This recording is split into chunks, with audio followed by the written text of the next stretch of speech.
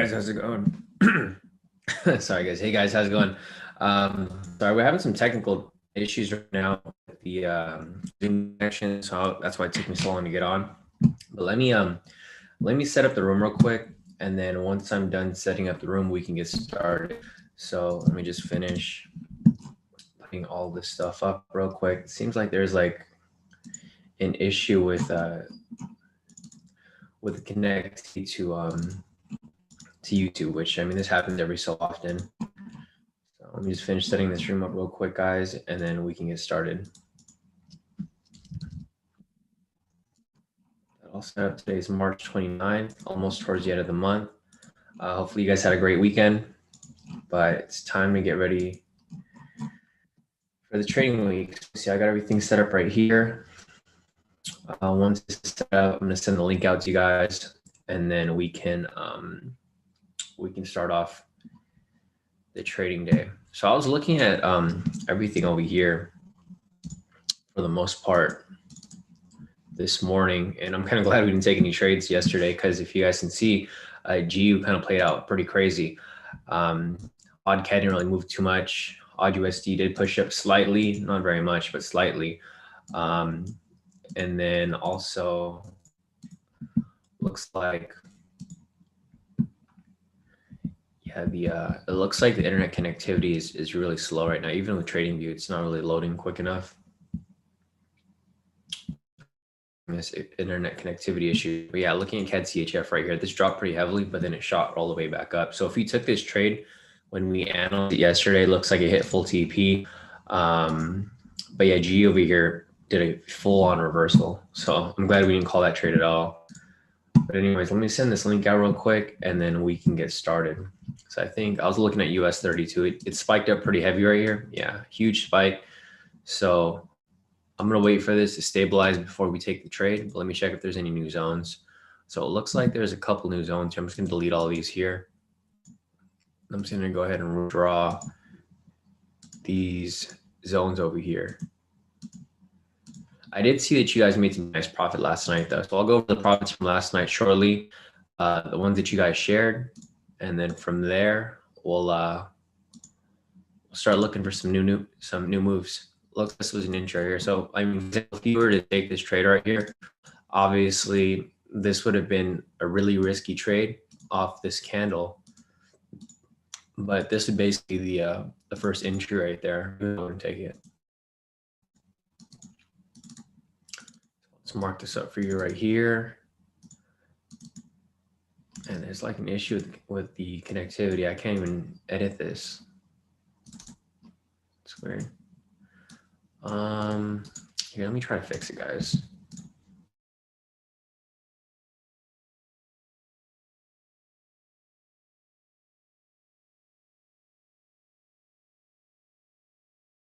Hey, Short Scene, morning, Ashley.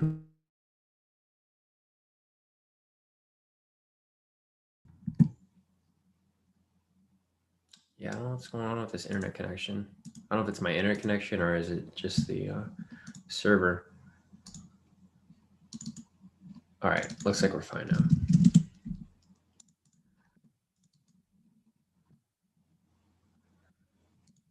All right, guys, let me send this link out real quick. Sorry, guys, we're having an issue with the connectivity today. This happens like every once in a while.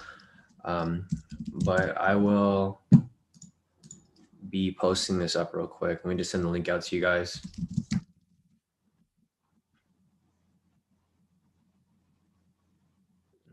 Let me get this for you guys real quick.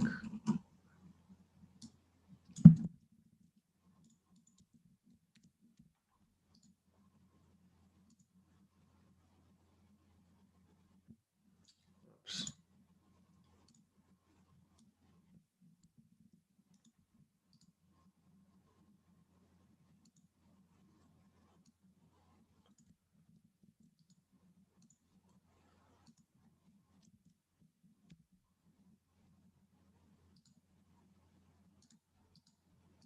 Send this forward.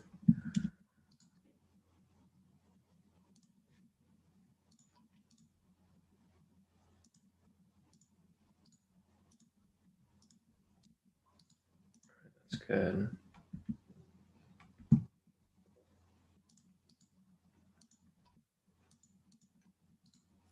And then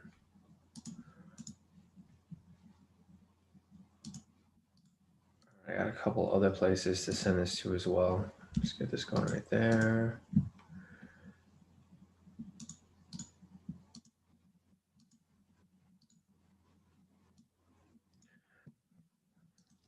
All right, let me just email this over to you guys as well. And then I think we're good. I just need to get this on social media after that. Then we should be good to go. But yeah, guys, sorry for starting late. Like I mentioned earlier, there is an issue with the internet connectivity with Zoom and the YouTube stream. So that's why I couldn't get on earlier. I've been trying to fix it all this morning. But I think it's starting to work now. So let me just get this posted up over here. Yeah, see, if you guys are watching US 30 right now, this is why we don't take that opening candle, because of the huge spike. It spiked up, then it's probably going to spike down. At this point, price is either going to do, it's going to do one of two things. It's either going to correct back to where it was originally down here, or it's going to continue to push up higher.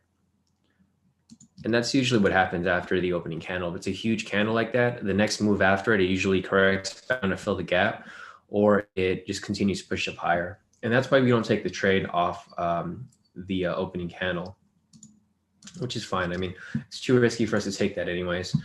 Here, I got a couple other places to post this. Let me get it on the Facebook real quick. And then lastly, on the Instagram, we should be good to go. So where's my phone at? Let me get it right here.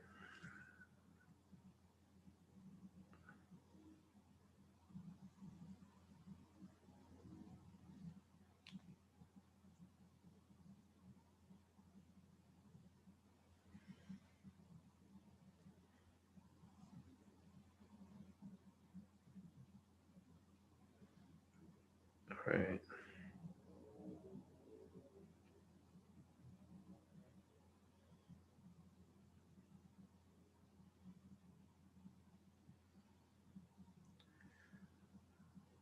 All right. Looks good for the most part. One last place is the Facebook, and then we should be good to go. And then I'll get you guys the Zoom link too, so hold off, guys. I'm going to get over to you guys right now.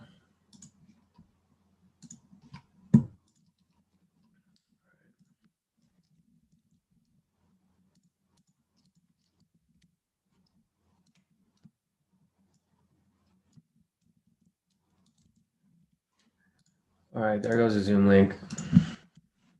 Just pull up the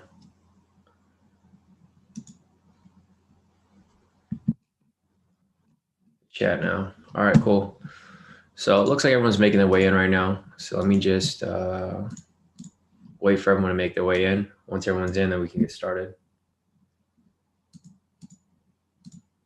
So yeah, going back to US 30 right here, guys. This is the candle following the opening candle. As you guys can see, the opening candle is usually manipulated. Huge candle right here. So the opening candle was about a nearly a 1,700 pip move right there, from down here all the way up to the top of the following candle. And what's going to happen after this is it's either going to correct back down where it originally was to fill the gap, or it's going to continue pushing up. So we'll wait to see how this plays out. And then once that plays out, we will take some scalps. So let's check out the 3-minute as well. Looks like we got a 3-minute signal right here. Damn, it looks like whoever took this one right here made some nice profit off this buy signal right here, or even this one as well. So I was looking at you guys' profits this morning. Looks like a lot of you guys did profit over this this morning's session. Looks like let's see, Trail over here locked in 1,608. Salim over here locked in about 400. Sisu locked in about 1,180. And you guys can see the timestamp right here from today and the 28th, which was last night. So last night, Sisu locked in about 1,180. Salim locked in another 706. Sisu, his first trade, he locked in about 500. And he over here locked in about, looks like 1,000 or a couple thousand right here. She took a bunch of small positions and they all added up. So I'm assuming this is like 100, 200, 300, about 500 to 1,000 right here if you added all these up. And you can see she had no losses. Lastly, Marcus over here made about 15 bucks off his first trade as well. So nice work, everybody, to kick off the trading week. It's a brand new week, so we're going to be a little cautious in the beginning, but we will take some other trades as they appear. I took some trades with you guys last night during the live session too. Let me see if I can pull it up for you. Yeah, I only took I think 3 trades during the live session with you guys, which we did pretty well last night. If you guys sat in on my Sunday session. Let me see if I can pull up my MT4 over here real quick. So let's see. Yeah, with my MT4 over here, you can see that this trade yesterday on the date was like 29th for their time. But yeah, basically right here on the 29th, which is today, I made 1,305. My other trade, I made 605. And for the third trade, I made 380 right here.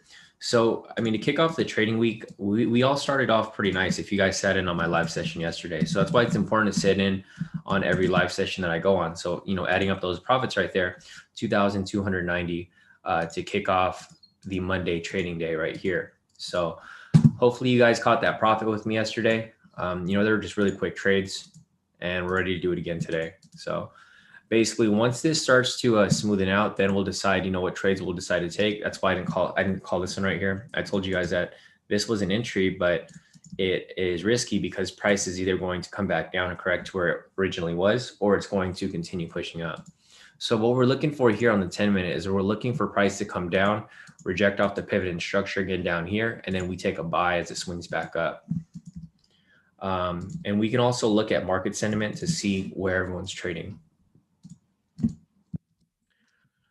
So 70% of people are short right now. So it's not really, it is heavily on the short side, but we'll still be looking for some shorts if we do provide for any entries, in that direction. But we'll see as everything begins to smoothen out. So let me check the chat real quick and see what else is here. So hey, Neptune, how's it going? Hey, Steven. Billy, how's it going? Good morning. Steven said, I hope I didn't miss scalping. Well, you missed the session yesterday, Steven, so you kind of did miss some scalps yesterday.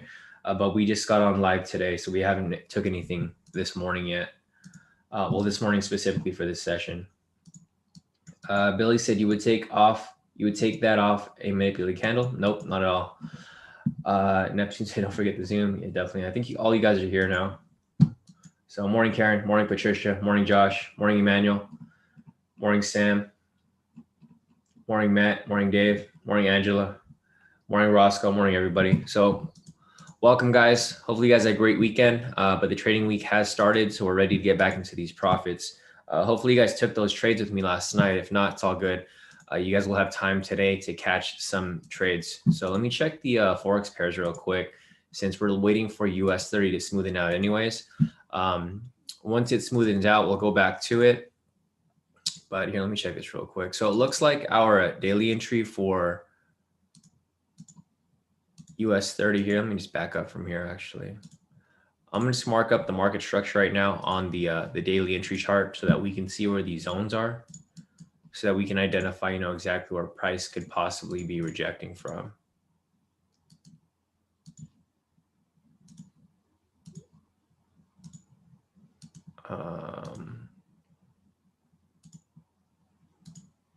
I know it's kind of hard to see.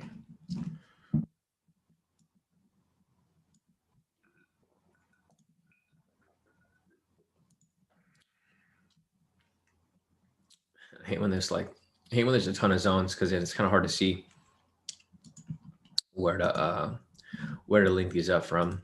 Last week is kind of a messy week for US 30. That's why it's kind of choppy right here.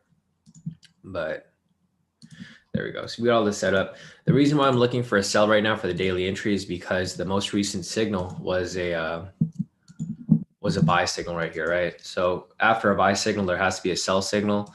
Looks like we had a rejection off the zone right here.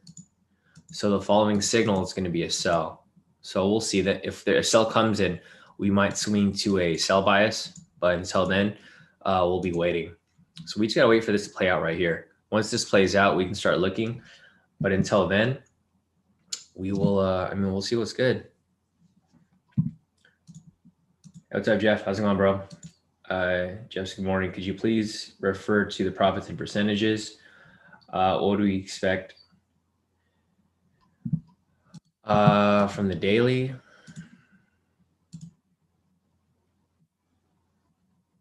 It's going to be like a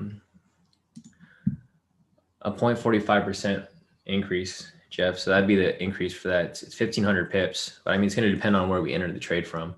But it's still going to be a 1,500 pip flat rate. So it's a flat TP stop loss, which is going to be 150 points or 1,500 pips. So with that said, the increase is going to, or the increase or decrease is going to be a 0.45% risk rate. So that's going to be the risk for this trade if you end up taking it. But it's going to be different for you because we're trading off pips. So depending on how you're trading, I'm not sure what the difference would be, with regard to your points. Because I don't trade it off points, so I'm not sure if this percentage would be off pips or points because this is by ticks. So we're trading 150 ticks right here both ways for the daily entry, which is going to be a 0.45 or a 0.45% risk. Other than that, morning Andrea, morning Anthony, morning Gwen. Let's see if there's anything here real quick as we continue. Morning Dwayne. Steven, we're waiting for the sell on the daily entry, but I mean, there's different entries that we're looking for. We're looking for the sell on the daily, but it doesn't mean that our scalp's going to be a sell. It could be a sell. It might not be. But we already talked about this, Steven. You should probably avoid the daily entry. Remember, we talked about this last week. So, make sure that you understand what you're looking for, Steven. Yeah, see, so your question totally changed because you said, I want to be prepared for the scalp. We will take, what number will be used? We don't know yet, Steven, until the trades actually played out. Steven, you should learn the strategy because you have a lot of like really basic questions that you could answer for yourself if you just watch the strategy video. There's only there are 2 requirements to follow. Yeah, Steven said, I want to enter the numbers now in MT4. I mean, you can't enter the numbers, Steven, because there's no trade available. I think you should go back and rewatch the video, Steven, because it seems like we have the same conversation every day where you don't understand anything. And you should actually understand these things before you take any trade. Because I already know that you made a lot of mistakes from the beginning. And I think it's better for you to actually understand what you're doing rather than just trading blindly. So Steven, I think you should go back and rewatch all the videos. Just go back and rewatch all of the video with Josh, because we do have a video where we cover the 3-minute strategy. And you obviously don't understand any of it. So you should go and rewatch everything because I don't want you to go blow your account again. Making the same mistakes you did the past, other times that you did it. I'm just looking out for your account because I know how you trade, bro. You like to just have things automated, and it's not going to help with your account if you just these are very basic questions. You're asking me what the TP stop loss is. There's no TP stop loss because there's no entry, right? And you've been trading for a while, so you should already know this. There's no fixed TP stop loss number. There's a range, but there's not a specific number. So you should actually understand that stuff before you even think about trading. Because I remember you told me that you just bought your 100K account, but I could almost guarantee you're gonna fail the FTMO if you don't follow directions. So try to go and understand everything first before you actually trade on that account. I don't even recommend you even touch that account. Just trade on your demo first, because you obviously don't understand what the requirements are here. And I'm just looking out for your account. I mean, you could check the trade if you want, but if you blow the account, you're gonna know exactly why, because I already warned you now. But yeah, so anyways, back to what we were talking about over here. We're just waiting for this to give either sell signal here on the daily entry. We're looking for this to come down and test the pivot and structure for the scalp. And then for the 3-minute over here, we're looking for this to provide a signal in one direction or the other.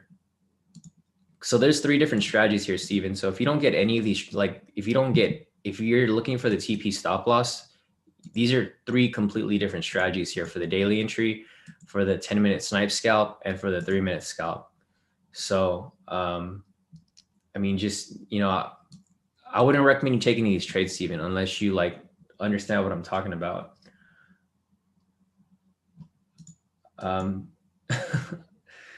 Steven said, I meant when we enter the scalp, can you give the TP stop loss? I mean, I always do, Steven. You've been in like every live session for like the past 3 months now. So you already know the process when we take a trade.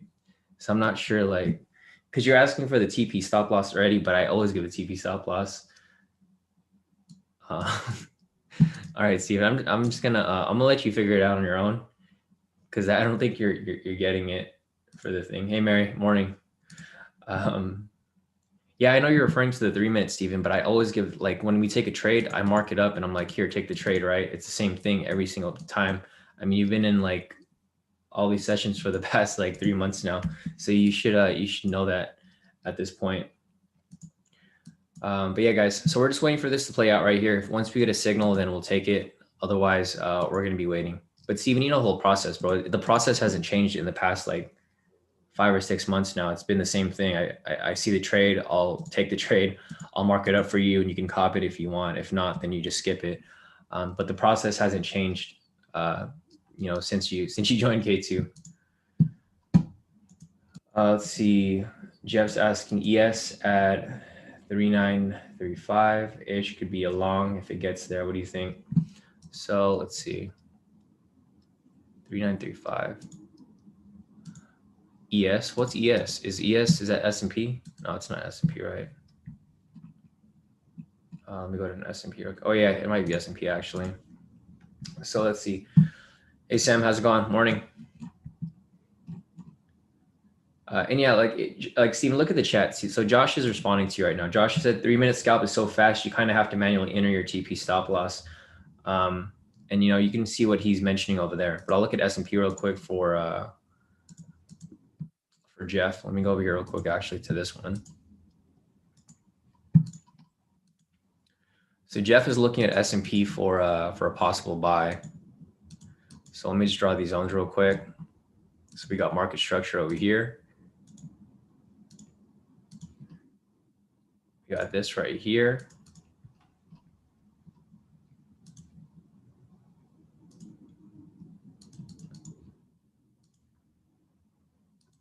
This right there.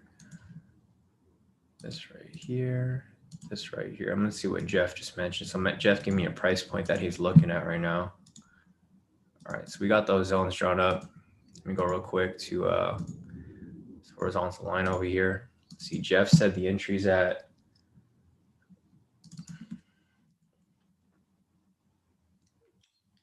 all right, 3935.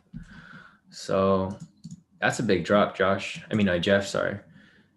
That's a pretty big. I'm like curious how you got that price point down there. Well, I mean, you probably got it on a higher time frame, but I wouldn't necessarily like, it doesn't really look like a strong price point for me here because my zones are up here and I have some more zones down here. So this would be a more critical price point right here because you can see the bounce could happen right here. So this is where the bounce I could see happening. We have a structure that's been established right there. So this is where I could kind of see the bounce. If it comes back down from here, this could be a possible buy. I don't really see a bounce happening down there. It could happen down there over here, or it could even happen down here. But I don't necessarily see a specific bounce happening from that price point. I mean, it's in between both of my two structures right here. So it could play out, Jeff. But I would wait for it. I wouldn't just like, unless you have a specific price point that you like identified down there. Let me see if I can extend this over a little bit. Maybe you see something that I haven't ran into yet over here. Yeah, I mean, I could see this as an area of liquidity, possibly around that area. Yeah, I guess that could be an area of liquidity right there. Oh, gotcha. Okay, yeah. Oh, no, you're right then. Yeah, no, 100%, Jeff. So if that's the case where the feature is a little bit higher, then yeah, no, that makes total sense because you said it's about 11 points higher. So this is about like, well, this is still kind of low compared to this zone right here. So this zone I have about 66 ticks above it. And then below it, there's like another 80 ticks down here, but we'll see. I mean, we'll see. Like we'll see what happens with price, because price is just going sideways right now for the S&P, which doesn't mean it's going to mirror the ES, right? So it's just going sideways right now within these two zones right here. I think if price breaks below this zone down here, then we can start looking for some lower buys, but it might bounce even sooner. Because let's check out the sentiment for S&P real quick. So let's see SPX 500 sentiment. So let me check this real quick. Yeah, I mean, the sentiment's pretty flat. It's 53% of people are short. So it can literally go either way. Like it might not even drop that far down. It might even bounce from here, Jeff, from this point. It can bounce at any point, because the sentiment right now, retail traders are pretty flat for S&P.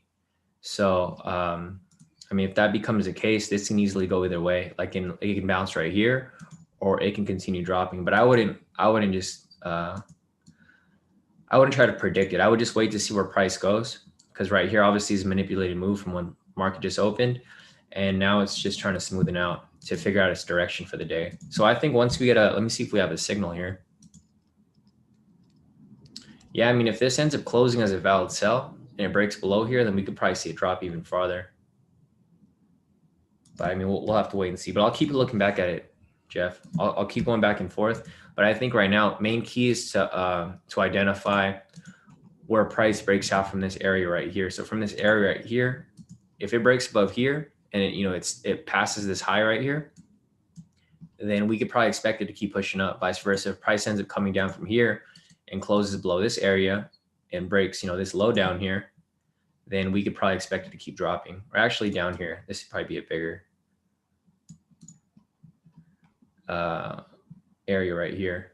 So we'll just have to wait and see how it plays out, Jeff. I'll keep looking back at it, but I think currently right now, we got to wait for it to break out of this range, because it's currently ranging within this zone right here. So this price point right here would be 3966.4, and then down here, this price point would be 3945.5. Here, let me check your price point again to see where it was at. So let's see. Yeah, 3935. Oh yeah. So perfect. So if that becomes the case, so like your price point's like down here. So if that becomes the case where it breaks below here, then you can start looking for some buys down here, or we might be looking for some sells. Who knows? But we'll have to just wait and see how that plays out. Like right here, if price ends up crossing the pivots and then it has a bullish move like that, you can have a retracement back down. But like right here, it's currently establishing lower high. So we got a high right there, low right there, lower high right there. So it's probably going to drop from this point, drop even lower. Once it breaks this low right here, then it can hit your support right there, and it could probably bounce up slightly from that price point that you were looking at. So we'll have to wait and see how this plays out. But I think for now, I'd probably just chill on this until we get that confirmation. So let me go back to US 30 real quick, see if we're missing anything here. So guys, this is going to be a possible buy scalp for US 30 on the 10-minute. It's kind of risky. I don't know if you guys want to take it. Here, let me check this real quick. No zones. Yeah, guys, this is a pretty clean buy scalp right here. I'll probably take it with you guys. I'm probably going to take a smaller lot size though, just to be safe. And there's a buy scalp here for Josh's entry too.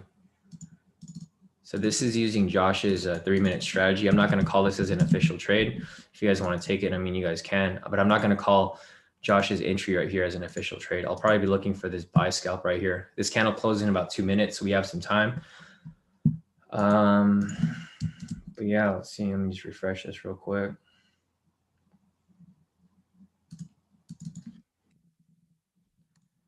Yeah, so this is going to be a possible buy scalp over here for us off the 10-minute.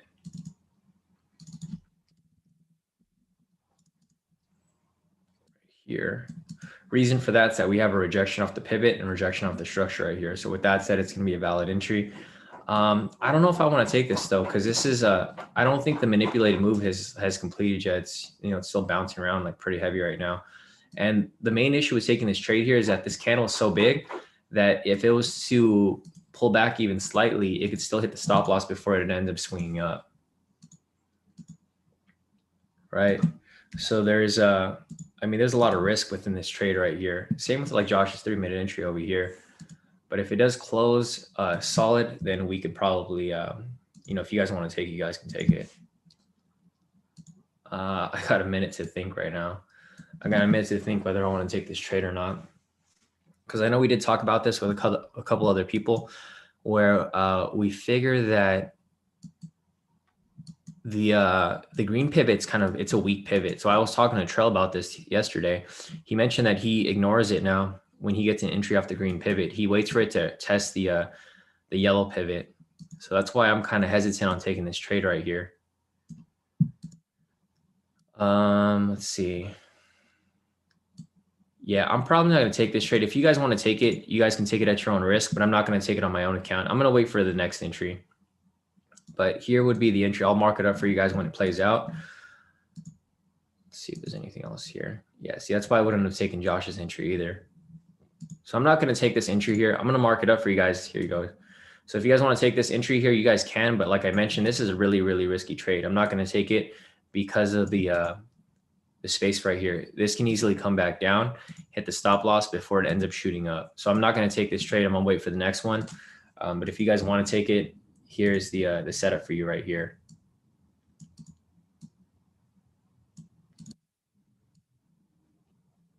There's the entry, profit target, stop loss right there. But like I mentioned, I'm not going to take this trade, guys. It's a natural risk trade.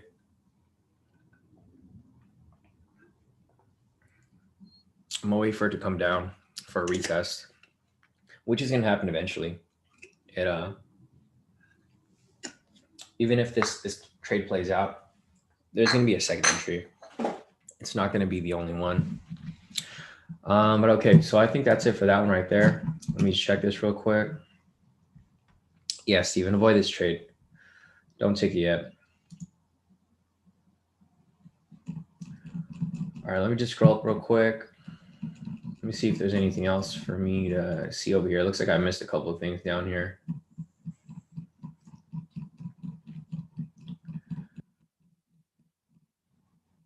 Dave is asking 1,500, 2,000, or 200, 2,500.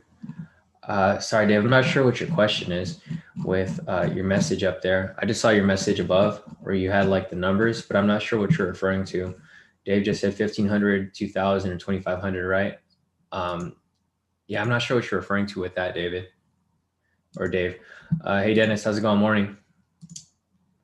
Akeem said, Shawn, Steven is the name I can't get right. Steven said, sometimes I just need you to repeat the numbers again. Well, yeah, whenever I give the trades out, Steven, I always put the position right here. So I don't even repeat the numbers. I just show you guys on the screen. So if you can see it, I leave it up there for a while. But like I mentioned, this is a risky trade right here. I'm not in it, guys. If you guys want to take it, you guys can, and we'll follow it. But I'm going to wait for the next one because I don't really want to take trades when I'm uncertain or I don't feel 100% about it. Because as you can see right here, Josh's entry, it didn't play out so well. So that's why I decided not to take that either. And that's why I decided not to take this one because, prices still hasn't stabilized yet. As you can see right here, this first opening candle was like a 1,500 pip move.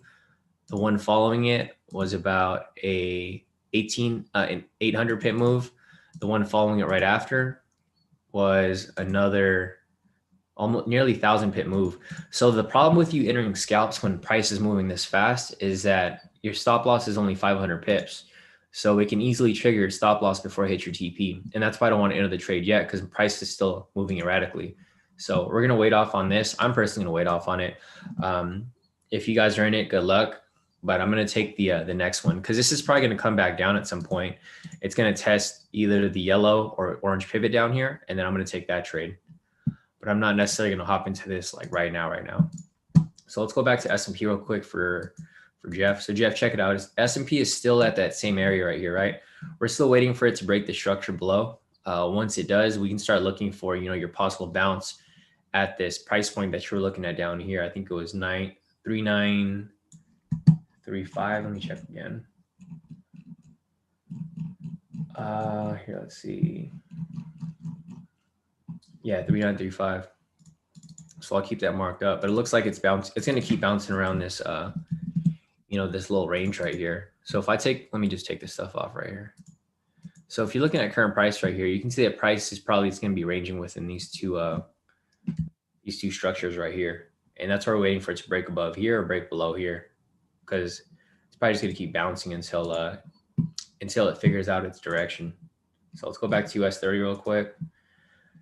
So you guys can see here, this thing has been bouncing around a lot for US 30. So this is why I consider it, a bit of a risky trade.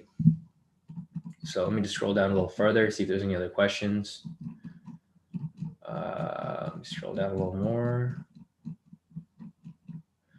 Talanji said you can always drag your MT4 entry to create a stop loss TP if you don't have to type in the numbers. Yeah, exactly. So what Talanji mentioned too, there's a lot of different options for you, Stephen, depending on where you want to put your TP stop loss.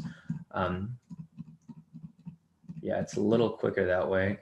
Flynn, hey Flynn, how's it going? Flynn's back. Flynn said it looks like a Batman logo, right? Let me see what else we got over here. All right, so Josh put the requirements there for the 3 minute. Yeah, Steven, be a little safe today. So Steven's only going to use a 0.01. Be a little safe today with the trades because it is Monday. So you're still going to see some like erratic movements in the market until stuff is like settled out for market reopen. Hey, Joseph, morning. Joseph mentioned for the 150 pip ticks on US 30, which is the best time frame to view the signal? Joseph, it would be the 10 minute. So looking at the 10 minute here, this is what we would be applying the daily entry. So the daily entry is always taken on the 10 minute over here. And for the scalps, we use the 10 minute and the 3 minute. So depending on, which one we're following, but it just depends. So let's see. Looks like there's going to be another entry here for Josh's scalp. If this ends up closing below this structure right here, or not structure, this pivot. So if it crosses this pivot and provides a sell signal, then this would provide for a sell entry using Josh's 3 minute strategy. And this is why we're going to wait for this to smoothen out. Because as you guys can see, if I zoom out from here, you guys can see that on the 3 minute price is pretty much just it's just ranging within the zones now. So we got a higher zone right here, and then we got a lower zone right here. So if I take all this stuff off, you guys can see it's not really a safe time to trade, right? Because price just keeps going back and forth between this area. So until we have a precise entry point, then it's going to be risky for you guys to take trades because this range between this right here and up here is like 600 pips. And as you can see right here, if you zoom out, this is a pretty solid support area. So this can easily bounce off here at any point. So if you take a sell here, you might get screwed because it might bounce off this right here. But anyways, going back to the original strategy, we'll be waiting for the entry here. So yeah, we'll be waiting for that. Here on the 10 minute, you can see price has been spiking around back and forth, but it hasn't really moved much, right? It's not really moving directional. It's just moving back and forth. So it's ranged about 444 pips or 440 pips right now for this specific candle, but it hasn't really chosen a direction, whether it's going to go up or whether it's going to go down yet. It's just going to be bouncing in between and go sideways. And we don't like trading during a sideways market, especially for scalping. We prefer to trade when it's actually moving directional so that we can hop into a scalp, in that direction. But we're going to wait for this to decide its direction or its bias for the day. And then we'll decide to take that trade once it confirms. So let me scroll down real quick.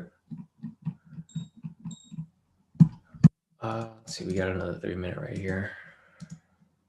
Yeah, so this candle hasn't even closed for the 3 minute. It's still playing out right there.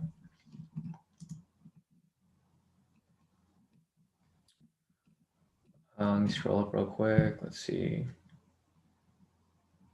Yeah, Lloyd said, did anyone catch that big move? I didn't. I wish I did. So yeah, if you guys caught the big move earlier, so right here at about 627, this would have been another entry for Josh's strategy. So I'll just replay. I'll show you guys what we were looking at earlier. So if you guys understand Josh's strategy, this is going to be, I'll put the requirements right here. So this is going to be Josh's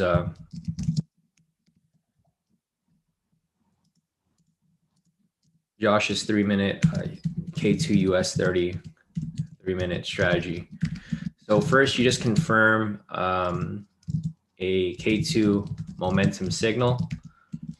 Second, confirm signal candle.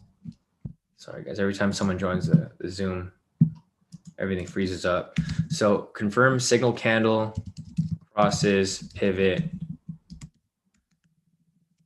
K2 pivot 2, 3, or 4. And then, so that's 2A. 2B is going to be confirm signal candle is below or above all pivots. So if you guys are following Josh's 3-minute strategy right here, you guys can see that this green candle right here is a momentum signal, right? Because we have the vertical line here where it's green. So this is a buy signal. And then you just want to confirm that it's crossing either pivots 2, 3, or 4. You can see obviously right here, it crosses all of the pivots. So if you guys identify that trade right there, you would have taken this for a long position right here for 25 or 250 pips, 25 ticks, which is equivalent to 250 pips. And if you took that trade right there, you know, it would have went straight to TP with no drawdown. So that's basically how Josh's strategy works. It's really simple. And that's kind of what we're looking for here on the 3-minute right here. So if we get a sell signal right here, if this closes right here, then this would provide for a sell scalp off Josh's entry. This is one that I would possibly take if it ends up closing. The risk reward here isn't as great as the 10-minute, but it's a quicker scalp, so you usually get in and out pretty quickly. So this candle has about 10 seconds left. If it ends up closing with a sell signal, then it would provide for a valid sell entry. But we'll have to wait and see how it plays out. So no signal there. Yeah, no signal there. So unfortunately, no entry. That would have been a nice entry too, straight to full TP right there, if that was the case. But, you know, like I mentioned, no entry there. So if you guys hopped in early, because sometimes you guys just hop in before I even call the trade. If you guys hopped in, you probably would have hit TP already. I wonder if this would be entry here. So Josh, if you see this right here, would this be an entry to you? Because it looks like this falls under your optional requirement where the candle's kind of sitting on the pivot. Wow, never mind. It doesn't count anymore because it's breaking through all these down here.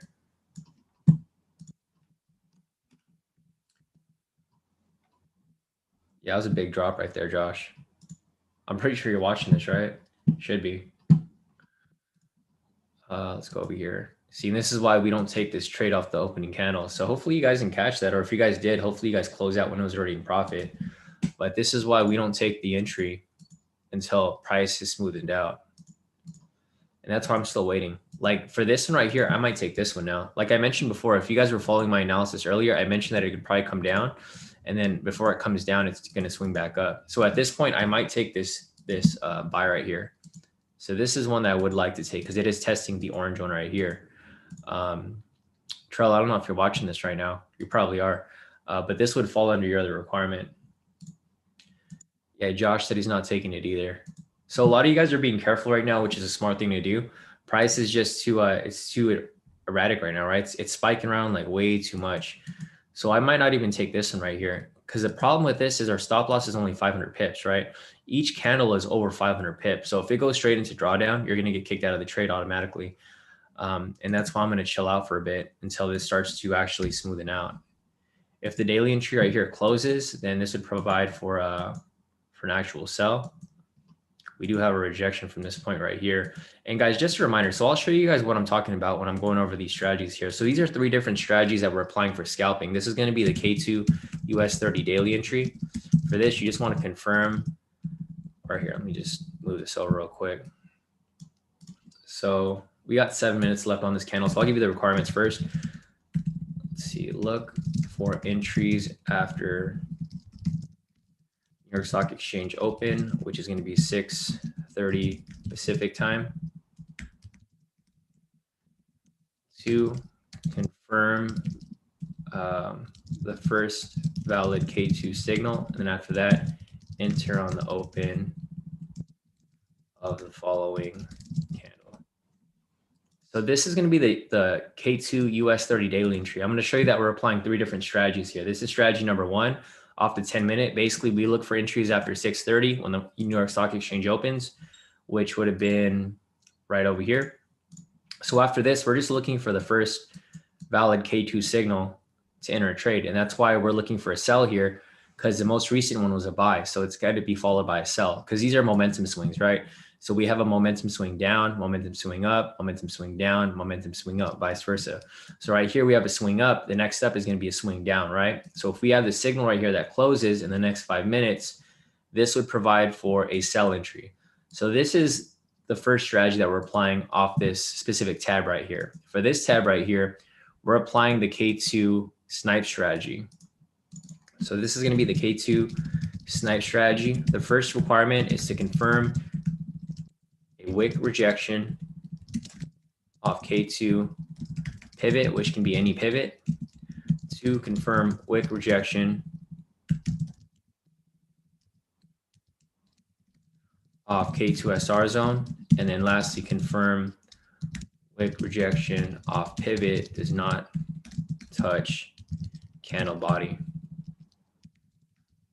That's pretty much it. So looking at this strategy right here, if you were to apply this strategy, I'll just show you an example right here before this clock winds down. So let me see if I can find an entry here. Here, let's see. Price was like super choppy last night. So let me just go back a little further when price was actually moving a little smoother. See if we can find anything over here real quick. Let's see. All right, so I'm just gonna go and show you this right here real quick. So let's back up to this area. So for this specific strategy right here, this is a little different. This is one of our snipe strategies, which is one of our scalping strategies here. So basically you want to confirm a wick rejection off a K2 pivot, which should be right here. This green candle is rejecting off this green and yellow pivot right here, right? Second, you want to confirm a wick rejection off the K2 SR zone, which would be this zone down here. After that, you just want to make sure that none of these pivots touch the candle body, which it doesn't. So we enter a short position right here and we shoot for a fixed 500 pips both ways. So with that said, we move on to the next candle and there you go, straight to full TP, right? So this would be one entry there off that green candle. And there's actually another entry right here off this, this red one. So with that said, if you were to take another trade right there, following it over here, this would have been another TP right there. So 2 back-to-back TPs. So this is the second strategy that we're applying, right? And keep that in mind, guys. These are different strategies, so don't mix and match like each strategy, because I've seen a lot of people do that where they get it mixed up and they don't, they're not looking at the right strategy for each one. So that's pretty much it for this one right here. And then lastly, we also have the 3-minute strategy that we use for Josh. So Josh's 3-minute strategy is slightly different as well. It's going to be this one right here, where we just look for a momentum signal. We wait for the candle to cross one of the pivots, or if that doesn't fit, then we make sure that the signal is either above or below all the pivots. So those are the 3 different US 30 strategies that we apply every day. And this is basically what we're looking for right now. Going back to this one right here, the daily entry, I think this is probably going to be the first one that's going to be possibly available. We got about 2 minutes left on this candle. So once this closes, we'll see if this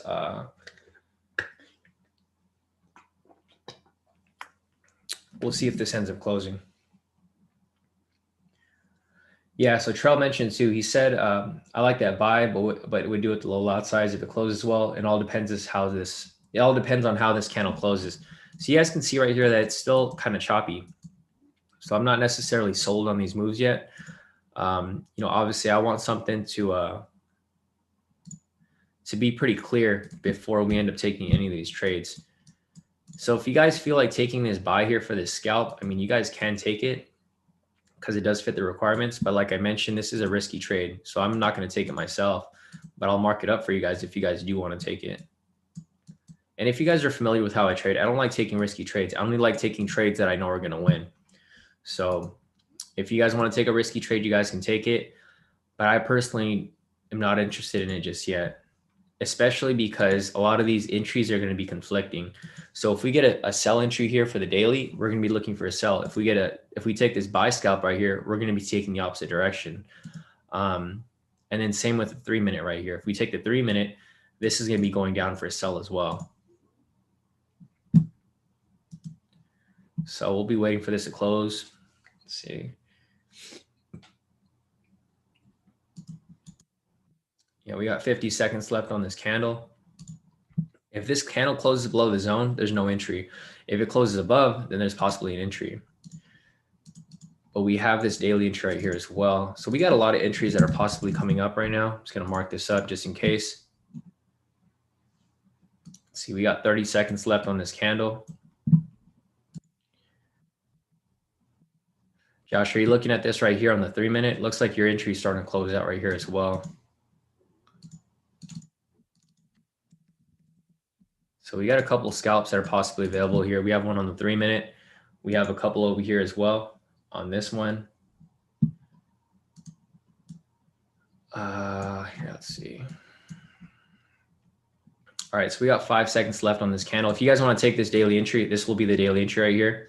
So it's currently active now, guys. If you guys want to take it, I'll call it for you guys here in the premium. It's already moving in profit. So if you guys want to take it, take it. If not, you guys can hold off on it. So let me just give this to you guys real quick. S30 sell. So there's a daily entry right here, guys. Let's get these parameters for you guys real quick.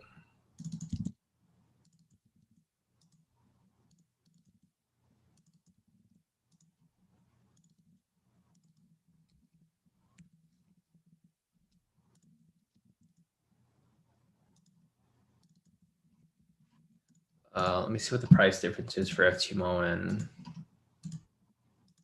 TradingView.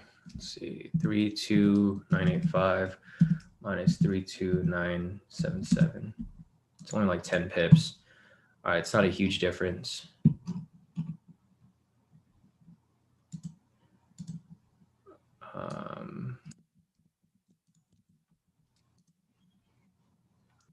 Copy this over real quick.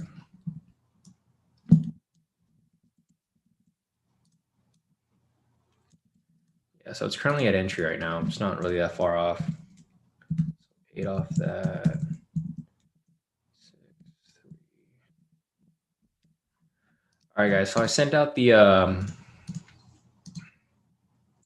daily entry to you guys here in the premium. So that's all set up. There's also a scalp here for Josh. If you want to take that, Josh. I hopped into this right here. So I'm in this trade with you guys for Josh's scalp entry right here. So I'm currently in this trade right now. Let me set my TP stop loss real quick. 33031. TP is going to be 32956. All right, so I'm in this trade with you guys over here. Let me just get this real quick.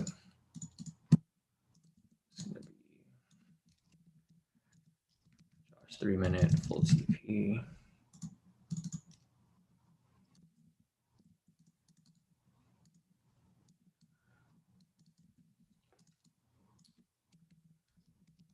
Josh, 3-minute.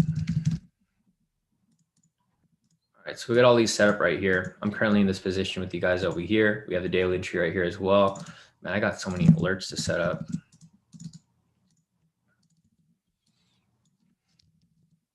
Daily TP1. 50. So many alerts to set up right here for US 30.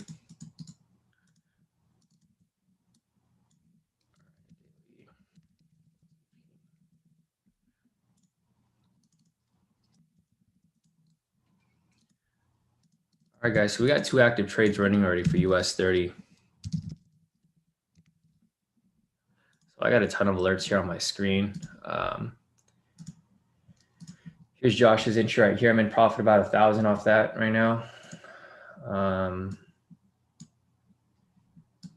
you guys can see my live account right here. I'm in profit 1,045 right now off that scalp. So I'm doing pretty good right now. I think for the week I'm up like probably about 3,000 now. So I'm in profit 1,065. I'm gonna let that just play out. We'll see what happens. Get this going right here.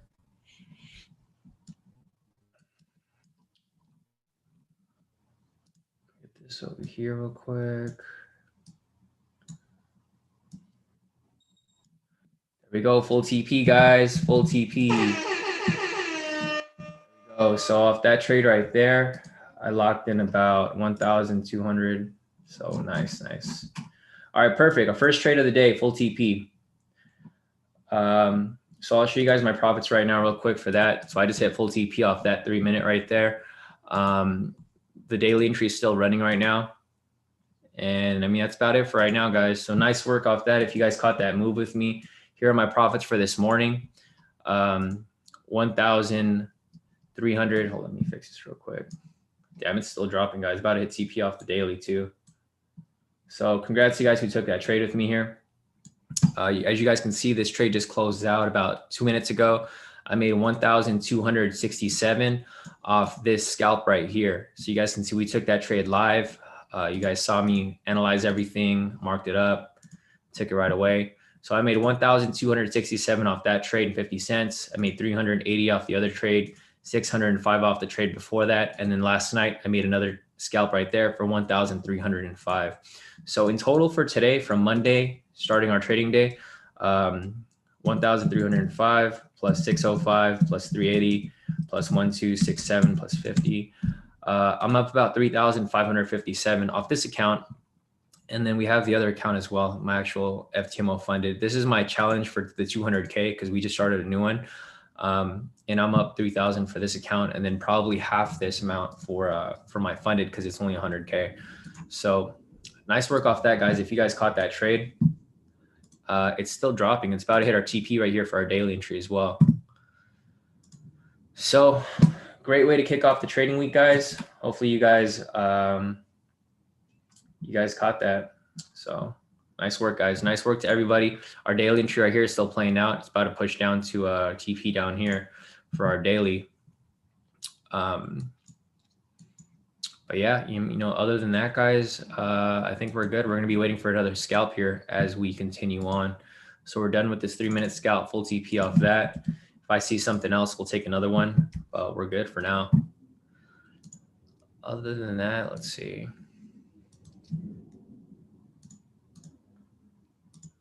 Let's see this right here. If this ends up closing right here, I wouldn't take this for a buy. And I also wouldn't take it for a sell because it looks like there's going to be entries on both sides right here off this 10-minute.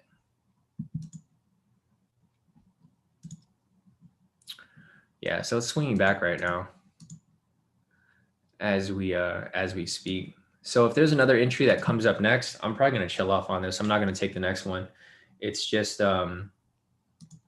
it's probably going to keep bouncing back and forth because now it's just retracing back up. So nice work to you guys, whoever took that trade with me. I mean, it's been a great trading week so far for me here at K2. I mean, for everyone here, actually. Let me check the chat real quick. Nice. So Quen over here locked in some nice profit. Look at Quen over here. He took these trades right here. Made about 100, 200, 300, 400, 500, 600. And then he had one loss. So if he didn't have that loss right there, he'd be in profit 600 and about like 600 to 700, but he had one loss. The rest were wins. He made 421 off that sell trade that I just called right here. So as you can see here, I'm not the only one profiting, guys. There's a lot of people in K2 that are profiting with us here. So he locked in that right there. His other account right here, he locked in 1,000. Wow, nice. So congrats to you, Quen. So Quen locked in 1,000, over 1,000 total. So one account, he made 421. The other account, he made 998. So as you guys can see here, you know, everyone's kind of on point with what we're doing here.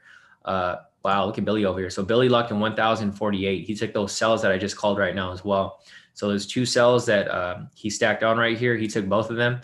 So nice work off that, Billy. Nice, nice. Yeah, nice work, guys. So yeah, everyone made about 1,000 off that one trade that I just called right now, right? Because I made about, if you guys see right here, these are all the trades from this morning. They're all from the 29th. So this one right here, I made 1,267 off that one. So I made 1,267. Billy made 1,048. Quinn over here made about 1,000 off that trade, and then off his other account, he made about 500 nearly. So nice work for everyone who took that trade. If you guys want me to post your profits up later, just send them over to me or post them in any of the groups where I can save them, because I'm saving everyone's profits from this morning, where we'll be posting them up in the public rooms a little later. So let me go back to US 30 real quick. All right, we got a pending buy right here, but we'll see, like a little small scalp. Yeah, we got a pending buy scalp right here. We got about 2 minutes left on the candle. So if this does close, I mean, this might be a decent entry, but I mean, who knows? We'll have to wait and see how this plays out from here.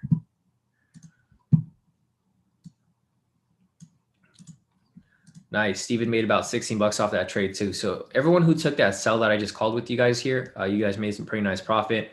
Looks like Steven's also in a buy for gold. So nice work, Steven. All right, cool. So if this ends up closing invalid, you know, there's not going to be an entry available right there, obviously. But we'll have to wait and see how this ends up playing out.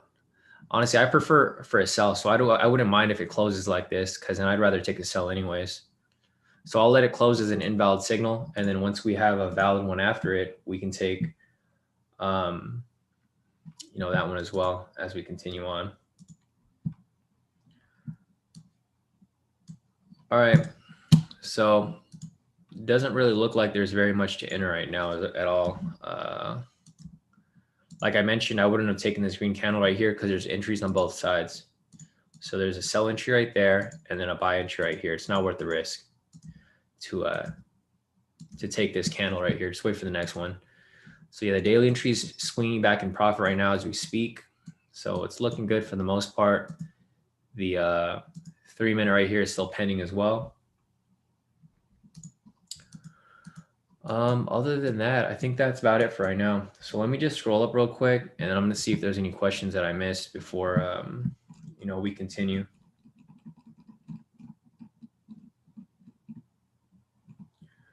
Andrea's asking about the Zoom link. So Andrea, the Zoom link was posted in the premium group. So if you look in any of the premium groups, like in all three of them, the Zoom link was posted right here. So this is the signal channel, the chat channel over here as well. The Zoom link was posted right there. And lastly, in the Trade Talk channel as well. So Andrea, go to the Telegram groups and you can find the Zoom link over there.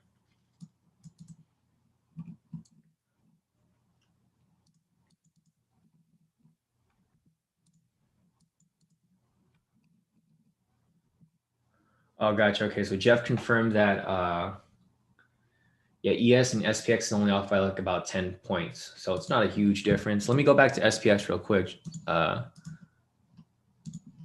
Jeff, because I know you're looking for that specific price point, right? You're waiting for it to come down to provide for that entry. So let me go down to SPX real quick.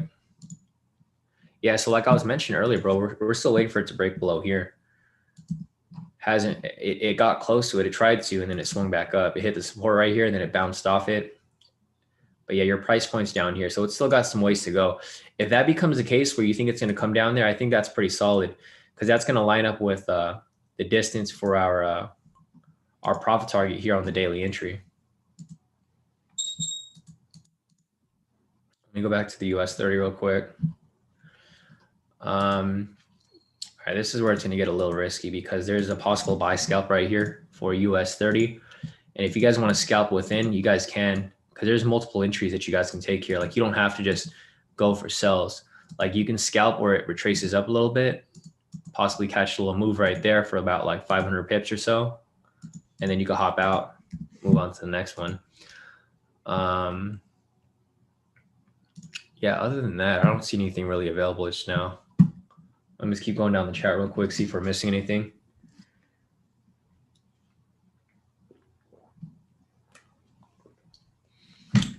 Here, let's see. Joseph's asking a question for the 150 pips ticks.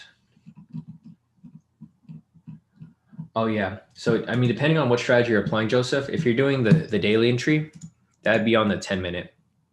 If you're doing the scalps, it'd be on the 10-minute or the 3-minute right here, because they're all pretty distinct, you know, what we're looking for at this point. So it doesn't look like there's going to be an entry here for the for this scalp. But our daily tree is looking really nice. I'm gonna take this off real quick. Yeah, our daily entry right here is dropping pretty nicely in profit. It looks like it's on its way to TP1 right there. Other than that, let's see, scroll down real quick. So Kel said US 30 sentiment is 72% short. Let me check that real quick.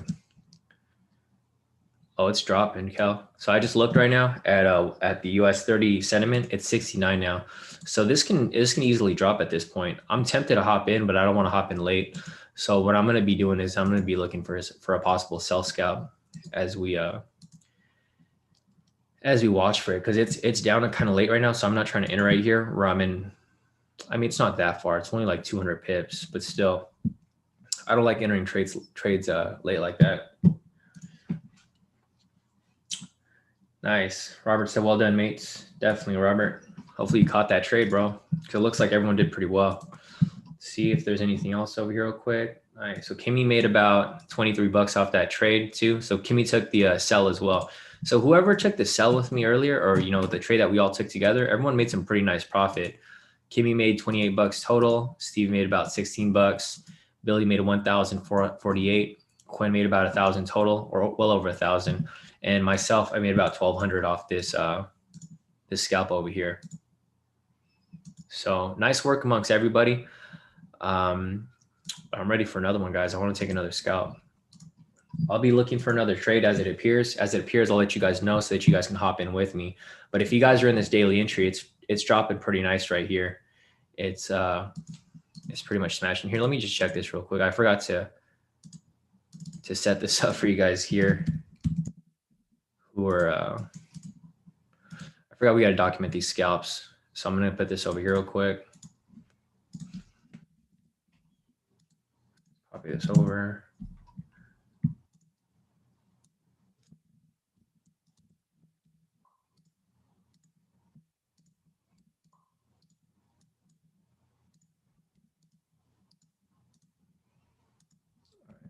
We'll get off that.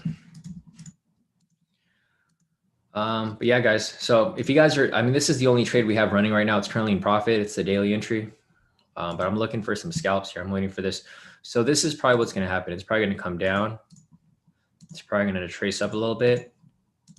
We'll have a rejection off this area here. And then we'll catch it as it comes right back down further. And that'll line up with the daily entry as well anyways. So this could be good. This is basically what I'm looking for right here. Waiting for it to come down, come up, reject off this point, and then take a sell to catch it down further. So we'll be able to hit the daily entry right here, TP1 for 750 pips. Plus we'll be able to take a scalp. Plus on the 3-minute, if we have another scalp on this one as well, it's a win-win for all of us, right? So we got a lot of entries that are possibly coming up. But until then, we're going to be waiting for that setup to complete. Cheryl said, Daddy Shawn for the win. Definitely. Let's see. Kraft is asking, what's your average win rate? If you've been following the live sessions, Kraft, our win rate's pretty high here for our live entries.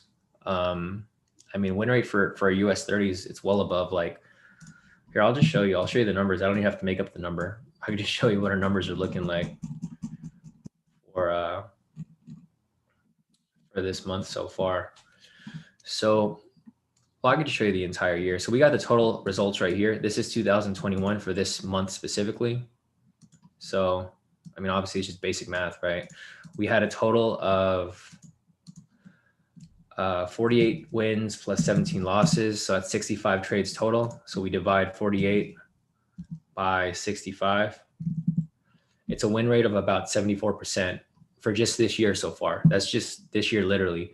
For this month of March, we had 22 wins plus 5 losses. So that's 27 trades. So 22 divided by 27.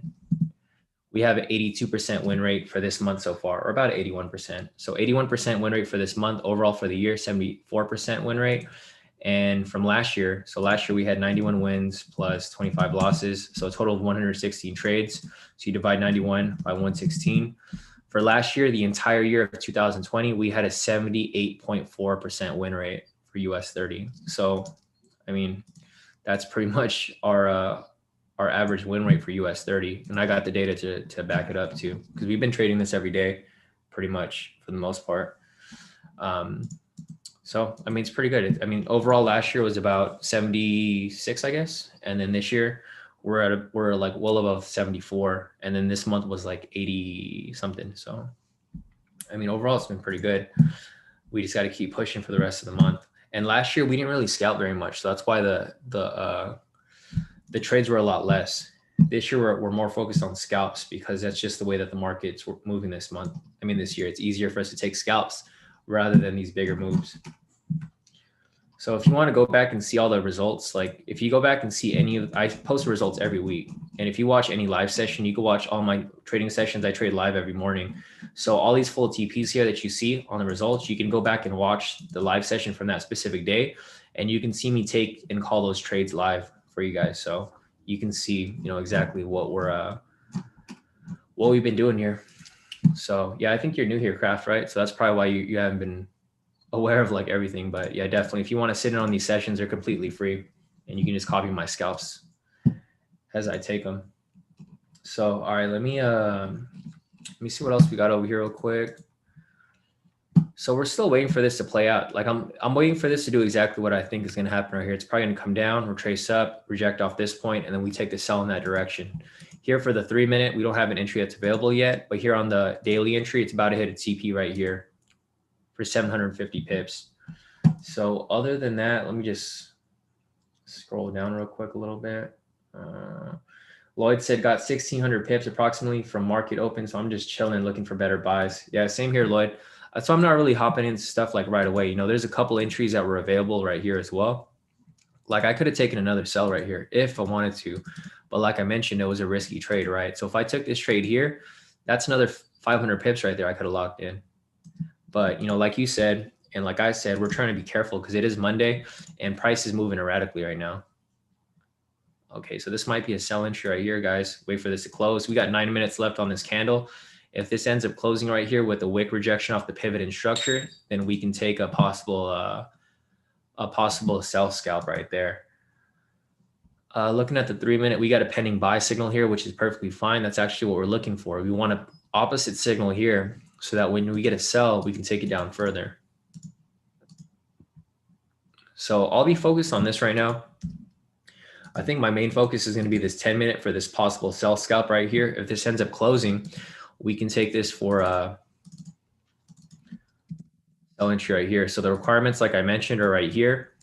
Confirm a wick rejection off the K2 pivot. So if this closes like how it's closing right now, if it closes as a red candle and we have this wick rejection off this orange pivot and this red pivot, and then it rejects off this structure right here, it's going to provide for a valid sell scalp using the K2 snipe strategy right here. Vice versa, here's our daily entry. Like I mentioned, the first requirement, we look for entries after 6:30 a.m., which is right here. We take the first valid K2 signal, which would have been right here, this red candle. And after that, we just let it run. So this looks like a pretty nice scalp right here, guys. I'm probably going to take this trade if it ends up closing. But like I mentioned, we just got to give it some time. All right, we got 7 minutes left on this candle. We got some time before it closes. So let me go through the chat real quick, see if I'm missing anything else as we continue. Dave said 5 lot is a good size trade. Yeah, definitely, Dave. I mean, depending on your account size for FTMO, I'm doing a 200K account, so that's why my lot size is bigger than most.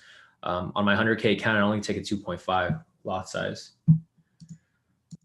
Nice. Hassan said he's still holding the daily. Yeah, so the daily does look good for the most part. I'm just chilling and waiting for this thing to play out. Let's see what we got. Yeah, it's starting to drop even more. It's on its way to TP1 right here for 750 pips. I'm like super tempted to just hop in right now, but I know that'd be the bad move. I'd probably just have to wait. Just want to wait for this to close, and then we can take a possible scalp right here.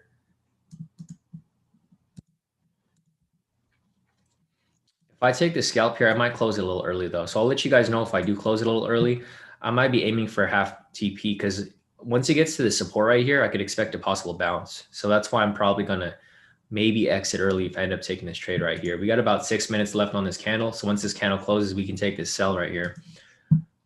But until then, it's got to be patient. Sam's asking, hey, Shawn, what time do you usually do the charting session on Sunday? So I usually do it around 5 or 6 p.m. Pacific time. Sam, I'm not sure what time that is for you because I think you're located in Australia, right? So that might be like morning for you guys over there. But for me, it's 5 to 6 p.m. Pacific time, and then it usually runs until like 8 or 10, depending on how long we go for.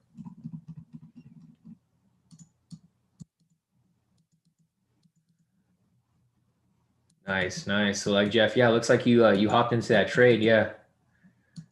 So yeah, congrats, bro. Hopefully you locked in some nice profit off that. Let me check that real quick. Yeah, so you're in on that S&P. Looks like you caught that bounce, right? Yeah, that bounce right there, that green candle. Let me go back over here. I think it was on this one right here. Let's see. S&P. Yeah, you definitely caught that. Or you probably caught the bounce over here. You said 3946. Solid, bro. Yeah, you caught it right off that support, right? So you caught it right here. Jeff caught this bounce right here. Caught that little bounce up. I'm sure you locked in some nice profit off that. So this US 30 right here is about to, man, I feel like I should have just hopped into the trade already. It's starting to dump.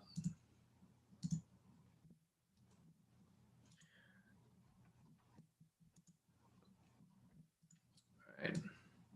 So I hopped into like a speculative sell, guys. I just hopped into the sell early. I don't recommend you guys do it. I'm just trying to scalp a little bit in between. But if this does close right here, it's going to provide for another sell anyways. So that's kind of why I'm not too worried about it. I'm just waiting for it to drop. It's going to hit our TP right here for our daily entry.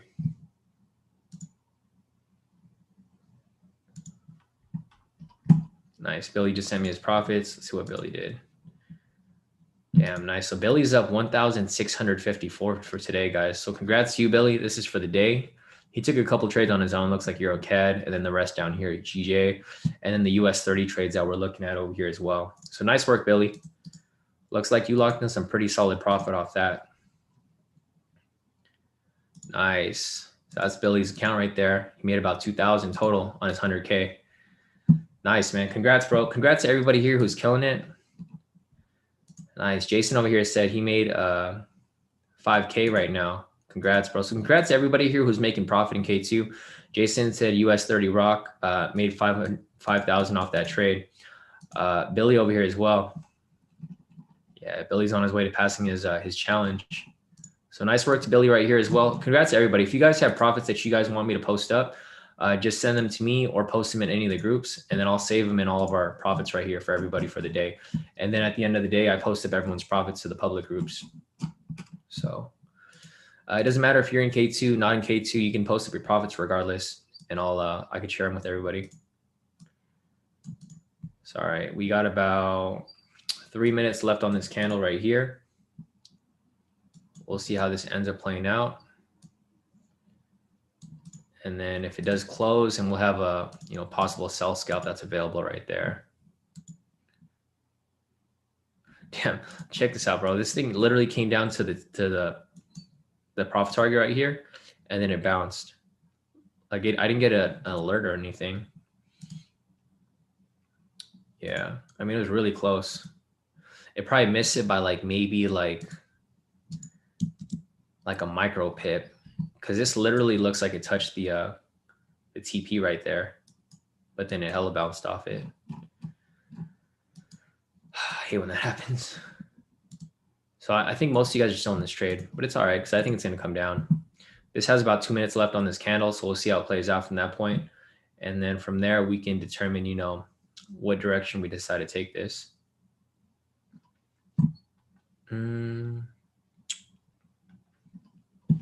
We got 2 minutes left on this right here. Let's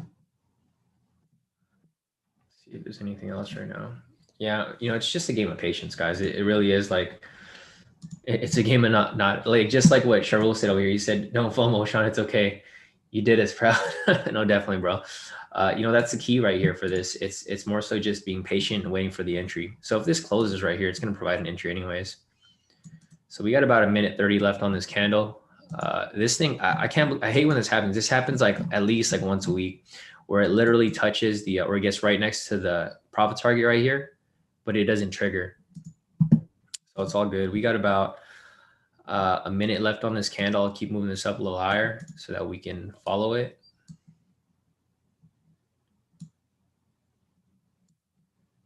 Damn, there's a huge wick below here. All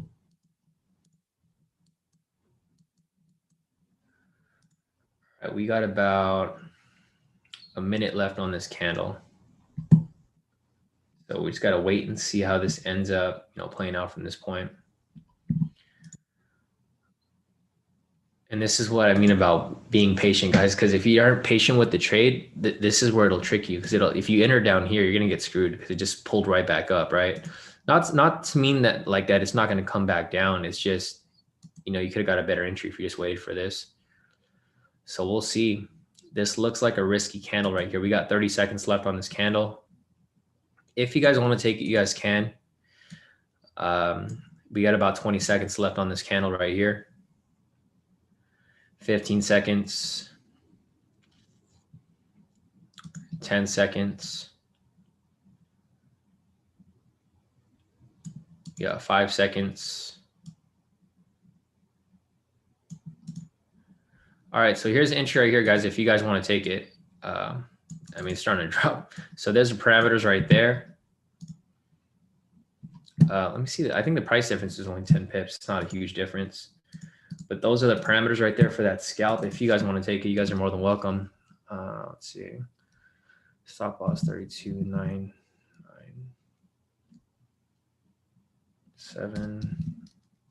Profit target is 32.8.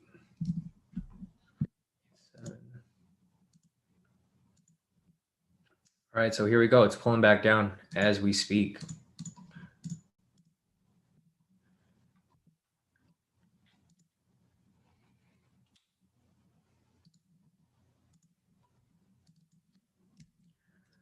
That's good for the most part. Let me just copy this over. 32.997.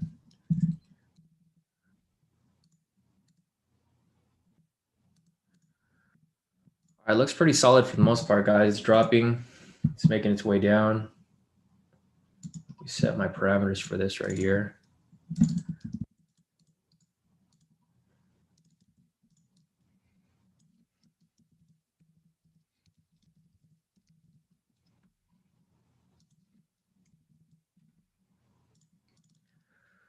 All right, looks good for the most part, guys. I might be closing it out early. I'll let you guys know if I do, because I don't like trading around these supports. Once I get these around these support areas, I don't really like holding them.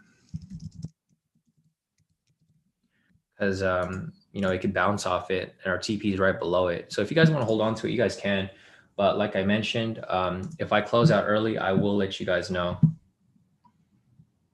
Let's be watching it for now.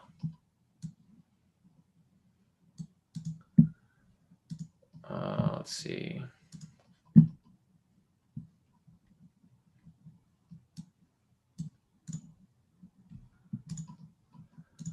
All right, so that's that. I mean, we're gonna hold off and wait to see how this ends up playing out. We still have our daily entry right here. It technically hit TP, but it didn't trigger the alert, which is fine. I mean, it happens sometimes, but it's all good. From this point, we're just waiting now, waiting to see how this ends up, playing out from this point. So other than that, sit tight and let it do what it's supposed to do. So here we go back on the 3-minute, no entry here, which is fine. It's normal. But yeah, we're just going to be waiting for this to play out. Market's starting to get a little choppy now. It was moving directional right here. It came down pretty smooth, and then now it's starting to get a little choppy. But it's all good. I mean, this happens every once in a while. It's, usually the first couple hours is pretty smooth. It's 8 o'clock now. Looks like there's some COVID news, so that might be screwing with the market. Let me check CNBC real quick. Yeah. So there's some COVID news right here. 1 dose of Pfizer or Moderna was 80% effective preventing COVID in a CDC study of healthcare workers or health workers. Yeah, solid. It's interesting. But yeah, I mean, we're just going to wait. If this ends up closing like this again, it's going to provide for another sell scalp. So it's going to be beneficial for our current position. So we basically want price to close below this red pivot right here. If it closes below this red pivot, it's going to be a confirmation of another sell entry. So with that said, it's going to be, like I mentioned, beneficial to our own position because we're currently in a sell anyways. So I'm not going to call a double position, but if it does close, that's going to be, beneficial for us because it's going to give us confidence that price is still rejecting off this pivot towards the downside. So we'll see. I mean, sentiment is probably having an effect on the market too. Let's see where the sentiment's at. No, actually, sentiment's going less short. So we'll just wait and see how this ends up playing out. Other than that, I think that's it for now. I wouldn't mind if this closes right here with this buy signal. I'm hoping this does close with the buy off the 3-minute so that after that, it's going to be followed by a sell signal. And with that said, it's going to confirm our sell bias as well. So there's a lot of different factors that are coming into these positions that we're taking because it's going to benefit our position in other ways. So right here, it's like a temporary pull, like retrace, like a swing up, but it's fine if it swings up like that because when it comes back down, it's going to come down pretty heavy for both of our positions here. So we have it testing this orange pivot right here right now. We just want this green candle to close below this area right here. If this green candle right here closes below this area within the next 5 minutes, it's going to indicate that price is rejecting off this pivot in the structure and then it's going to come right back down. So I would just wait. There's not really much for us to do right now off this over here. Here we go. We just got to wait for it to play out. This is like the worst part about trading. It's the waiting game, right? It's just waiting for it to play out. Waiting for it to play out and waiting for some actual entries. Like we waited all morning for these entries, and then now that we have the entries, it's now just waiting for it to actually do what it's supposed to do. So other than that, I'll leave these alone now so you don't have to watch them. Let me see if there's any other questions here as we continue on. So let's see.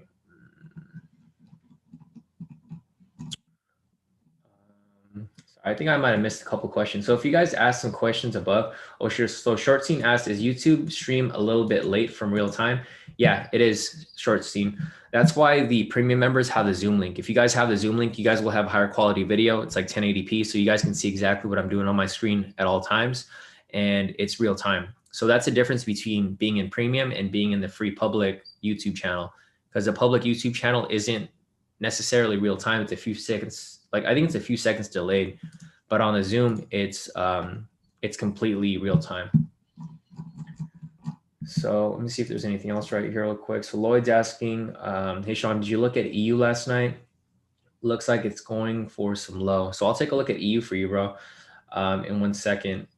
Let me just see. So Steven's asking, I'm in the scalp trade for 10 minutes. Tried to copy the values you used, but the box closed before I was able to copy TP stop loss. Can you repeat the numbers again? So here's the numbers right here, Steven. I'll leave it up here for a few seconds. Make sure you copy it. Here's the TP, here's the stop loss, and here's the entry point. So I'll leave it there for a few seconds, Steven, so you can copy them. And Lloyd, I'll get to your question for EU shortly. So just let me give Steven some time to copy this. So basically the profit target's at 32,897. Stop loss is going to be at 32,997. And entry point's going to be 32,947. All right, Steven. So I think that's it for that. Let me check out EU real quick for you guys. Or here, let me go through all of the Forex pairs real quick, actually. I'm just going to mark up stuff that I possibly see for any possible entries off the next 4-hour candle close. Let's see, AU right here.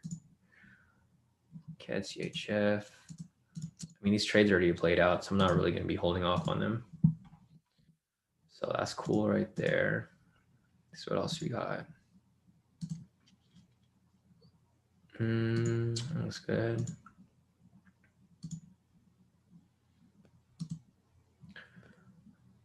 Yeah, possible entry here, but it looks too messy.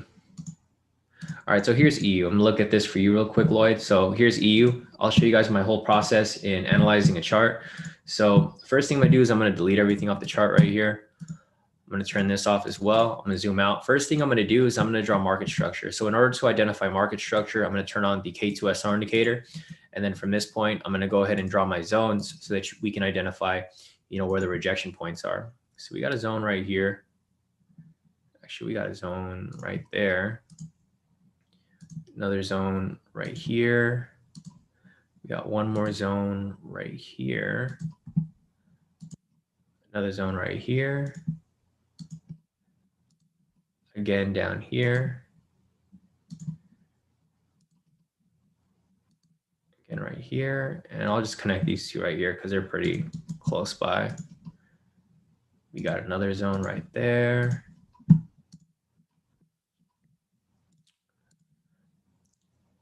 Down here. And lastly, down here.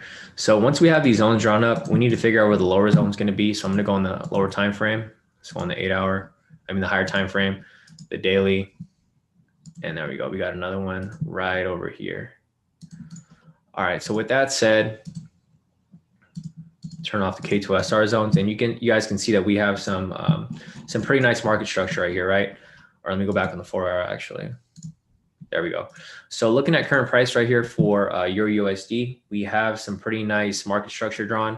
As you can see, obviously price, that's kind of tough because price broke into this area right here. It looks like the market structure started from this point right here. So I'm going to go ahead and draw a vertical line right here. And from this point, you can see this is what's important, right? So looking at Euro USD right here, I'm going to turn on the momentum indicator to identify our bias. So looking at this right here, we have a rejection from this point. We have a sell signal right here. So our bias is for a sell right here, right? So from this point, we have a rejection from this point, sell signal right here, price broken close past the structure right here. So Lloyd, this entry actually started right over here. So this is where this trade started, and it looks like it's on its way to TP, as we speak, if you caught it like when it appeared. So it appeared over here. And this is pretty much the entry that's playing out. In order for it to complete, it's going to have to push down to the next structure below here. So it's still on its way down as we speak. It hasn't completed yet. So yeah, if you're looking for a sell, obviously we have a sell bias here. Looking at current market structure, this is basically what we see happening here. Another thing that you can do as well, Lloyd, is you can pull up the actual index. So we can pull up the EXY, the Euro index, and the dollar index DXY. And with that said, we can identify the strength of each currency. So the Euro is pretty weak. As you can see right here, it's dropping. The trend meter is red. And for the dollar index, it's pushing up. And the trend meter down here is green as well. So this indicates that the Euro is weak and the US dollar is strong, right? And with that said, price will likely continue down, because if price is going down, that means that the second currency is stronger than the first currency. Vice versa, if price is going up, that means that the first currency is stronger than the second currency. But as you guys can see, obviously right here, it's pretty clear that the Euro is weak and the dollar is strong. So with that said, we're probably going to expect this to continue dropping from this point, and it's probably going to hit the TP right here if you ended up taking this position. So that's pretty much my analysis for Euro USD, and it's pretty much the same analysis for anything that I look at. If there's anything else that you guys want me to analyze, you guys can put it in the chat and I can look at them. But if we're in some current scalps, my main focus is going to be for the scalps before I look at anything else. So just keep that in mind. But I will be answering questions like a little later if we do have time. If we don't have time, then we'll probably have to hold off until tomorrow. But I think we should be able to cover some questions here a little early. Nice. So like check this out. Here's Kia's trades. So Kia locked in. Wow, she locked in some heavy profit this morning with us. So she copied all the sells that I called this morning. I'm trying to load her profits right there. Nice. Looks like a lot of you guys locked in a lot of profit this morning. So Kia over here locked in 700. So she locked in 2 trades. She made 744 on both. So she took both of my scalps here that I called for you guys, and she locked in some massive profit. So as you guys can see here, I'm not the only one here in K2 profiting. There's like everyone in K2 is profiting. There should be no excuse for you guys not to profit with K2, because as you can see right here, this is everyone's profits from this morning. You can see the timestamp right here where it says today. Kia over here locked in. Damn, how much did she make today? She made 744.50 times 2 plus 89 plus 44.50 plus 24.50. Nice. So Kia made about 1,647 today. Just today, this morning. So congrats to you, Kia. I know Kia like kind of went missing for a bit. She had a baby, so congrats to Kia on her new baby. but she's back here trading with us, and there you go, man. She locked in about 1,600 today. So congrats to you, Kia.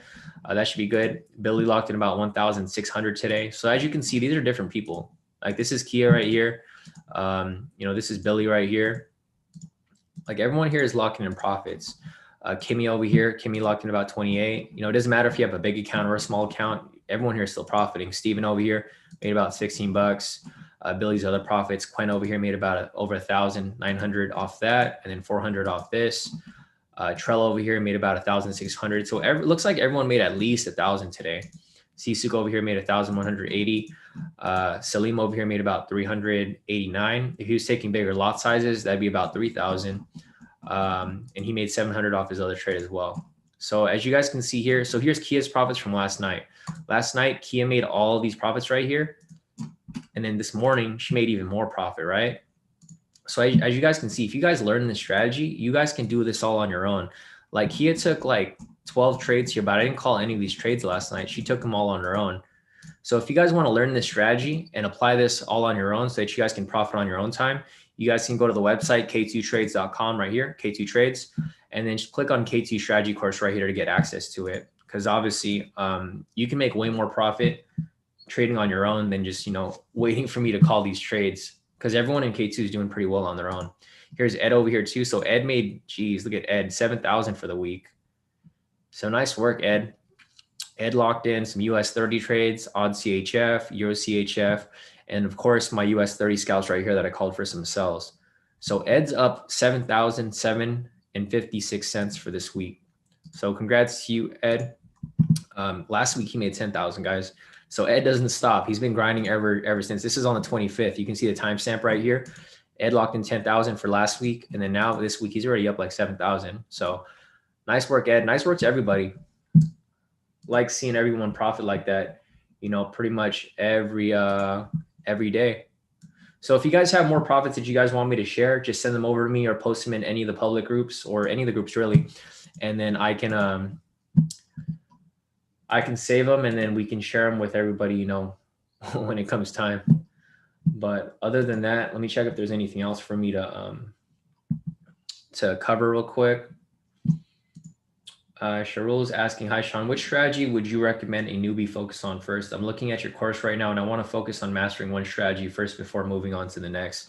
So Sharul, I think the main one that you should probably focus on is the K2 snipe strategy first.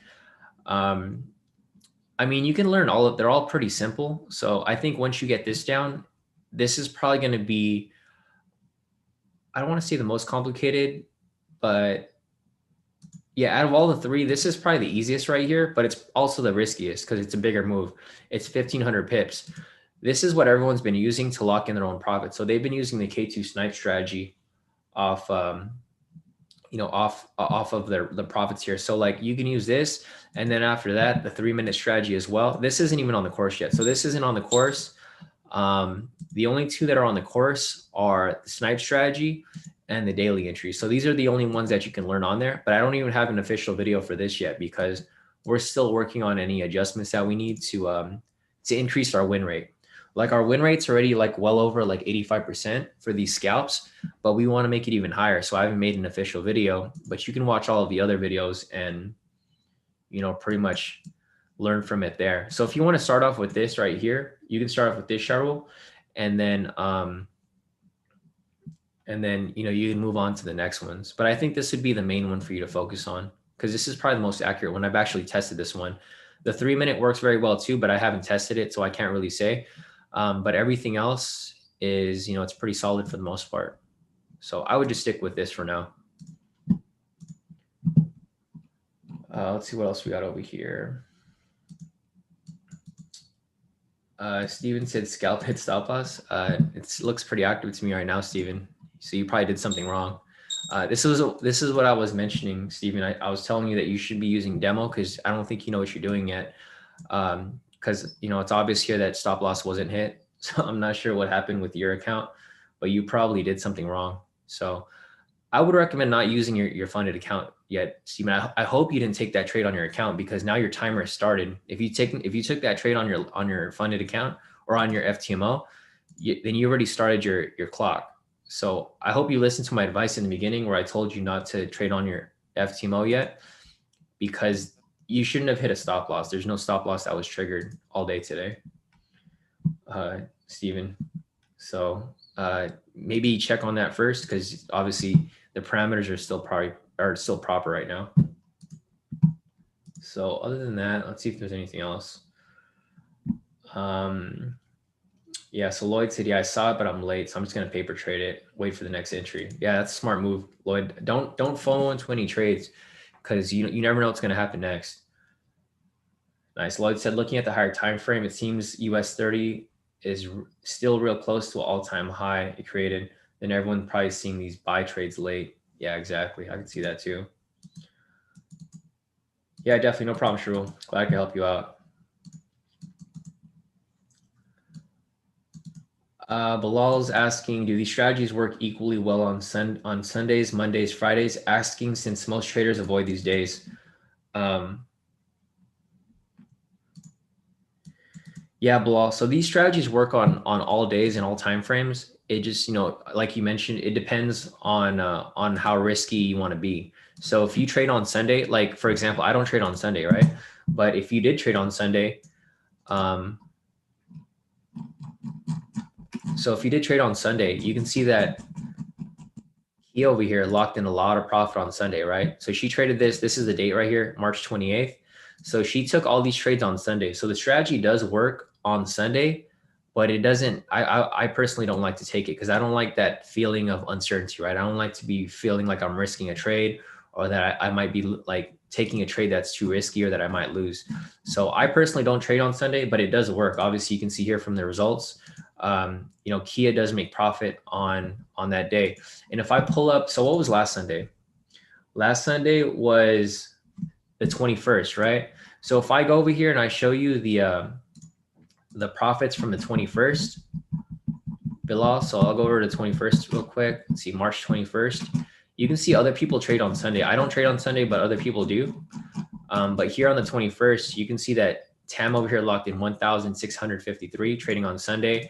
Trell over here locked in 342. Tam locked in another 500 on her other account. And they both locked in a lot of profit. Trell and Tam locked in a lot of profit last Sunday. So the strategies do work. It's just, I don't like taking them because I just find them too risky on my end. Josh over here as well, locked in about 550 last Sunday.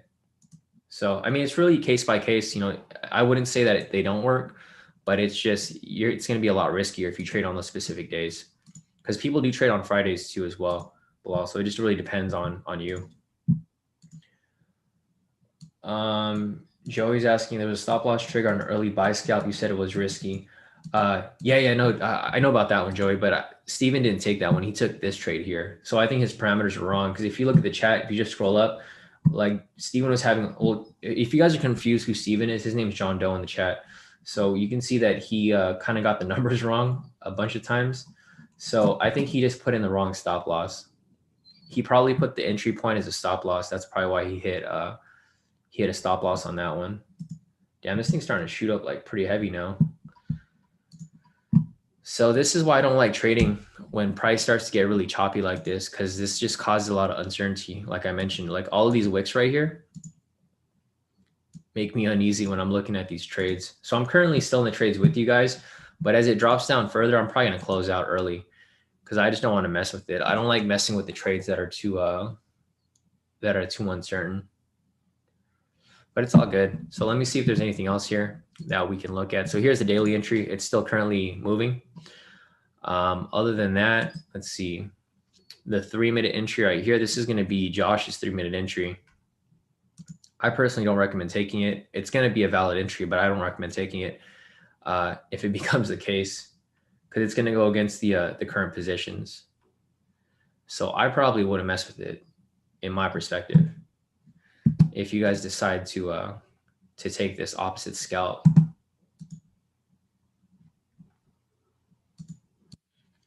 And Dave said, probably not a good idea to trade on your phone while driving for Uber. Trading needs focus. Yeah, 100%.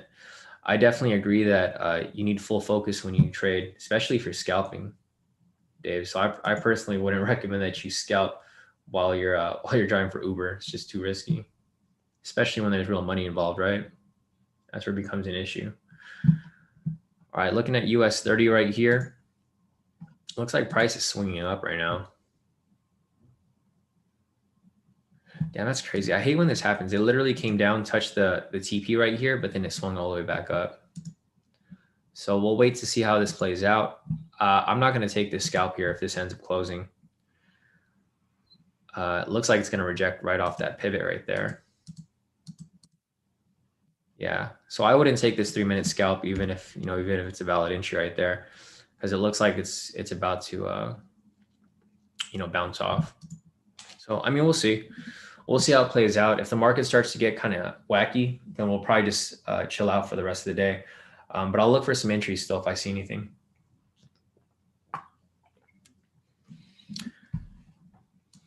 All right.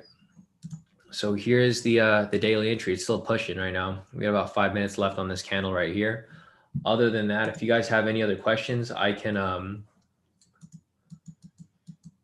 look at anything else for you guys. So Peter mentioned that US 30 IG sentiment is 68% short. Let me check real quick. Yeah, it doesn't look like it really changed since the last time. Yeah, so it's still kind of just it's still for the most part still short, so it's all good. We'll just see how it plays out. Let's see. Dave mentioned you need a decent sized screen to be able to see prices. Yeah, no, definitely, Dave. Sounds like you need to get yourself a Tesla to have that big screen.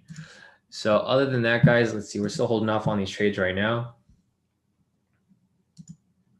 So my stop loss is a little higher. I did factor in my stop loss for this scalp, but I put it a little higher since the FTMO prices are a little different. So the thing is, it might hit stop loss on the trading view chart right here, but I'm technically still in the trade because I'm looking at my chart right now. I'm like pretty far from the stop loss right now, so I'm not anywhere near it.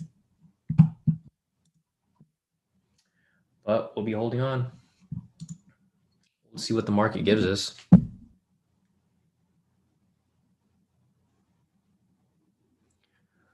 So if you guys are sending me messages on Telegram, I'll get to you guys after the live session. But it looks like everyone's doing pretty good so far. Let me check real quick.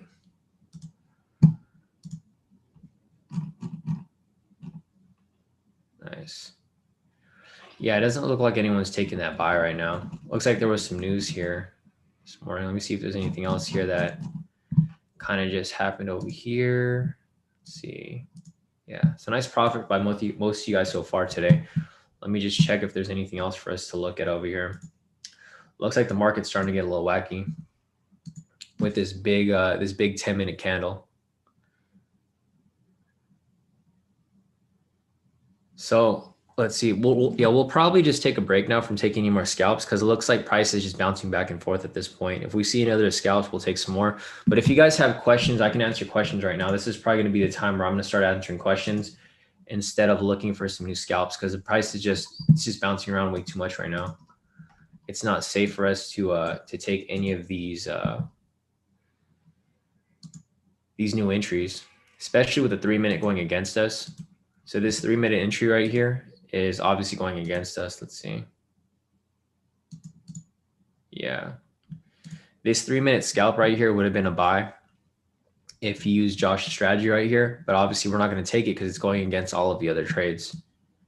Generally, we don't like taking opposite trades, even though the scalp's in the opposite direction. Even though it's temporarily going the opposite direction, it's just not a good trade to take because then you're going to be trading both directions. And you can get burnt like in both ways.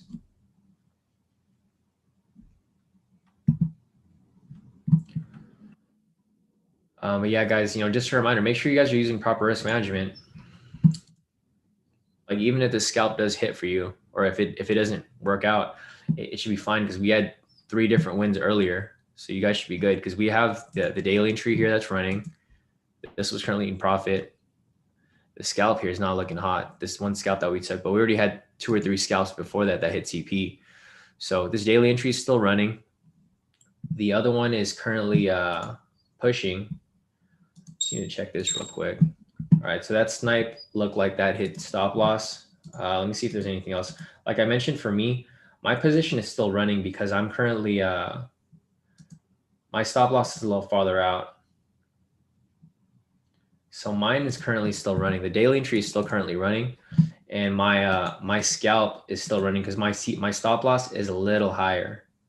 It's not looking good, but it's still a little higher. So I'll show you real quick on my end. This is what mine looks like because I factored in the FTMO price.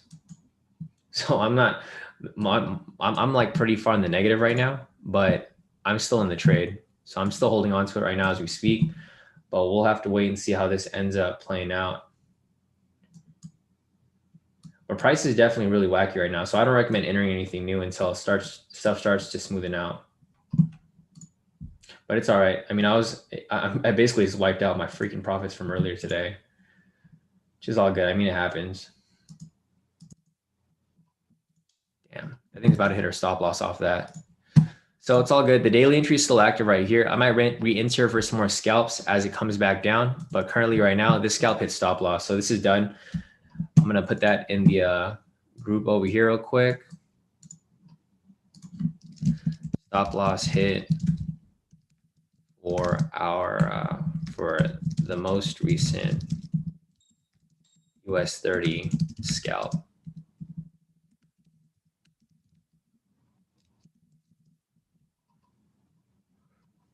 It's all good. I think overall my profit should still be good though. So let's see.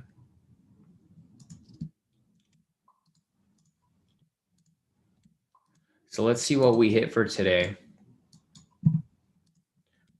So for today, it looks like we hit, let me just delete this real quick. Yeah, so today we hit Josh's entry right here. So we should only be like half profit in the negative because we have a 250 pip win right here. So if you took this trade right here, this was only a 500 pip loss. So you should only be negative 200 pips right now because the daily entry is still running right now as well. So this is currently still running and in profit. The other one over here though, let's see if there's anything else that I think that was all that we had this morning, unless you guys took the trades from last night. So if you guys took the trades from last night, then your profit should be nice. But other than that, that's the only loss that we have for today. Just that one loss off this one scalp. So one scalp win, one scalp loss. Currently net negative right now, only 250 pips. Not a big deal. It's just a small little loss if you did take both of the trades. Currently, the daily entry is still running right here. So this is currently going to push. It's probably going to reject off this point. It might come up and then swing all the way back down. This is why proper risk management is important, guys, because if you guys don't use proper risk management, I mean, this right here shouldn't have really affected your account that much. It's just one trade.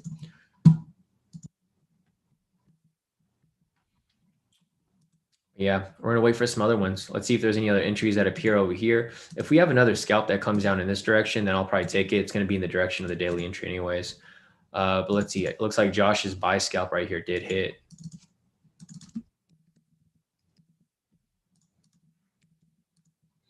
Yeah, so if you took Josh's 3-minute entry right here, confirm a K2 momentum signal, buy signal right here, confirm the signal candle crosses pivot 2, 3, or 4. You can see right here, it crosses pivot 2, this blue pivot.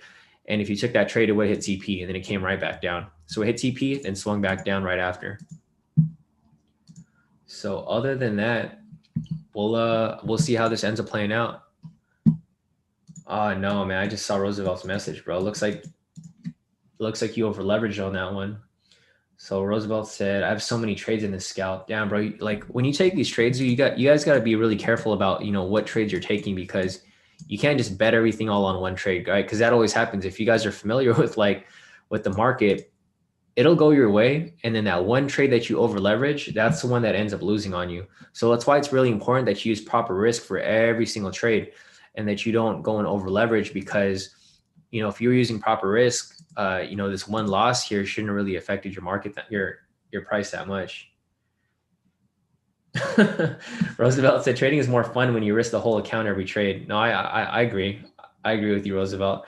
It is fun, but I mean, it's really risky. If you trade that way, the odds of you like not lasting in this game long term are highly likely. So that's why I always recommend that people use proper risk, because this is a long term game, guys. Like, you guys got to remember that trading isn't a race, it's a marathon. Like, literally, it's who can last longer, right? Because I've been trading for like years now, and I've been trading live for you guys for a long time now.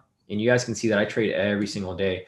And the reason I'm able to trade every single day is that I'm consistent with my risk management. So the thing is, like, every single day I'm pretty much just trading the same thing, the same thing. I'm not making like a ton of profit. Like, you guys can see here, there's other people in K2 that make a ton of profit, right? Like Ed over here, he makes like 7,000.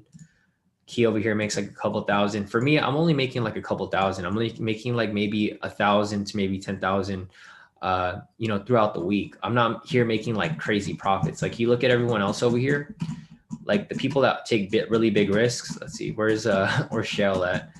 So if you look at Cheryl, her name is Making It with K2. If you see her in any of the groups, you can see she takes huge lot sizes, right? So she's a big risk taker. She takes big risk, and she does what you mentioned, Roosevelt. She takes really big risk, but she has really big payout, right? Like, if you look at any of her profits here, she's locking in like 10,000 a day in some instances. Let's see if we can find another one here from her. Let's see. There's too many profits here. So here, Cheryl makes like 6,000 a day, like 5,000 on one account, and then other account like 3,000, right? So she takes big risk. For me personally, I only lock in a couple thousand a day. Like, I'm not, like, I don't get that greedy. I kind of just, if I win, I win. Like, my main focus is winning. I don't like to lose trades. So that's why I use proper risk for every trade. And then, over time, if you just keep stacking up those wins, it'll balance out at the end of the week. So unfortunately, hopefully you didn't blow your account off that, Roosevelt. But I do agree with what you mentioned, that it is fun when you risk your whole account, when you're like literally sweating the whole trade. But yeah, so if you look at this here, there's going to be another buy scalp here off the 10-minute. That could possibly close out if this ends up closing over here. So buy scalp off that. Same with this scalp right here. This would be the buy scalp off the 3-minute. So I'm not going to count this as the results because I didn't take this trade. For the results, I only count trades that we actually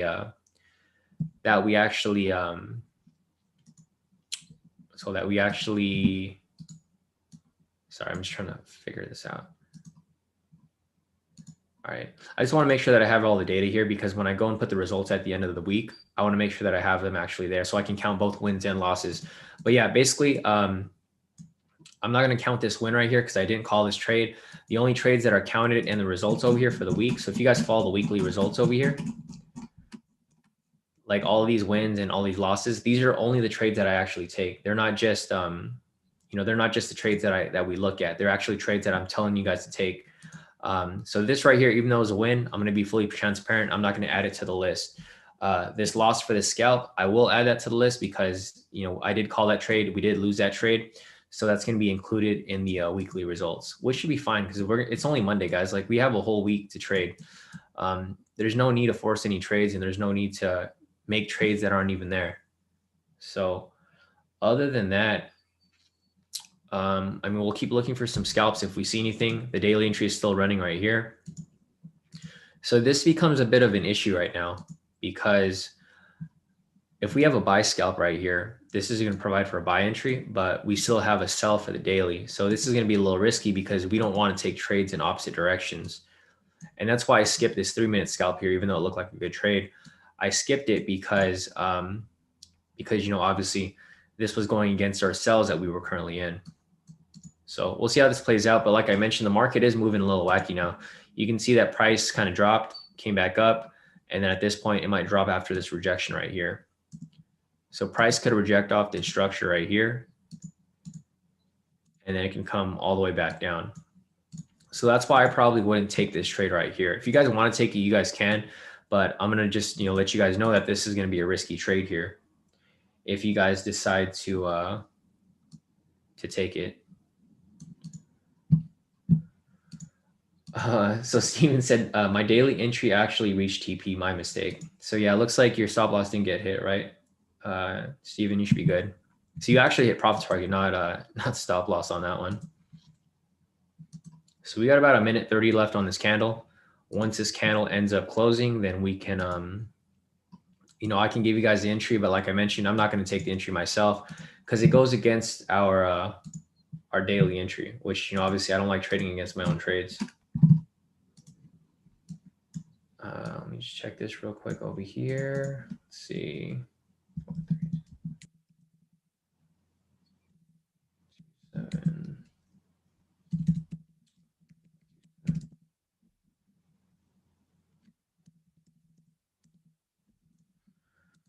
All right, cool. All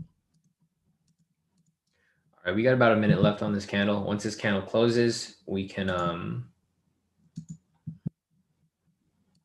see what's good.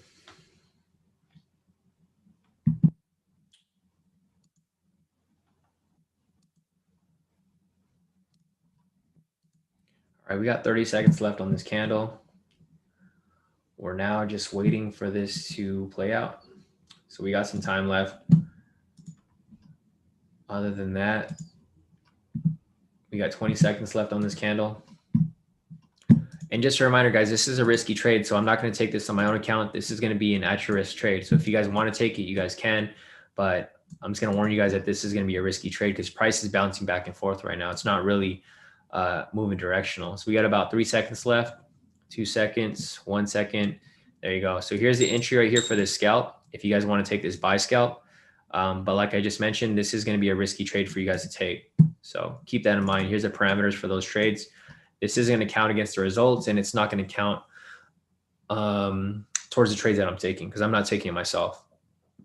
But if you guys do want to take it, here's the entry, here's a profit target, and here's a stop loss.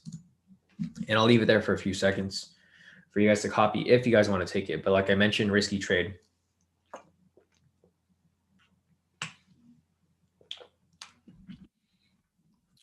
All right, once you guys have that there, let's move on to the next one. The 3 minute right here. So there goes that scalp, currently active right now. The daily entry is still running as well. Yeah, looks pretty solid for the most part.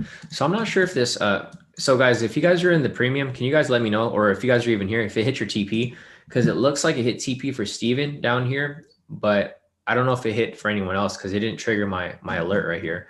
I'm not sure if TradingView is just lagging and didn't trigger it. But if it did hit for you guys, if you guys can confirm so that I could give an update to you guys in the chat for those who want to actually close out early. So let's see.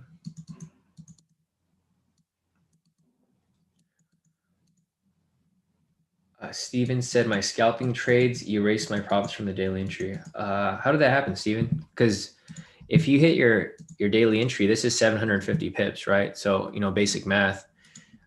If you hit TP1 for the daily entry, that would be 750 pips, right?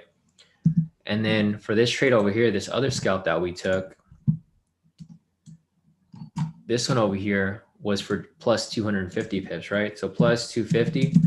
And this one scalp over here that we lost, just, you know, the one scalp that we lost today, that's only minus 500. So if you took those 3 trades, you should be in profit right now, Steven. I just want to make sure that you're using proper risk because it seems like you might be using, you know, the wrong lot sizes because you should still have profit if you took all those trades.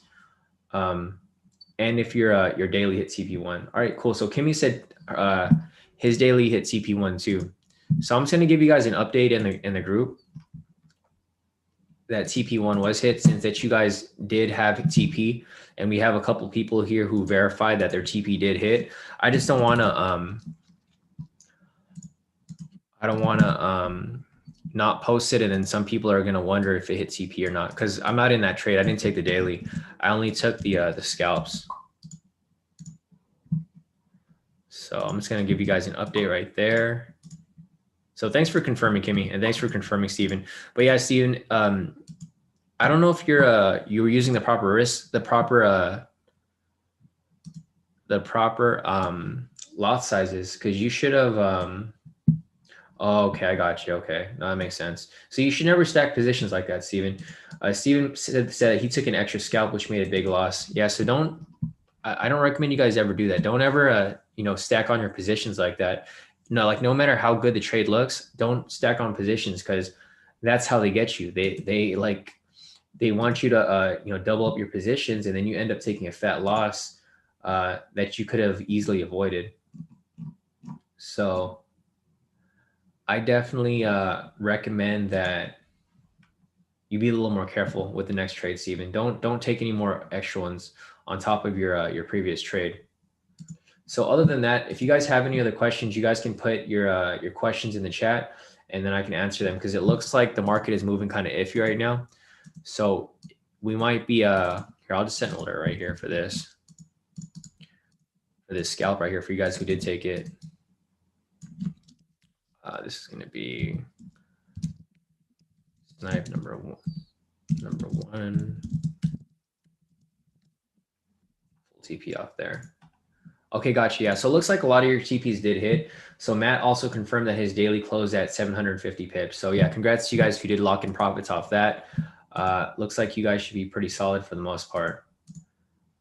So if that's the case, we're like net positive profit today if you guys took the daily entry. I didn't take the daily entry, so I'm net negative, but I'm only net negative like 250 pips for today, just like this morning for that small little loss that we had a little while ago. Because we had a scalp, like we had the first scalp, like all the official trades here, we had that first scalp over here where we made, where was it at? Yeah, 250 pips off this. And then I took a small loss off the other scalp where it was about 500 pips. So I'm net negative 250, but everyone else should be in profit if you guys took the daily entry. I should have taken it with you guys, but it was just moving too fast for me to act. And I don't want to interlate. RD said Steven rolls solo. Oh man. Yeah, Steven, be careful with your account, bro. Like, we've talked about this. Like, I don't want you to lose your FTMO account.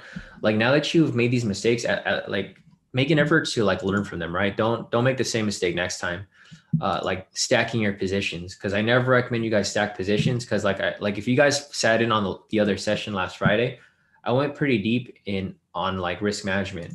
I really like dove into, making sure that you guys understood that you should be using proper risk for every trade, so that if you do have a loss, which is going to happen, losses are inevitable, guys. Like, don't ever look at a strategy that like it's 100%, because it's never going to be 100%. You're going to run into some losses here and there. But if you use proper risk, it shouldn't be an issue, because you should be able to eat those losses and bounce back with some following wins right after. Let's see. Leslie said, what should FTMO stop loss be for the current?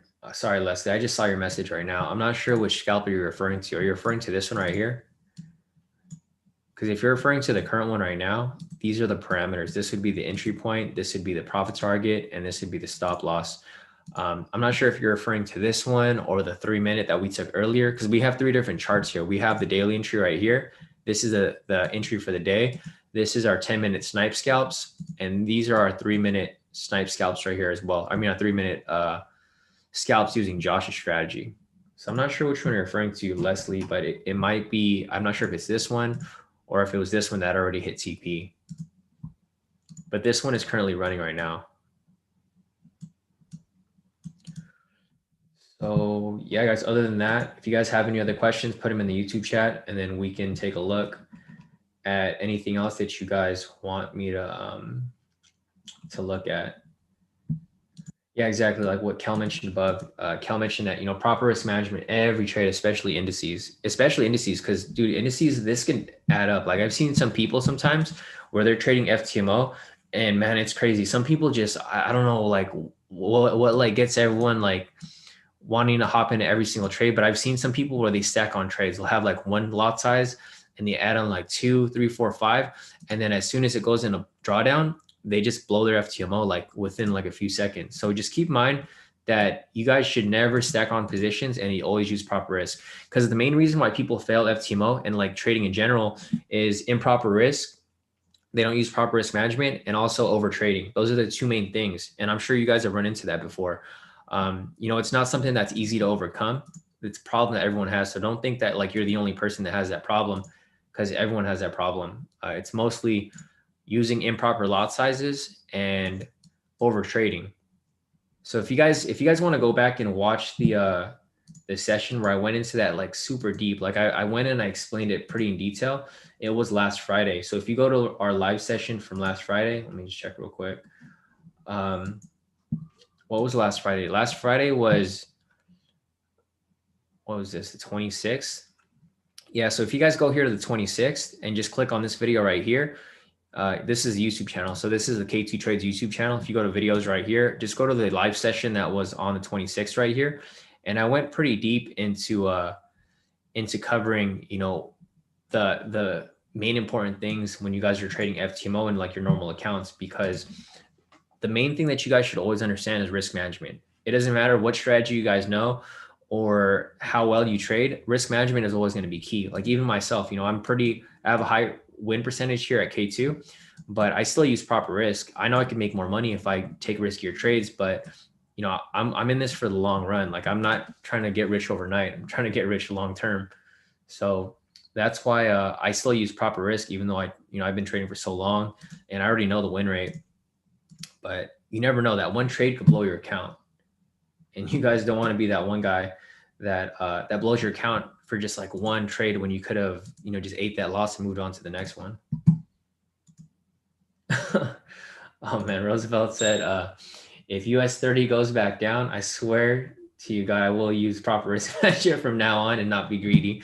Yeah, overall, I think it should come down, Roosevelt. So hopefully you got enough to handle this daily move right here. If you have enough, enough margin to cover this daily move right here, I think overall it's going to come down. You just got to be patient and you got to be able to withstand this like huge drawdown right here. Because obviously you guys can see here that it's rejecting off this resistance right here. This is a pretty strong resistance. So it's rejected off right here, and then currently again right here where it currently is, right? So with that said, this is probably going to drop, but I'm hoping you have enough margin to handle this move right here, Roosevelt. And then after that, just remember to don't over leverage again on the next one. Because guys, you guys gotta remember, if you guys watch all of my live sessions, I have consistent profits like every day. It's not like I'm going like huge on my lot sizes on the next trade. You know, I'm just taking one trade at a time. If I lose a trade, it's fine because I move on to the next one. It's usually a win that could cover, you know, the loss prior to that. So here's the scalp right here on the 10-minute. It's still pushing up. Looks like it's going to hit.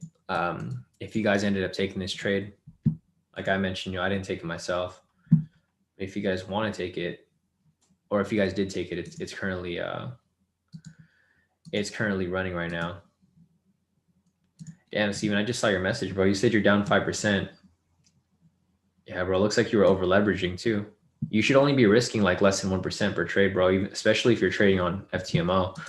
Because here, guys, like for example, here, I'm just gonna go back over it again. So for example, RD said, so you don't martingale after a loss? I'm doing it wrong. Definitely not, bro. Definitely not. 100% not. So, Steven, if you were trading 100K count with FTMO and you're risking 5%, you're risking 5,000, right? Or no? Wait, no, that's the wrong number.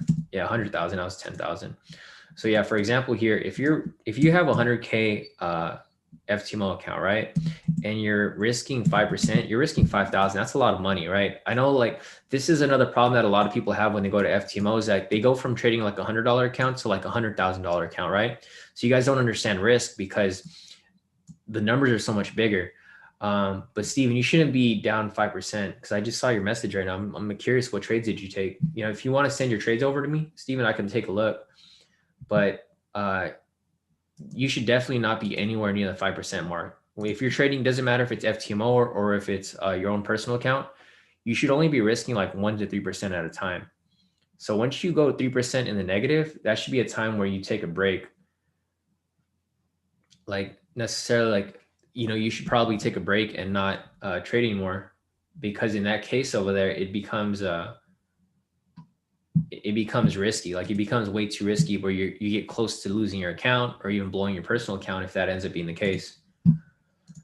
So just keep that in mind, guys. Keep in mind that risk management and over trading should be your main concern. Because the thing is, we have a high, you guys can literally just copy trades and you guys can do fine. As long as you're using proper risk, you know that we have more wins and losses. So as long as you're doing that properly, you should end up in profit at the end of the week, at the end of the month, and definitely at the end of the year.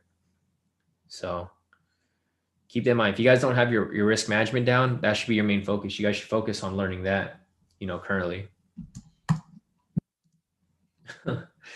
Let's see. Yeah. So Sam mentioned overtrading is my problem, and that's fine, Sam. That's everyone's problem. Overtrading and using too big lot sizes. So you just got to work on that, Sam. At least now that you understand, like the problem with a lot of people is they don't want to understand that that's their problem, right? Everyone thinks that it's fine to gamble, but once you guys understand your problem, you guys just have to learn to fix it. Because once you fix that, it's going to open so many opportunities for you where you'll be able to grow your account rather than risk it all in like one trade and then start back over if that ends up being the case. King Kong mentioned, so I saw one-on-one mentorship is included in the premium. So do we get like a personal coaching on our personal time or live so that everyone can attend?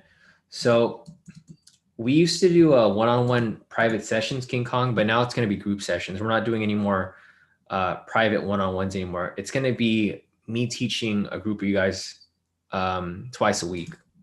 Before we used to have one-on-one, but I just don't have time for it anymore because I'm trading on I'm more focused on trading now rather than really mentoring and teaching. So I don't do any one-on-one private ones, but I do group sessions twice a week for all of the K2 members.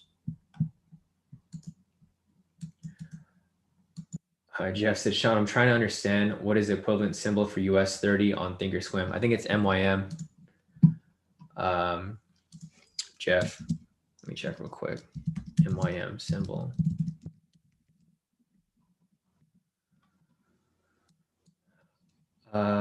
Yeah, so MYM would be the,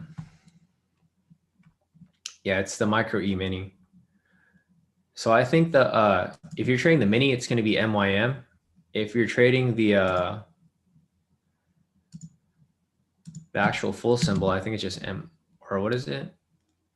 I don't know what the full symbol is, but I know MYM is going to be your future symbol for the E-mini DAO. Jeff, if that's what you're trying to trade on here. I'm not sure what the full up is, but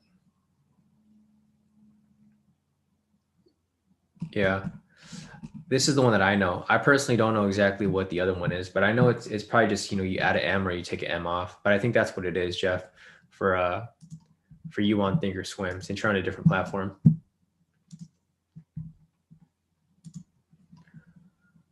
Spooky Action at a Distance said, I'm down 8% on my funding talent challenge, 2 weeks left. Damn,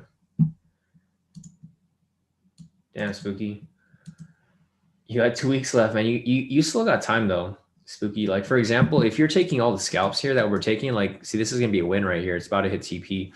For example, if you're taking these scalps with us here, and you just copy at least some of the trades, right? So if you look at our results here, so if you look at our results here for our just our US 30, I'm just going to be strictly US 30, right?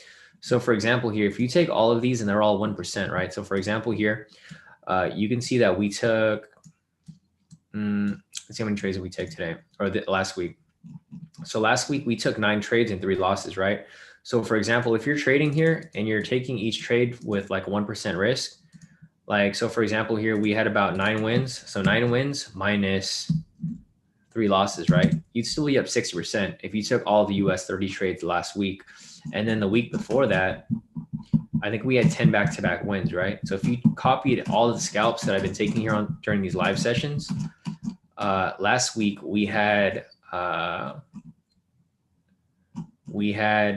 wins and 0 losses. So like, for example, if you copied all my scalps from last week during the live session, you'd be up 16% right now. So TP is about to hit right there. There we go. Full TP off that scalp. If you guys took that one right there for the 10-minute. So if you guys took that 10-minute scalp right there, it just hit full TP. So I didn't take the trade, so I'm not going to count it towards the results. But if you guys did take it, congrats to whoever caught that trade. Yeah, Jeff, you're right. YM is going to be the normal contract, and MYM is going to be the mini. No, we trade the indice here. We don't trade the future. Well, I personally don't trade the future. I know some people here do trade the future, but I don't. I trade the indice. So I trade US 30, but if you're trading the future, it would be MYM or YM for you. Let's see. But yeah, guys, there's a scalp there. So if you guys caught that scalp that I called, about like 10 minutes ago, it just hit full TP. But we'll see. It's still got a long way to go. Like for the daily entry, if you guys are still in the daily, it's still got a long way to go. It's got to reach this resistance up here, but it might come down like soon enough if that ends up being the case. Yeah, Neptune. So it's the daily is still technically running. If you guys didn't move your stop loss and profit, it looks like for certain people here, it did hit TP already. So some people pulled out already. It looks like, I don't know if you scroll up on the chat over here, there's a couple people that hit TP. It hit TP for Steven, and it also hit TP for Matt and Kimmy. So about like 4 or 5 people over here hit TP already. So they're out of the daily entry, but technically the daily entry is still running. If you didn't end up, closing it out early at TP1. So let me just scroll up real quick. See what else we're missing over here. Oh, thanks, Angela. So Angela confirmed it. She said that YM is a full Dow.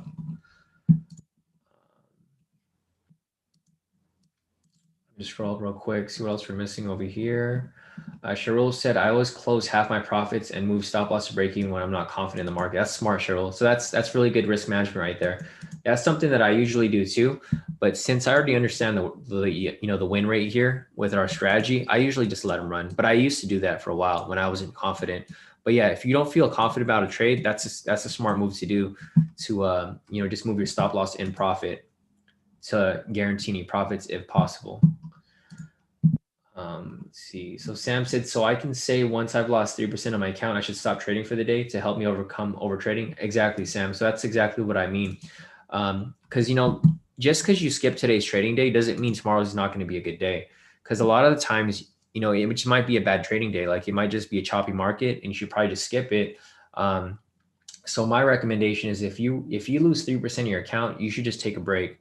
Just sit out the day, come back tomorrow, or even come back during Asia session. You don't have to trade every single session, every single day.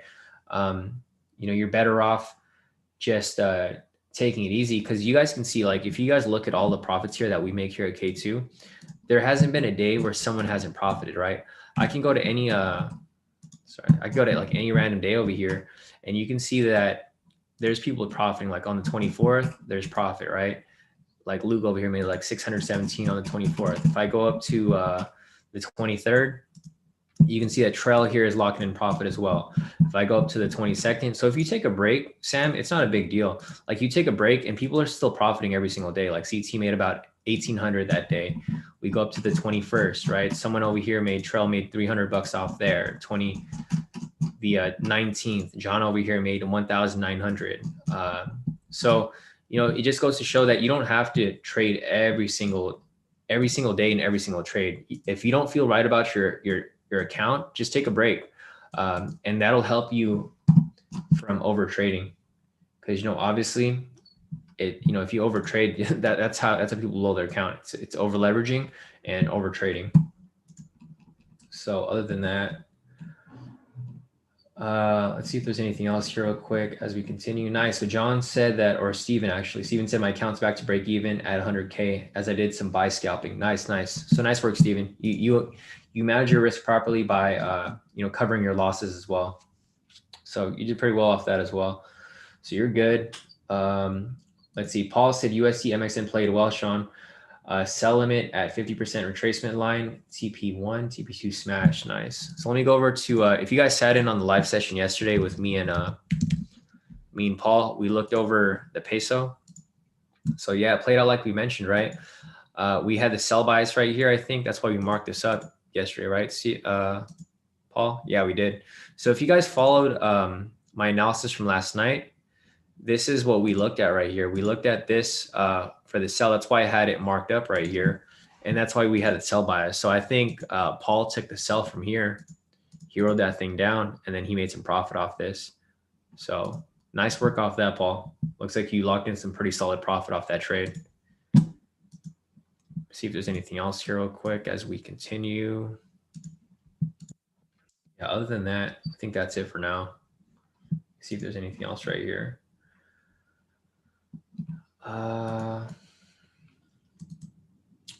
Yeah, I think that's it for now, guys. So if you guys have any other questions, we can take a look. Otherwise, Universe said, why don't you go on BTC? It's more volatile. I mean, yeah, if you like to trade BTC, you can trade Bitcoin. It's just we make pretty good profit off US 30, so there's not really a necessity for us to move to anything else. Because as you guys can see here, like all these profits here are mostly from US 30. If you guys follow all the profits that everyone does, like looking at Ed's profits here, he made 7,000 for the week. They're mostly US 30. And if we scroll to like anything else over here, like we go to a random date, like March 16, right? Luke over here, they're all US 30. And you make some pretty nice profit off that. Like we make pretty consistent profit trading US 30 every day. And that's why we focus on US 30 for the most part. But I mean, if Bitcoin works for you, then, you know, trade whatever you're good at trading. That's what I recommend. Like I would never knock any other asset. If something works for you, just, you know, focus on that. US 30 works for me, and that's what I focus on. All right, so Spooky wants me to take a look at USD ZAR. So let me pull up USD ZAR over here on my end. All right, so looking at the USD ZAR, I'm going to zoom out from this point. First thing I'm going to do is I'm going to draw market structure for you guys. So I'm going to turn on the K2SR indicator right here. I'm going to go ahead and draw my zones. So we got a zone up here. We got a zone right here. We got a zone down here. Looks like all these zones overlap, so it's just one big zone. And then lastly, we have another zone right here. King Kong said, how accurate will you rate your strategy? Just curious. I mean, we just did the math earlier, King Kong. So if you want to rewind the replay, or else I'll go over it again later. But we went over that like 3 times earlier today. So I'm not sure if you entered this. You entered late. You probably did because you missed everything that we talked about earlier. But I'll go over that again later if you end up wanting to see that. But anyways, let me finish analyzing ZAR for you guys real quick. Once we've drawn market structure right here, this is where you guys can start to develop your bias, right? So obviously you can see we have some perfectly drawn market structure here, like price broke into the structure, and this would be example of market structure. So price breaks into structure right here, and then it doesn't break below here until like down here. So this is like one area of market structure right here. It breaks below here. This is another area of market structure within this area. It breaks above, and then it just keeps creating new market structure. It comes above here, breaks below here. This is new market structure from this area here, new market structure. So you guys can see if you guys have these zones, it's easy for you guys to pull apart what's important and what's not. Like for example, here, this is market structure from November.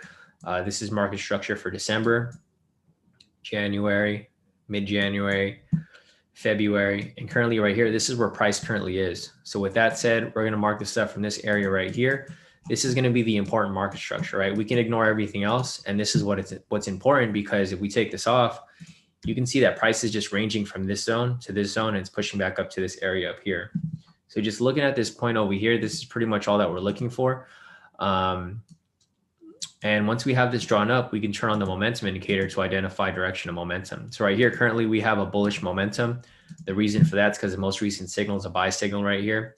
So we had a rejection from this point. We got a buy signal right here. And from this point, that's going to be our bias. Until we get a sell signal, we're still only going to be looking for some buys. So what I see happening right here is I probably see a break. I see a break and retest pattern playing out. So price broke structure right here. It's now retesting right here. Rejection off this point. What I see happening from here is I probably see this bouncing off here and shooting back up. So this is basically what I see happening for the ZAR. But like I mentioned, it's currently within a zone right here. So if we get a sell signal, like for example, we have a buy signal right here, right? But if we get a sell signal right here, our bias is going to change. It's going to go from a buy to a sell, and we'll be looking for a sell in this direction. If it ends up closing below here, then instead of taking that buy, we'll be looking for a sell right here. So there is I mean, there's two different scenarios that can play out right here, Spooky, right? As you can see, we already focused on what's important. What's important is going to be this area right here. So price broke into this market structure. Let's see. Price broke into this market structure on March 10th. So from March 10th up until now, it's March 29. This is where price currently is. So with that said, price can either, like I mentioned, it'll either bounce off here and continue up higher, or if it shifts down to the downside, then we could possibly take sells. But you know, who knows? We really don't know until we know, right? But currently right now, if you're following current bias, our current bias is for a buy. So we have a rejection from this point. Buy signal right here. Breaking close path structure right here. So this trade's technically still running. If I mark this up from this last entry over here, this would have been the entry right here. So it's currently still active if you took this trade right here. And this is basically what I see happening from this point, Spooky. So this is my analysis for USD ZAR. If we get a sell signal, then it's going to you know, shift our bias from a buy to a sell. So just keep that in mind. Other than that, that's it for the USD ZAR. So let's go back to US 30 real quick. All right, so US 30 right here looks like it might be setting up for another entry. Here, let's see if there's anything else here as we continue on.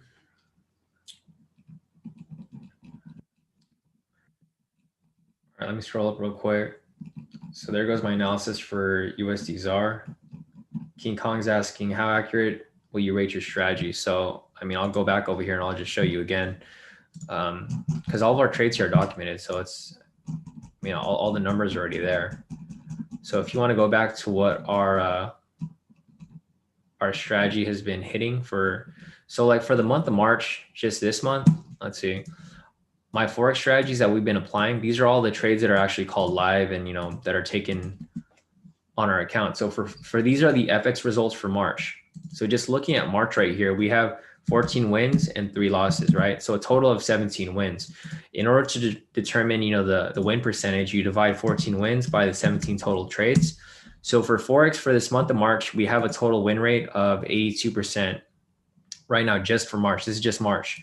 And then for our indices right here, we had a total of 22 wins and 5 losses. So a total of 27 trades. If we divide 22 by 27, we have a win rate of 82%. If we round it up, or 81% win rate for US 30, or I guess, yeah, US 30 in general. So those are the two different win percentages for Forex and for indices for the month of March. We're both above 82% win rate. So that's just for March. For the year though, you know, this year has been kind of rocky. It's been back and forth. For this year, our Forex trades right here, we have a total of 62 wins and 17 losses for a total of 79 trades. So in order to get the win rate for Forex, we would divide 62 wins by the total of 79 trades. It's a win percentage of 78.4 for the month, for this year, for 2021. For last year, we had 462 wins and 146 losses for a total of 608 trades. So if you divide 462 divided by 608, for 2020, the entire year, we had a 76% win rate for our Forex trades. Looking at our indices trades for this year, so far just 2021, we have a total of 48 wins and 17 losses. So if you divide 48 by 65 total, we have a 74% win rate for indices just this year. But this isn't just one strategy. This is all the strategies combined. So obviously, you know, for this year so far, we started off a little rocky. But overall, we have an overall win percentage of like about 78% for Forex and for indices combined. So, I mean, the numbers are there. If you want to go back and check all of the, if you want to go back and check everything, you can. All the trades and all the results are posted here. If you want to go back, just go back and just type in results. So if you type in results right here, you can see that everything's pretty much documented. Every week, everything's documented, brand new. So if you want to go and check every single trade that we took, I mean, you can go do that. If not, it's really up to you. But yeah, that's the win rate for the strategy so far. So it looks like US 30 finally dropped a bit. The only problem here is that if it closes above this zone right here, it's going to be another buy scalp right there. But we'll have to wait and see how this, how this ends up playing out from this point. Other than that, let me scroll up and see what else we got over here. Let's see. CT sent me some profits. Nice. CT's up 3,867. So congrats to everybody in K2 that's killing it today. I mean, people are killing it, guys. It's not just me that's making profit. It's not just like a few people. There's a lot of people here who are making profit. CT made 3,867 today with K2. He took some scalps right there. Ed over here, he's in profit 7,000 for the week. Key over here, she's up a couple thousand right there. Billy's up 1,654. Kimmy's up 28 bucks. Steven's up 16 bucks. So as you guys can see, there's a difference between, the big profits and small profits, but it doesn't matter what account size you have. You can still profit with this here. Quen locking about 1,000 off that account, 421 off that account. Trell over here locked in 1,608. So as you guys can see, everyone here is doing pretty well to kick off the trading week over here. Other than that, let me see. Yeah, no, great work, guys. Great work among everybody else here. If you guys have any more profits that you guys want to share, just send them over, and then we'll add them to our daily profit list for the day. So let me scroll down again real quick and see if there's anything else that we're looking at. Monster FX said, hey, Shawn, can you trade US 30 on Sunday? Yeah, Monster, you can trade it any day. So if you look at our profits here, there's people who did trade it on Sunday. So here's the timestamp. It says today. This is the 28th yesterday. You can see that Sisuk, he traded US 30, same strategy on Sunday. He made 1,180. Salim made 706 yesterday. Sisuk made another 500 off his other account. And Key over here locked in, quite a bit. I think about 1,000 here. And this is on Sunday. So you see the timestamp here, March 28th, which was yesterday. She locked in all this profit on Sunday. And then same with Marcus right here. He made 15 bucks. And then David here as well. So you guys can trade it on any day. It's not strictly to trade on, specific days. It's riskier if you trade on Sunday or Friday. Let's see. RD said, what level do you see US 30 coming down to? I mean, definitely to our TP. That's going to be main goal, right? We want it to come down right here to 32,841. I mean, it might not drop all the way down there, but if it does, I mean, that's the goal, RD. We want it to actually come down and, hit the TP. Obviously, we're going to run to these fake outs here and there, but overall, we want it to come all the way down here. So let me check real quick. What else we got over here? So Vincent said, does the K2 momentum alert on TradingView trigger only when the horizontal bar print, or are there other conditions included in the alert? Vincent, I meant the vertical green or red line momentum bar. Yeah. So, I mean, you can set alerts for anything, Vincent. It just depends on what you're looking for. Like if you just want alerts for these momentum signals right here, like if you click alert, if you click on US 30, the momentum signal, the momentum indicator right here, then it's only going to give you alerts for that specifically. If you want an alert for something else, like if you want an alert for the pivot, you can change it to the pivot. It just depends on what you're setting it for. Like different alerts are going to be set for different requirements, right? You have like an open choice here of what you want to set it for. If you want to have it for the pivots, you can set it for the pivots. If you want to have it set to a specific price, you can have it set to a specific price. If you want to have it set to just the vertical lines, you can do signal fired and it'll give you a signal, whether it's a buy signal or a sell signal. So it just really depends on what you're setting it for. But you can customize it however you want. So it just depends on what you're looking for, Vincent. Hopefully that answers your question. I'm not sure if you had a more specific question to it, but you can set any parameters here for what you're looking for. Just depends on what you're, what you want to be alerted for, because there's a lot of things you can change it to. Let's see, anything else here real quick before we continue. King Kong said, just to be clear, we only get US 30 when we are using TradingView, right? Because my broker is a Wanda and couldn't find it. So King Kong, not all brokers carry US 30. we trade US 30 off FTMO and use LMAX as their broker. So depending on where you're located, you can trade US 30 depending on your location. So I know our traders here that are located in Canada, they can trade US 30 on Awanda, especially traders from Indonesia as well. We have traders here from Indonesia. Their country allows them to trade US 30 on Awanda. If you're located in the US, it's not going to work for you because we're not allowed to trade the indices. We have to trade the actual future. So we have to use an unregulated broker in order to trade indices. That's why most people use Hugo's Way, or they use something like FTMO or any other broker that carries it. You really won't see anyone trading indices on a US broker. They're trading like the actual future. So if you guys have seen the chat over here, that's why Jeff is asking, and Jeff is oh boy in the chat. He's the one that's asking about the actual future symbol because he trades the future. He's trading on an actual US broker, but he's trying to trade the same thing. So depending on what broker you're trading on or where you're located, it's really going to be, case by case specific depending on what you're using. So yeah, you won't be able to find it on Awanda if you're located in the US. I'm assuming you're located in the US because it seems like that's a problem where you can't find it. Oh, gotcha. Okay. Good to know, Jeff. So Jeff mentioned that, I kind of want to write that down somewhere. Let me write that down. So Jeff mentioned that MYM is, because I'm probably going to move to a regulated broker now that we're trading bigger accounts. So YM is going to be the mini DAO. MYM is the micro.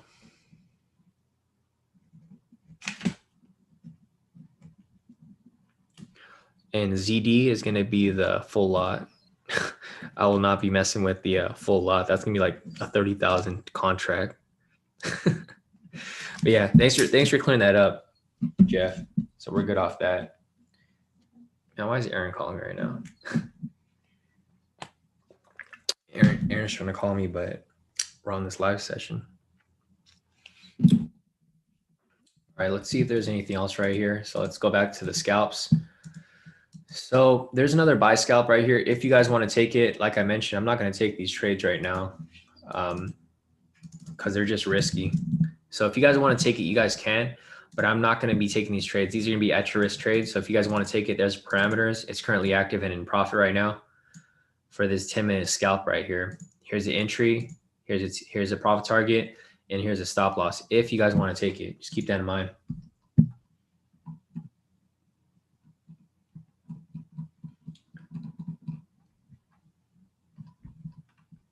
All right, so I'm gonna take that off right now. Just like I mentioned, guys, I'm not taking this trade, so take it at your own risk. It might work out like the last one did, but I'm not gonna take it on my own account because I'm just, damn man, there were some scalps here that I missed. There was a 3-minute scalp right here. This already hit full TP. If you took Josh's 3-minute entry right here. So we missed this entry right here. I wasn't focused on on US 30, but if you took that scalp right there, it would have hit full TP already. So pretty solid move off that. Other than that, I mean, I think it's going to come back down. Honestly, it looks like it's coming back down to finish off its move from earlier. Yeah, CT just said that it just hit like super quick. I think that's what you took right here, right, CT? Oh, that's a profit that you sent me. Okay, no, that makes sense. Yeah, so CT took those sell scalps right here. Damn, dude. Is that an accident? It looks like you went from a big lot size right here, but you locked in 2,117. So yeah, it looks like, or I don't know, maybe you took some accidental small lot sizes here. It looks like you're using the E mini. So that's why you have to add a 0 to it. So technically this is a 6 lot, not a 5 lot. But yeah, dude, nice work off that CT. Looks like you locked in some pretty nice scalps off that trade right there. All right, other than that, let's see.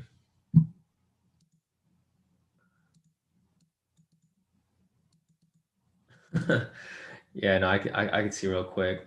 I could see what, yeah, Roosevelt. Hopefully it comes down, guys, because I want you guys to hit your TP off this daily entry still for that there.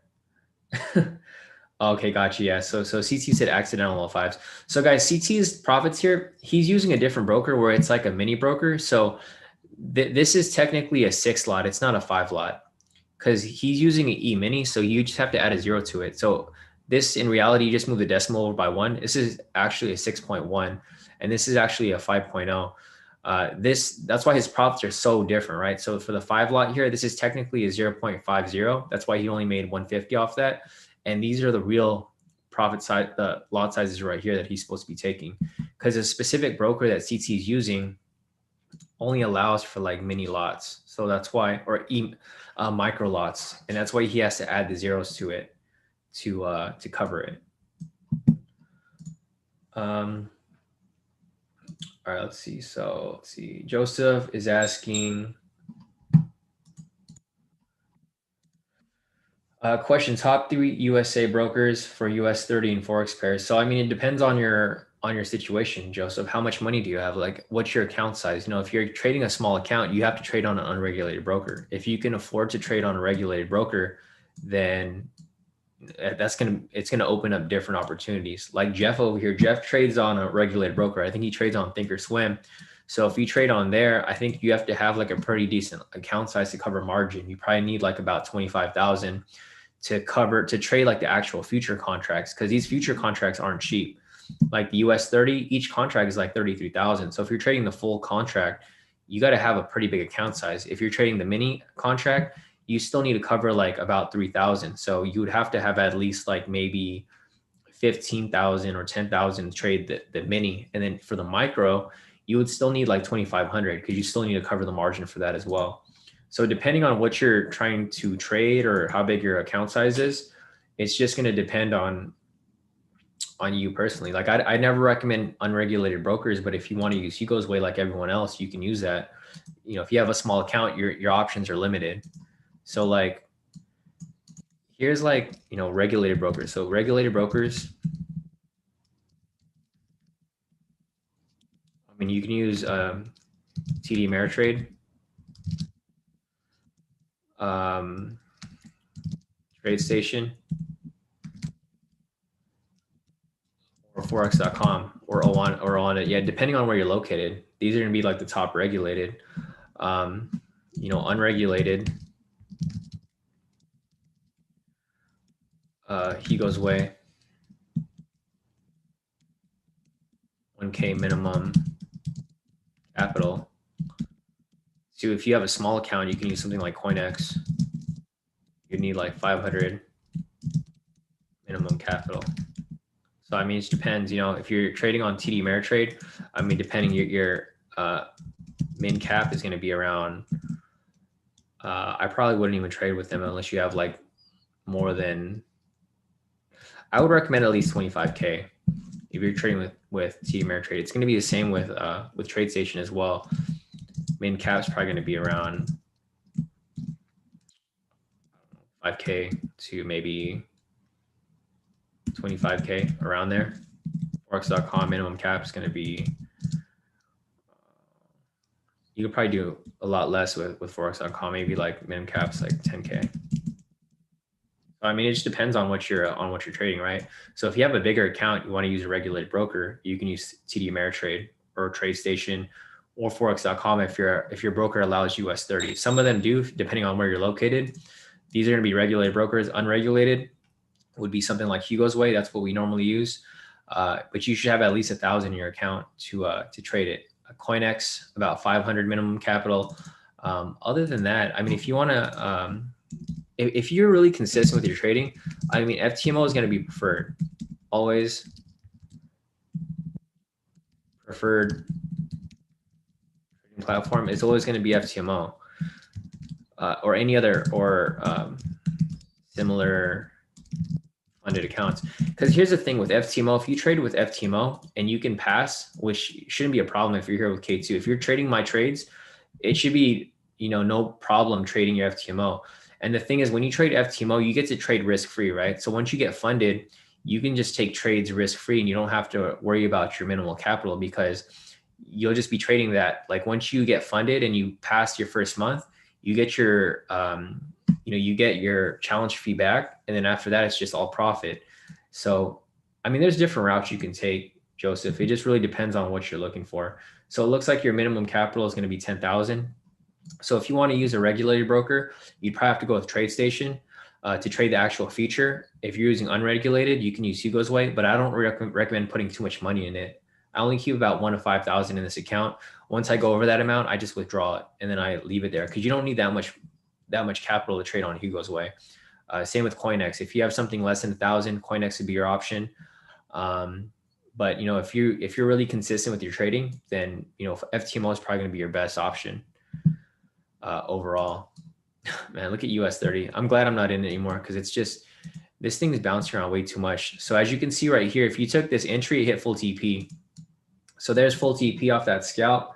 If you guys ended up taking that one, so if you guys rewind to like the last 10 minutes, I marked up this scalp right here. And if you took it, full TP, right? Market is just all over the place right now, guys. So I'm not even entering these trades myself because I don't feel comfortable with me entering these risky scalps because obviously I think price is going to come down, but price just keeps bouncing up. So if you took any of these scalps here, it looks like you would have locked in some nice profit.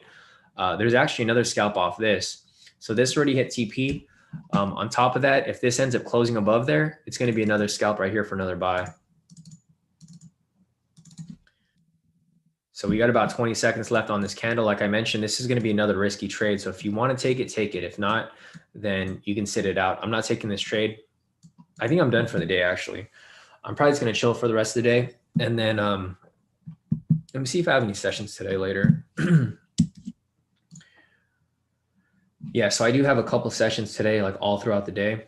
So I'll probably be trading later tonight for Asia session, but this would be another scalp right here. Again, this is an at your risk trade, not something that I recommend because market is just really, really choppy right now. And it's going back and forth. I don't like when price is moving, you know, back and forth like this. I like it when it's moving smoothly right here because you can just keep taking scalps as more entries appear. You know, you just keep taking buys here. Right now, price is going back and forth. So you're able to take sells and buys back and forth, right? So for example, right here, if you took this sell right here, where's a good sell? Like a sell right here, you could have made profit off this for a sell, right? And then if you took this buy right here, you could have made profit off this buy as well. Where's the buy at? Right here. So if you took this buy, you could make profit off a buy. You take a sell here, make profit off the sell. You know, vice versa again right here, take profit off this for another sell as well. So price is just too choppy, and I don't like trading when there's uncertainty in the market because I don't like to lose trades. Like I'd prefer to just wait out and almost guarantee my wins rather than you know, risk taking trades when I'm not sure. So let me see if there's anything else here real quick. Damn, look at freaking Trell over here, man. Good show off. Dude locked in 2,367. Wow. Freaking Trell. So Trell took that buy that I just gave you guys. He took that buy that was right here. So if you guys followed the buy that was right here, Trell took it. Smart man. He didn't even think about it. He just took it when I called it, and dude locked in 2,367 US 30 buy right here. So nice work, Trell. Off that right there. Nice. Sharul said he made 150 for his 25K funding talent, manager risks as well. Yeah, definitely. So guys, as you guys can see, if you guys listen to everything I tell you guys and you guys actually manage risk properly, you should have no problem passing whatever you're doing, whether it be FTMO, whether it be funding talent. You know, it becomes a numbers game because in reality, like, damn, this is a lot of profit right here. I give Trell some props off that. Let me give him some, what kind of gift should we got there? Give him some Drake. So nice work off that, Trell. Let's see if there's anything else. Yeah, if you guys have any other profits you guys want me to share, post them over. Damn, looks like a lot of you guys locked in some nice profit here. So I'm looking down at the premium chat. If you guys are in the premium, you guys will see here that everyone's always sharing their trades with each other. So if you guys see something, everyone shares it with each other, and you know, more profits are made. And that's why we keep this growth within K2. It just keeps growing every day because everyone's always sharing trades with each other, and we're all making sure that everyone's doing well. So nice work off that, Trell. It looks like this scalp right here is about to hit full TP again as well. So here's another scalp that's about to hit off this this US 30. Damn, that thing's pushing up heavy. That's why I don't want to take trades right now, guys, because it's too volatile. It's bouncing around way too much. Nice. Valentine over here sent me some profits just now. What'd you make, Valentine? Valentine made 672. So as you guys can see here, everyone in K2 is killing it. So if you guys want to profit with everyone here and you guys want to be part of the group, you know, you guys can sign up. Just go on the website, k2trades.com here. If you just want access to the groups right here so you guys can talk to everybody and you can share trades, you can do the K2 premium signals. If you guys want to learn the actual strategy, like what Valentine over here and what everyone else is doing, you can click on K2 strategy course right here so that you can get access to these indicators and you guys can learn how to do this on your own, because all these strategies are explained in pretty much, you know, all of the videos. So if you guys want to learn how to do this yourself, you guys can. You know, obviously right here, nice. Valentine said he caught the scalp. So nice work, Valentine. Congrats to you, bro. But yeah, I mean, everything here, like, you know, all these trades here, I didn't call these trades. So if you want to learn the strategy and do it yourself, you guys can. It's open to you if you guys want to take the opportunity. If not, I mean, it's all good. You guys could still hang out with us here, but you guys aren't going to be locking in as much profit as everyone else. So if you guys want to take your trading to the next level, like everyone else, you know, the opportunity is there for you guys. Nice. So Deswell mentioned he uses Blueberry Markets and Vantage X, which are both regulated. So that's another option for you as well. Joseph, if you want to check those out. Thanks, Deswell. And good to see you here, Deswell. I haven't seen you here in a while. Let me see who else is here. Nice. So Jeff said, yeah, on Thinkorswim, one E-mini requires 12K US. That may change on a minute's notice depending on the rise of TDs for the market. Yeah, no, definitely. So Jeff over here, Jeff's a big player. This dude he's got a bankroll to trade off Thinkorswim. I can't do that. I mean, I probably could if I wanted to, but I can't stomach risking like 12K a day, right? I'd rather trade on FTMO and I'll risk their money. I don't feel comfortable risking my own money just yet. Because the thing with Thinkorswim, guys, is that with FTMO is the whole aspect of trading risk-free, right? Because the reason why you get scared with trades is if you're trading your own money. If you're trading someone else's money, you probably don't really care. So you're able to take more risk and you're able to lock in more profit without having to worry about, you know, losing money or paying money back if something ends up happening. So other than that, guys, let me see if there's anything else real quick. Nice. Cheryl said hit full TP on the scalp. No losses today. Thanks, Shawn. Definitely, Cheryl. I'm glad that you were able to lock that in pretty solid. Let's see. Jasmine said, I'm going to chill until later. Too much movement for me. Yeah, same here, Jasmine. That's why I'm just chilling. I'm giving you guys these trades here for these buys, but I'm not taking them myself because there's just too much movement for me right now. It's, you know, it's just too risky for us to really, or I mean, for me personally, because I don't like taking unnecessary risk. Like I mentioned, I only like taking trades that are almost for sure. I don't necessarily, like I didn't even take the daily entry because I felt like that was a risky trade. I've only been taking the scalps. Neptune said, is US 30 going to drop? I'm still in the daily. Oh, damn, you're still in that trade? Neptune, it looks like everyone else kind of pulled out already because everyone else hit TP1 earlier. So let's see, Matt hit TP1, Kimmy hit TP1, Steven hit TP1. There's like a lot of people who hit TP already for the daily. So I pulled out earlier. Gage, did you out of the daily? Yeah, no, I'm out, Gage. I'm not in anything right now because the market is just moving too crazy. So I'm just holding tight. I'm not really taking anything at this moment.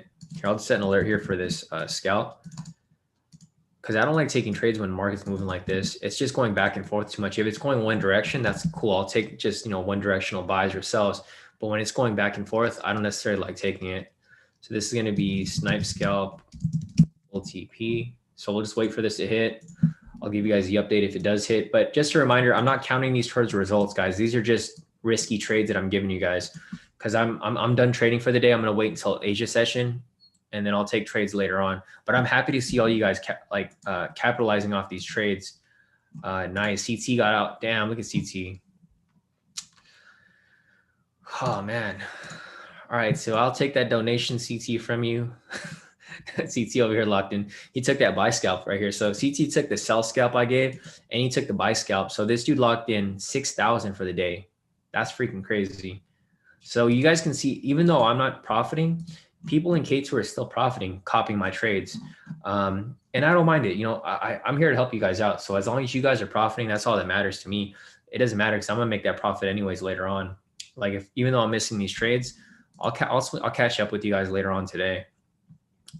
As long as you guys are profiting though, that's number one. That's number one goal for me here. Make sure that you guys keep profiting. There we go, full TP. So you got that right there. Boom. That's all done right there. Nick White said TP means turning point. No, it means target profit, which would be our target profit. You know where our profit target is over here. So that's what TP means. It just hit TP right there for that scalp. But just a reminder, guys, I'm not in any positions right now. I'm just giving you guys trades as I see them, but I'm not necessarily in anything. Tom just corrected you. But yeah, guys, I think that's it for now. So if you guys have any other questions, put your questions in the chat. Otherwise, I'm going to go through the Forex pairs in about 10 minutes, see if there's anything for us to take. And other than that, I'm probably just going to be chilling for a bit. Damn, there's another scalp here. So there's a lot of scalps here that were available, guys. So I'm not sure if you guys caught these. I think some of you guys did. This is Josh's entry right here. Josh's entry just hit full TP right there. So nice work. It's all good, Nick. I mean, everyone's a noob at one point. So yeah, TP means target profit. But yeah, here's another scalp here. Same strategy that I was just mentioning. Confirm a K2 momentum signal. We have a buy signal right here. Confirm that candle crosses pivots 2, 3, or 4. It crossed pivot 2 right here. And it also was above all the pivots. So with that said, this would be a trend trade. And if you took the scalp right here, full TP, another full TP right here, another full TP for this strategy. As you guys can see, we have 3 different strategies that we're applying here. It's the daily entry right here, which already hit TP down at this area. So I'm going to delete this and delete this as well because this has already hit TP and I'm not in the trade anymore. Vice versa, we have, let me just delete these other things here. Vice versa, we have the snipe strategy right here that hit full TP off that. And then lastly, we have the 3-minute strategy right here. So if you guys want to learn any of these strategies, just go over to the website, k2trades.com. If you guys just want to learn the strategies and not sign up yet, just click here for your free access. Just click on free access. This will give you access to all of the strategies. You just won't have access to the indicators. So you guys won't be able to apply them, but you guys can still learn everything for free. You guys don't have to pay for anything. Just go on the website, click on this right here. You'll have free access to K2. You'll have access to the public groups, but you won't have access to the premium groups. So as you can see here, obviously, like the more important stuff happens in the premium groups because everyone here is serious about their trading. But if you want access to the public groups, it's still available here as well. So just keep that in mind. You don't have to pay for anything. Like everything is completely free if you want to learn. But if you want to actually apply it yourself, then you would need the K2 indicators. So other than that, let me see if there's anything else here real quick.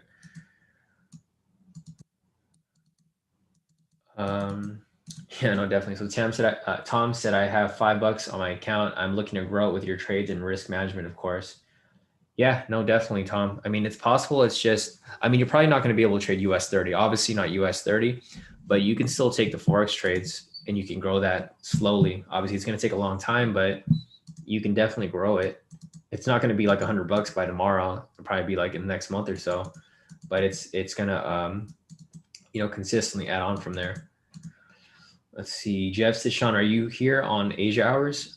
Sometimes, not all the time, but sometimes. So I'm like live during Asia session on some days, but we need to figure out a schedule because I'm going to start mentoring during the Asia session. So yeah, I don't want to say I'm always on, but I'm on like every once in a while. Nick's asking, how long have you been trading? I've been trading for about 11 years now. I think this is my 11th year. So I've been trading for a while. But I started trading live like last year. So if you guys want to look at any of my previous sessions, I trade live every day. So if you guys go here on the K2 YouTube, just go to videos here, and then you can see all my live sessions. So I have like months of live sessions here. Like literally you can go through any live session that I trade, and I trade every single day. So if you want to go back and watch how I trade, you can see from all of the previous sessions here that go back like about a year. But yeah, I mean, other than that, let me see if there's anything else for me to look at here. So other than that, I think that's it for the questions right now. Let me see if there's any other questions for me to look at. All right, so Kimmy wants me to take a look at gold. So Kimmy, I'll pull up gold for you real quick. let's see, and I'll show you guys the same analysis that we went over earlier. So the same analysis that we did for all the other pairs, I'm gonna do the same thing over and over again. So here's gold. I'm gonna delete everything off the chart. I'm gonna zoom out. First thing I'm gonna do is I'm gonna draw market structure for you guys. So first I'm gonna turn on the K2SR indicator right here. I'm gonna go ahead and draw my market structure. So we got that zone up there. We got this zone right there. We got another one right here, one right here, one right here, one right here, right here, and then two more down here, and that's about it. So with that said, we have some perfectly drawn market structure right there. So with that said, I'm gonna turn that off. And as you can see from zooming out, you can see we have some perfectly drawn market structure, right? Price breaks into the structure, goes sideways, breaks below, sideways, breaks below, sideways. And currently, this is where price is. So as you can see right here, price broke into market structure at this point right here. So with that said, this is all that's important, this area right here. So the next thing I'm gonna do is I'm gonna turn on the momentum indicator and identify our bias. So if you wanna see our bias right here, we have a rejection from this point. We have a sell signal right here. And currently price is breaking structure right here. So with that said, I'm gonna turn off the momentum indicator. And if price ends up closing below here, Kimmy, this is kind of what I see happening. This would provide for a sell entry right here. And then you could pretty much write it to this next structure because this is basically where I see it going after it closes. So if it closes right there, I could see it continue dropping to this point right here to hit our TP if you decide to take this trade.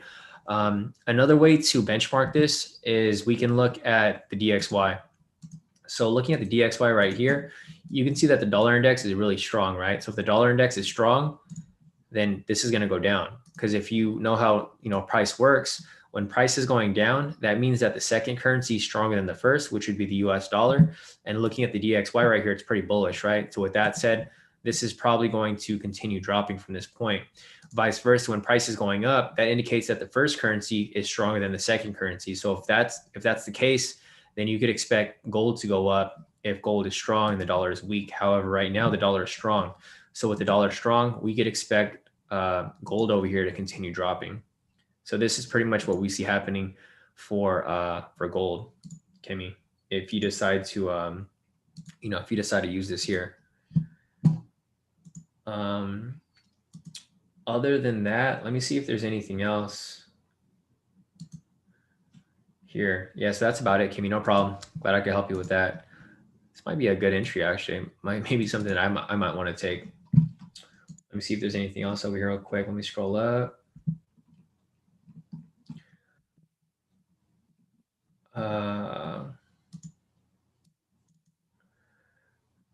No, Steven, I'm for sure not going to look at a PAM account. See, we talked about this before, bro.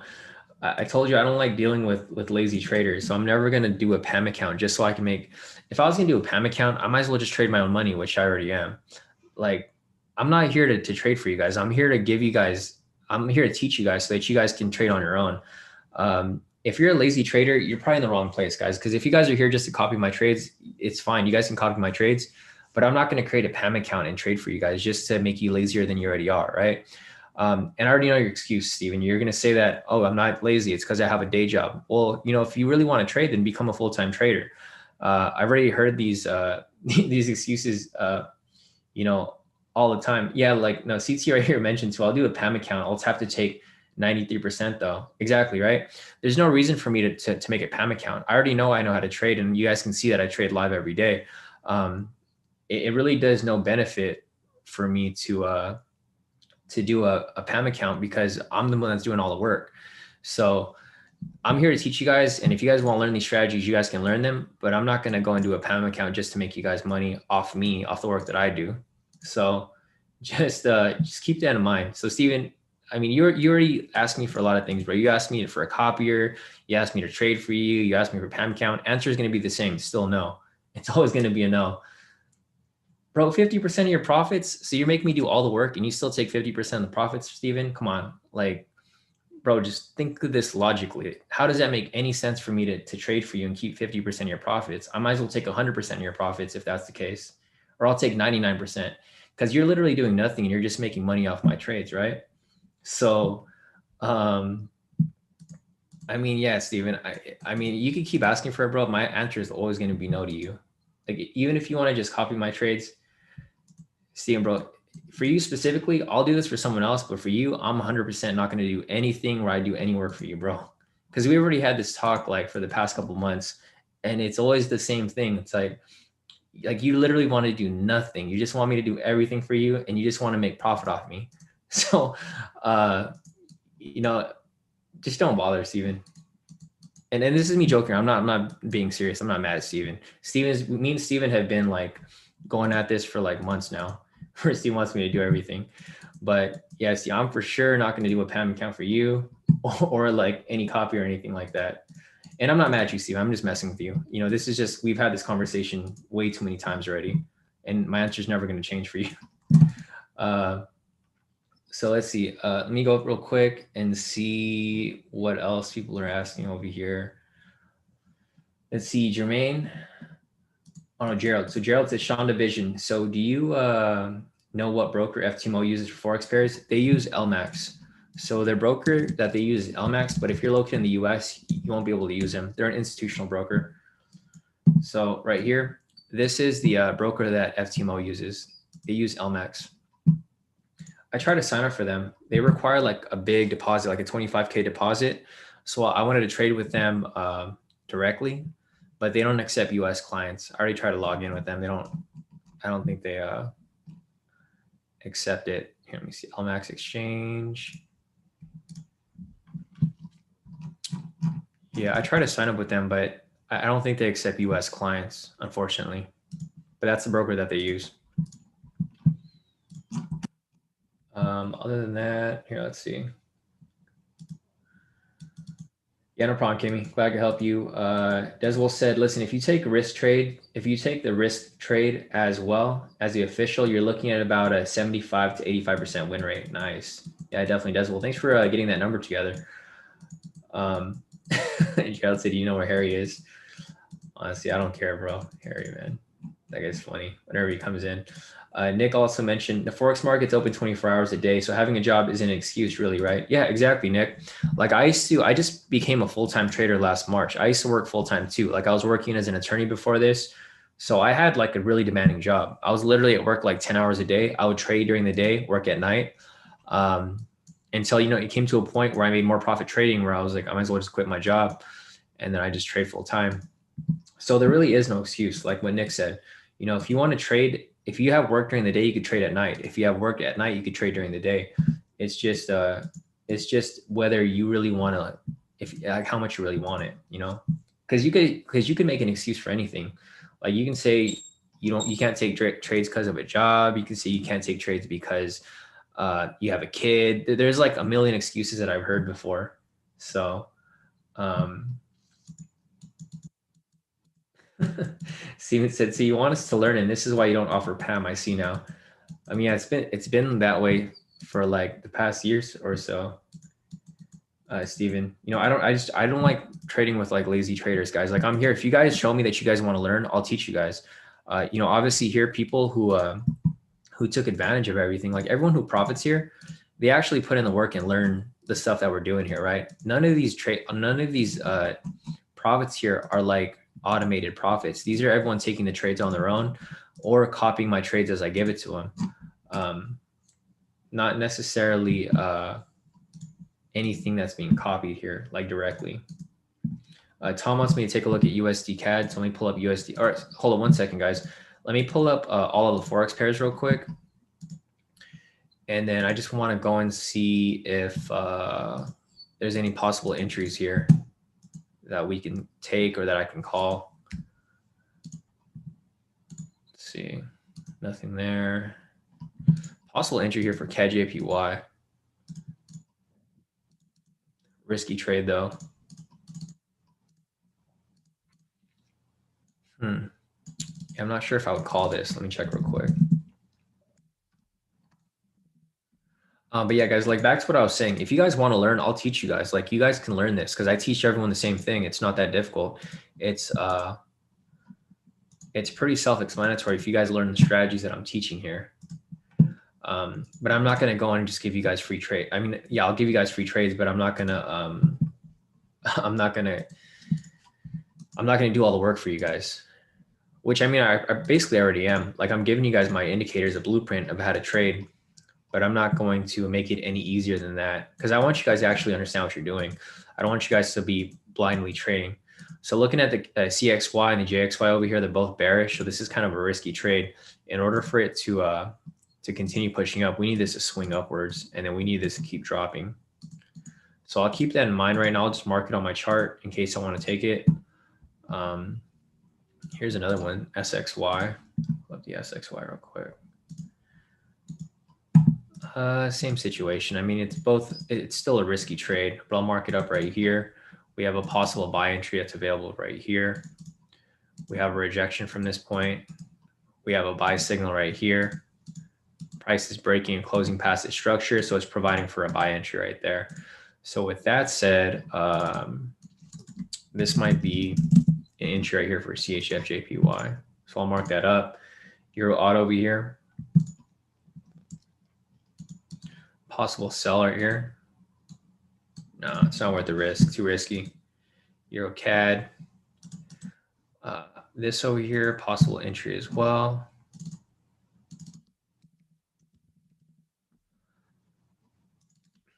Possibly 300.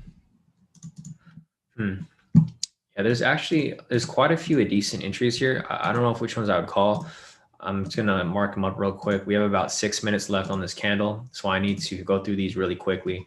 So once I'm done looking at this, then I'll take a look at your USD CAD, Tom, and then after that we'll figure out what we're gonna do from here. So no entry here off GBP CHF. Next up is GJ. Nothing there. GN, nothing there.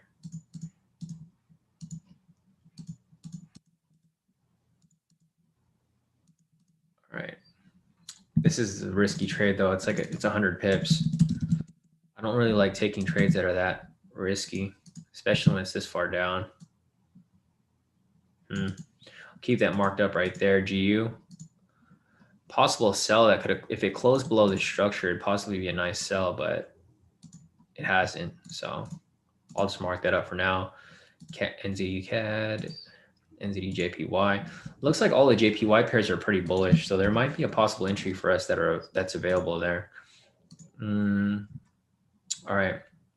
So I got 4 minutes left to make my decision whether I want to take these trades or not. All right, this is going to be a little tricky. CHF JPY, this is pushing up, this is dropping. Let me check the other, all the JPY pairs are pretty bullish right now, it looks like. JPY, CAD JPY, CHF JPY, Euro JPY, GBP JPY. Actually, they're not all bullish. GJ is not bullish. EJ is sort of bullish, but not very. Yeah, Kimmy said that there's an entry off the 3 minute. Damn. All right, anyways, let me check this real quick. So nothing right here. Let me see this. Euro CAD. Let me check the index over EXY, CXY. And this is like risky because they're both kind of bullish. I mean, they're both bearish. This is bearish, but it's pushing up. So Euro CAD might be a nice sell right here. All right, so I might call this trade for you guys here. We got about 3 minutes left on this candle.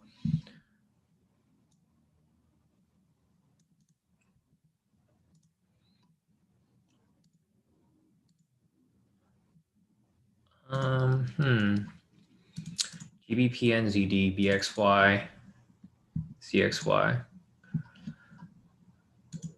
GN NZD strong.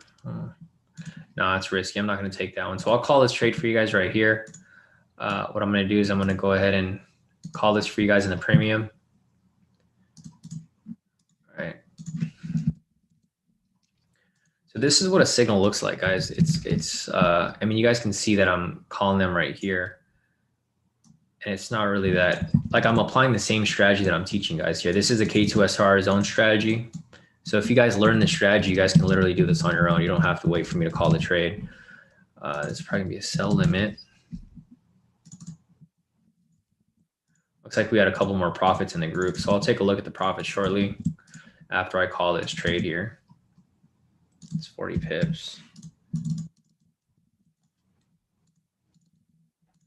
You guys can see that every trade that I call, like in the premium, it's the same strategy that I'm teaching you guys. So if you guys want to learn, you guys can learn this stuff. It's not that difficult. You just have to actually put in the work. So there's Euro CAD. Send alert here.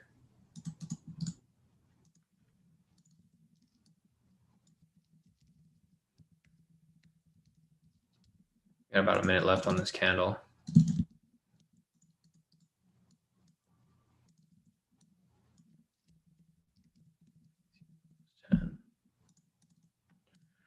All right, I'll finish setting that up in a little bit. I'm still tempted to call this one right here. Let's see, Swiss franc, SXY, JPY.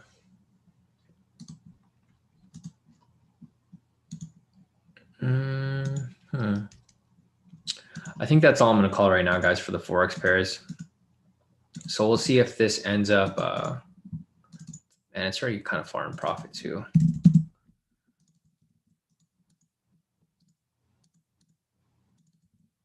Let's see, 220.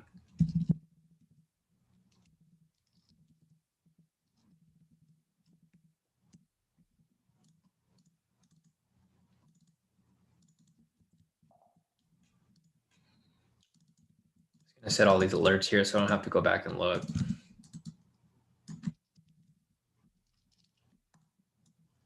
Right. Let's get right there.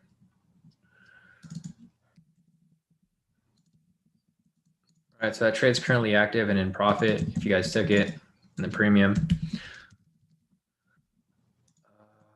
Yeah, I think that's about it. I was going to call this trade right here. I mean, I could still technically call it if I wanted to. These are all entries right here that you guys could possibly take. This is going to be CAD JPY, CHF JPY right here. GN, this would be a sell right here. I didn't call this. The only trade I called right now on the premium would be this Euro CAD right here for a sell. But yeah, other than that, I think that's it for now. Let's see what everyone made over here. Nice. So Mark made 34 bucks. He has a smaller account here. Obviously, he had a couple losses, but he covered them with all of his wins. So we took Mark's like one of our traders here as well. So Mark said, getting better with Shawn's K2 strategy, but definitely need to improve on my US 30 scalping. I trust Shawn's system completely. Appreciate you, brother. Definitely. I appreciate you too, Mark. So Mark's one of our older traders here. I think Mark, you're here in the live session. Mark's like, are you in your 60s? I don't want to butcher it. I think he's like in his 60s. So Mark here, you know, he's a retired military veteran. This dude, like, he's just, you know, Mark's hanging out with us every day and he's making profits. You know, he's having fun hanging out this year and then making profits. He's learning how to trade and doing really well. So this right here is profits made by Mark. So great work, Mark. I know Mark's always been asking a lot of questions because he really wants to learn.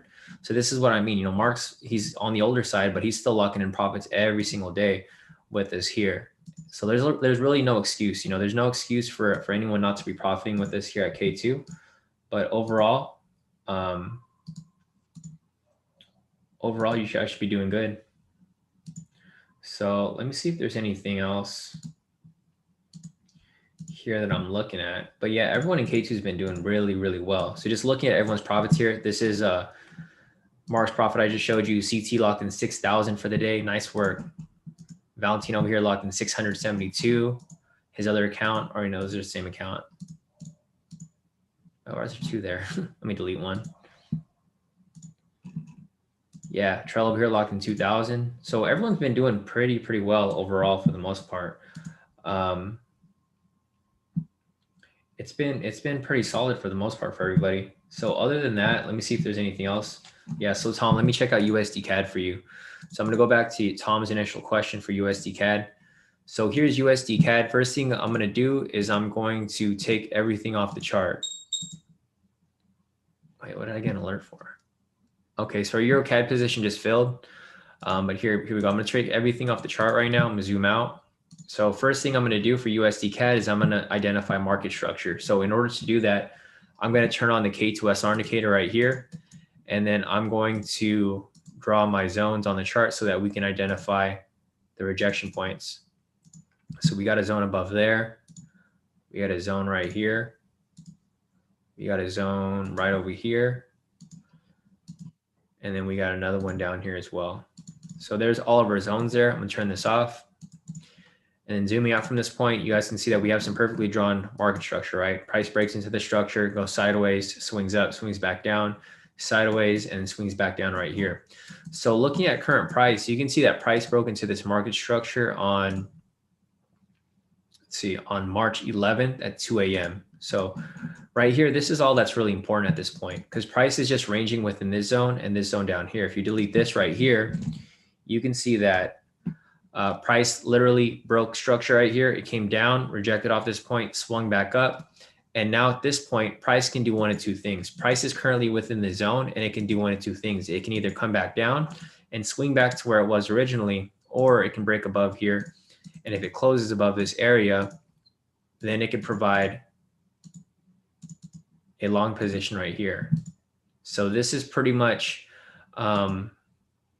you know, the two different scenarios that can play out. Price can either swing above here or it can swing below here.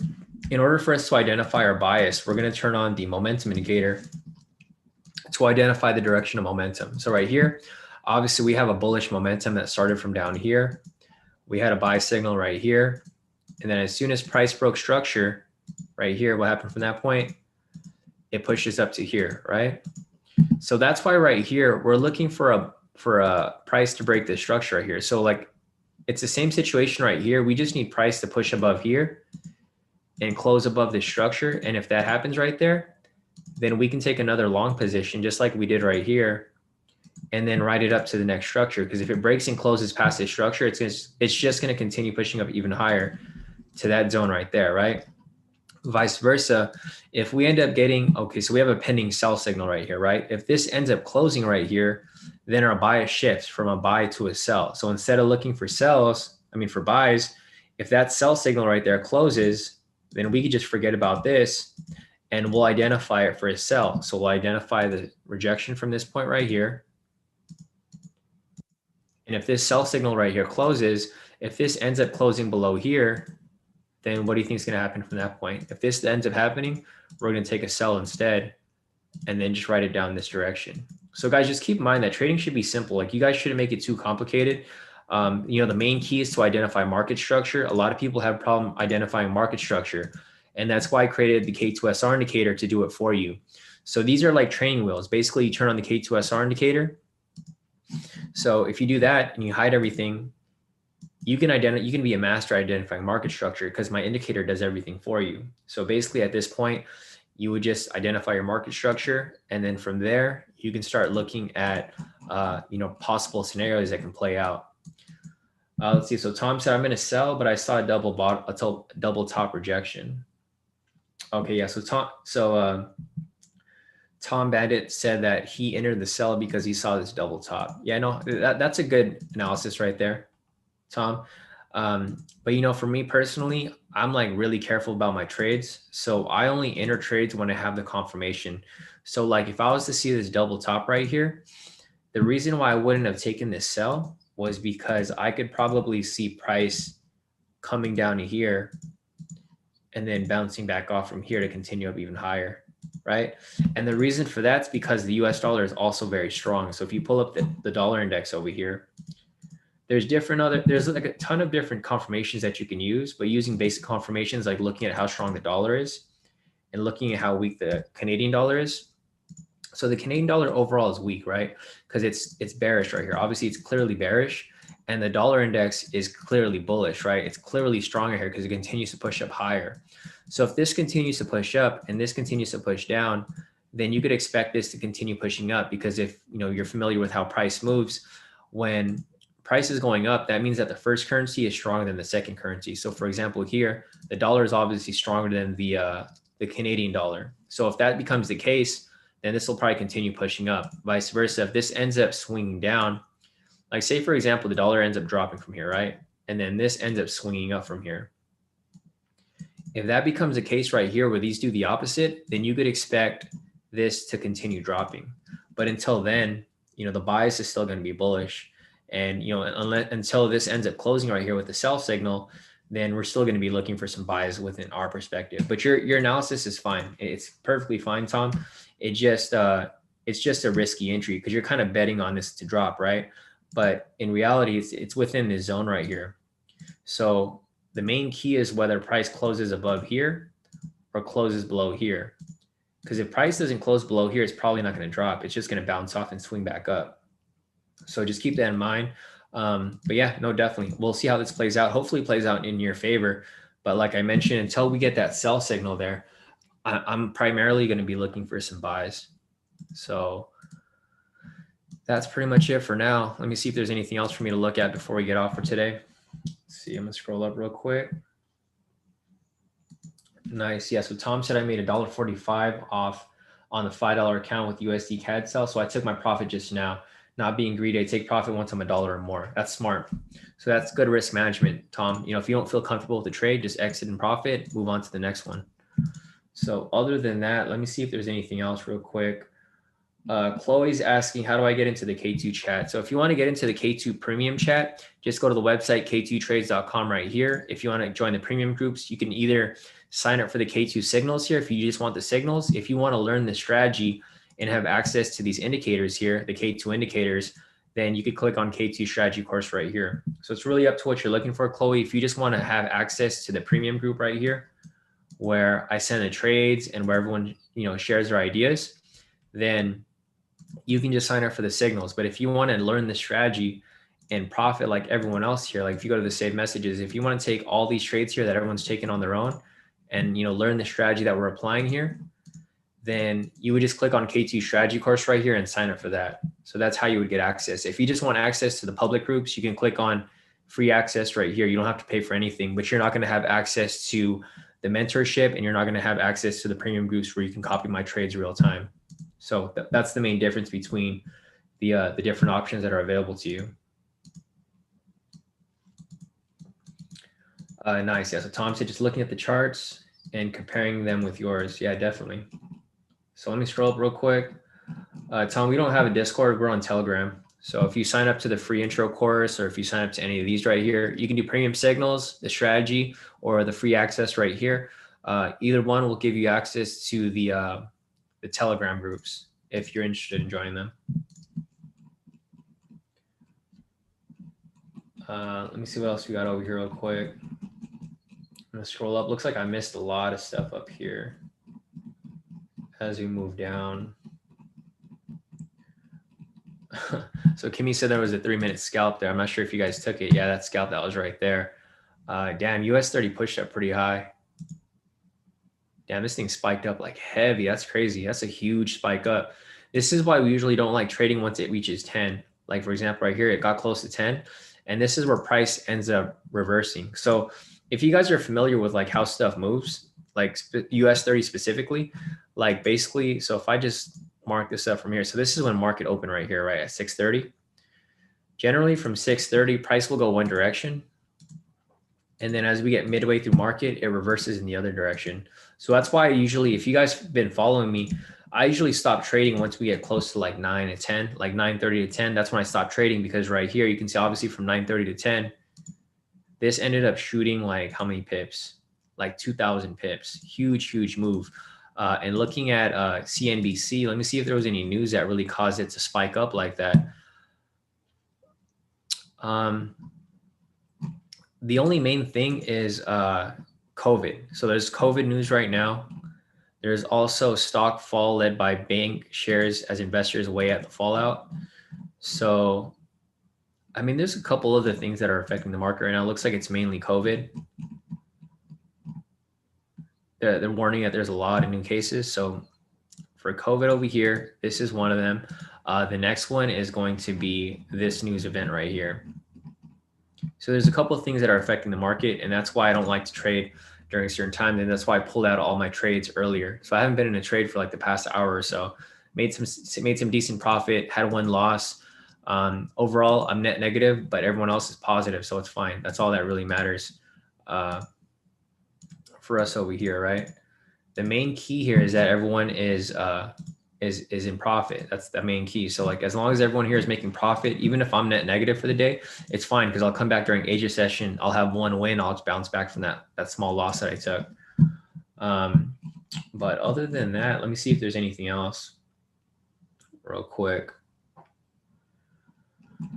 Let me just scroll down real quick and see what else we got over here. Damn, RD said, yeah, US 30 flying high.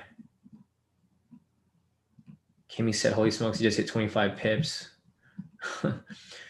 Yix asking, when you say nice sell, is that a short? Yeah, sells are shorts, longs are buys.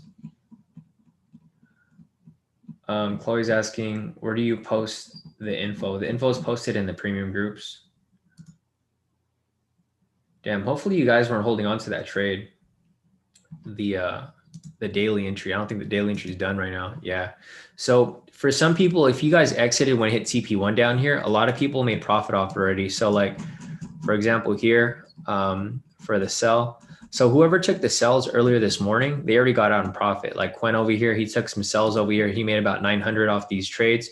Once it hit TP1, he moved his stop loss in profit or he pulled out of the trade. So these are all closed trades here. Billy over here took the sells too. He locked in a couple $100 there, about $500. Steven over here, he took a sell, made some profit off that as well. Unfortunately, it seems like for some people, they didn't get that TP down here. So you might have hit stop loss, but for majority of the people here, a lot of people hit TP already. If you guys scroll up in the chat, it looks like Matt hit TP, Steven hit TP, Kimmy hit TP. So about like more than like majority of people did hit TP for this daily entry. And this is why I decided to pull out of the trade too, because like I mentioned, when the market starts to act kind of weird like this, I just pull out. I don't mind that I lose some trades. I don't mind that I miss on a lot of trades because like, for example, here, you can see that I didn't trade the rest of the session, but Mark was taking trades here. He made profit. CT made a lot of profit. Like he took these trades here when I gave trades out, but I didn't take them. And he locked in like over 4,000 just from those two trades. So, congrats to you guys who did sit in those trades and, hold on to those profits. I personally pulled out. So I'm net negative for the day. I'm only net negative 250 pips. So it's not very much. It's just a small little loss, but I'm going to bounce back during Asia session later today. Let's see. Yeah, nice. So Steven over here, he said for the buy up. So Steven actually took the buy right there. He took the scalp that was over here, I'm assuming. So Steven took that buy and, he has a smaller account and he's still locking in profit. So he's up like $38 for the day, which is actually really good. He took the initial sell that I gave this morning. He made $16 off that. This is from that trade at 7:38 a.m. So about 2 hours ago, he took my sell. He made $16. After that, he took all of the other trades and he's like undefeated for today. He's all straight wins. So it doesn't matter if you have a big account, small account, you guys can still profit with us here at K2 regardless. There's really no excuse for you guys not to be profitable, especially with us here long term. But other than that, guys, I think that's it for now. Let me see if there's any other questions before we continue on. Here, let's see. All right, so I answered Tom's question there. Tommy said, does target in signals what we take profit? Yeah, Tommy. So for the signals here, if you guys are following the signals, target 1, that's going to be take profit 1, take profit 2, take profit 3. Depending on how you want to apply it, Tommy, it just depends. If you want to just use one trade, when it reaches TP1, you can just move your stop loss to that specific price point so that you can guarantee those profits and you can shoot for the full TP. Vice versa, if you want to take multiple positions, you can take multiple ones, but with like limited risk per trade. So I think that's about it for that. Let me see the other questions here. Let's see. Amarjeet said US 30 is overbought. I think so too, bro. I think it's really overbought. Let me check the sentiment real quick. See, the problem with this, Amarjeet, so like the problem with, even though it's overbought, a lot of retail traders are shorting the market. So if they're shorting the market, the institutions and market makers are just going to keep pushing price higher and higher. That's like clear market manipulation right there, where price just keeps getting pushed higher and higher as we go. So I mean, yeah, it's unfortunate that it's overbought, but it keeps pushing up. But it looks like it's probably going to aim for the next all-time high. So the all-time high is going to be right over here. Let me just mark this up. I'm pretty sure this is the all-time high. So let me just zoom out from this area right here. Yeah. So the all-time high right here is going to be 33252. And it looks like we might be reaching for that this week. It's actually getting pretty close to it. So it does make it a little risky because it is reaching all-time high. But the problem is a lot of retail traders are short right now. So the institutions are going to keep pushing price, higher and higher as we go on. So we'll see how that goes. Yeah, no problem, Tommy. And Armajit said, Shawn, you're very good at explaining your trades. Yeah, definitely. I'm glad that you guys are understanding that. You know, the main key, like I mentioned here, is to teach you guys. So like, I want to make sure that you guys actually understand what we're doing here, and you guys aren't just copying my trades blindly, because that's like the worst part. When you guys don't know what's going on, you don't know how to manage your trade. My main goal here is to make sure that you guys understand what you're doing and that you guys remain profitable over time. CT said, we'll most likely engineer liquidity down into volume again and get those 78 rookie numbers up. That's kind of what I see too, CT. So what I see happening is it's probably going to drop a little bit. It'll probably drop right back to the structure right here, and then it'll probably skyrocket back up. So they'll give all of the short sellers some profit right here. They'll just give them some hope, right? That's what they do. They try to trap people. They let price come down a little bit. It might even come down lower. Like it might come down to here, and then when you least expect it, it's just going to skyrocket all the way up. And then whoever's in those shorts are going to get stopped out. So don't fall for that trap, guys. And this is why I generally recommend taking the scalps versus the daily entry, because the daily entry is really risky, especially if you're taking a bigger lot size, because you guys should always be using proper risk per trade. Yeah, Lloyd said, not going to trade in that all-time high zone, though. 100%. Me neither, Lloyd. I'll probably take some scalps here and there, but I'm not going to mess with it anymore, especially not during this session. I'm going to be done from now until Asia session, so I'm going to be taking a break after this. All right, so we got one more question from Monster FX. He wants me to take a look at odd NZD. If you guys have any other questions, put them in the chat now. Otherwise, I'm going to be taking a break for the next couple hours, and I'll be back for Asia session later if I decide to trade live with you guys. I do have a mentoring session today at 6, so that might be public. So if you guys want to sit in on that mentoring session, just make sure to like this stream, follow the YouTube channel, and turn on your notifications so that YouTube knows that you want to watch my videos, because they're not going to send you my videos unless you let them know that you want to see my videos. So as long as you do those 3 things, those 3 steps, liking the stream, following the YouTube channel, and turning on notifications, then YouTube will send you an email when I go live later for my mentoring sessions, because I go live about 3 or 5 times a day. A lot of people don't realize that I go live that much because you guys don't have notifications on. So if you guys want to sit in on my mentoring session later, just make sure to do what I just mentioned, and then YouTube will send you an email when I go live later today. All right, so let's see. Other than this, let me see. Monster FX wants me to take a look at odd NZD. So let's see. Neptune said, do you suggest not taking daily trades anymore and just taking scalps? Not necessarily. I mean, if you're using proper risk, Neptune, you should be fine. Like I know you were sitting on the session last Friday, right? So if you want to go back and rewatch that live session last Friday, Neptune, I explained in detail like how you should be trading. Like a daily entry shouldn't be affecting your account that much. You're probably just over leveraging. That's why it happened. But if you go here to the 26, just watch this session right here. I explain in detail what lot sizes you should be using if you're going to be trading the daily entry. Like there's no reason for you not to take it. It's just you got to make sure that you're using proper risk when you do take it, because if you don't, that's when you end up losing more profit or more money than you really should be, because you probably over leveraged, took too big of a lot size, took too many trades, because the daily entry did hit TP. It's just if you didn't follow it, then you probably didn't hit it, because a lot of other people hit it. Like Kimmy hit it, Steven hit it, Matt hit it, there's a lot of people in the group here that hit TP off the daily entry. So I wouldn't necessarily say not to avoid, like I wouldn't say to skip it. I would say to use proper risk and to use the exit strategy when, when possible.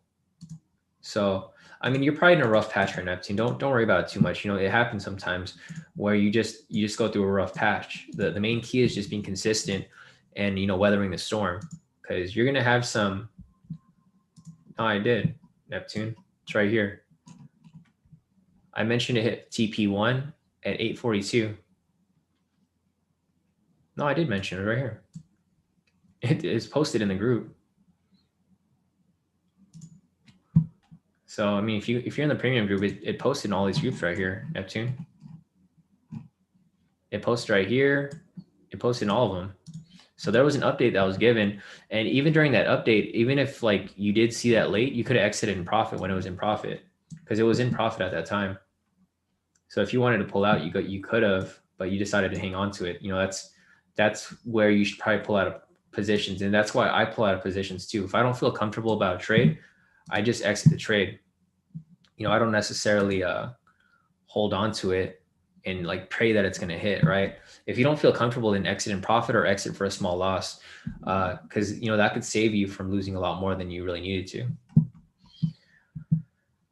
All right, so let's see. Anything else right here before I continue? Oh yeah, sorry. So I got odd NZD for Monster FX. I'm gonna delete everything off the chart right here.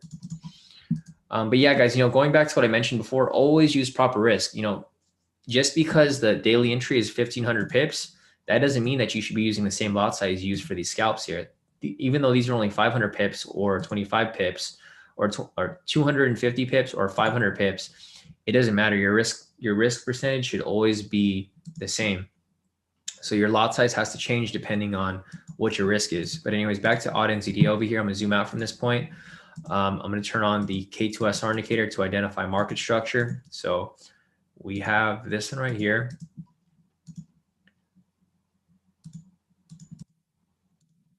This one right there. This right there. And guys, like, just going back to what I was saying earlier, we had a lot of wins for the past like 2 to 4 months already, 2 to 4 months. So this one loss today shouldn't really affect your account that much, guys, if you guys are using proper risk. I'm just reiterating what I was mentioning earlier. And the same thing that I mentioned at the beginning of the session, right? My advice is always to use proper risk for every single trade. Only risk 1 to 3%. In some instances, you can risk less than that. It just depends on what your risk tolerance is. Anyways, going back to odd NZD right here.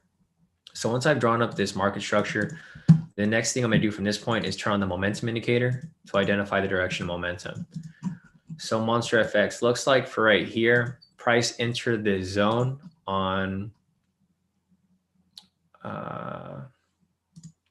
March 22nd. So from March 22nd till now, this is the current market structure that we're like really concerned with, because price over here broke the structure. So ever since then, it's been above this area. So looking at this here, this basically looks like, so we have a bearish bias right here. A reason for that's because of the sell signal. So we have a rejection off this point right here. We have a sell signal right here. What we'd be waiting for is we want price to close below this area right here. If it closes below the zone right here, then you can take a sell and then you can write down Monster. But I wouldn't take the sell just yet, because this can easily reject off this point and then swing back up. So don't jump the gun just yet. Wait for it to close below the zone right here, which is going to be at 1.08938. And then if it closes below here, you can take the sell. Vice versa, if we get a buy signal and it swings up in this direction, then you can take the buy.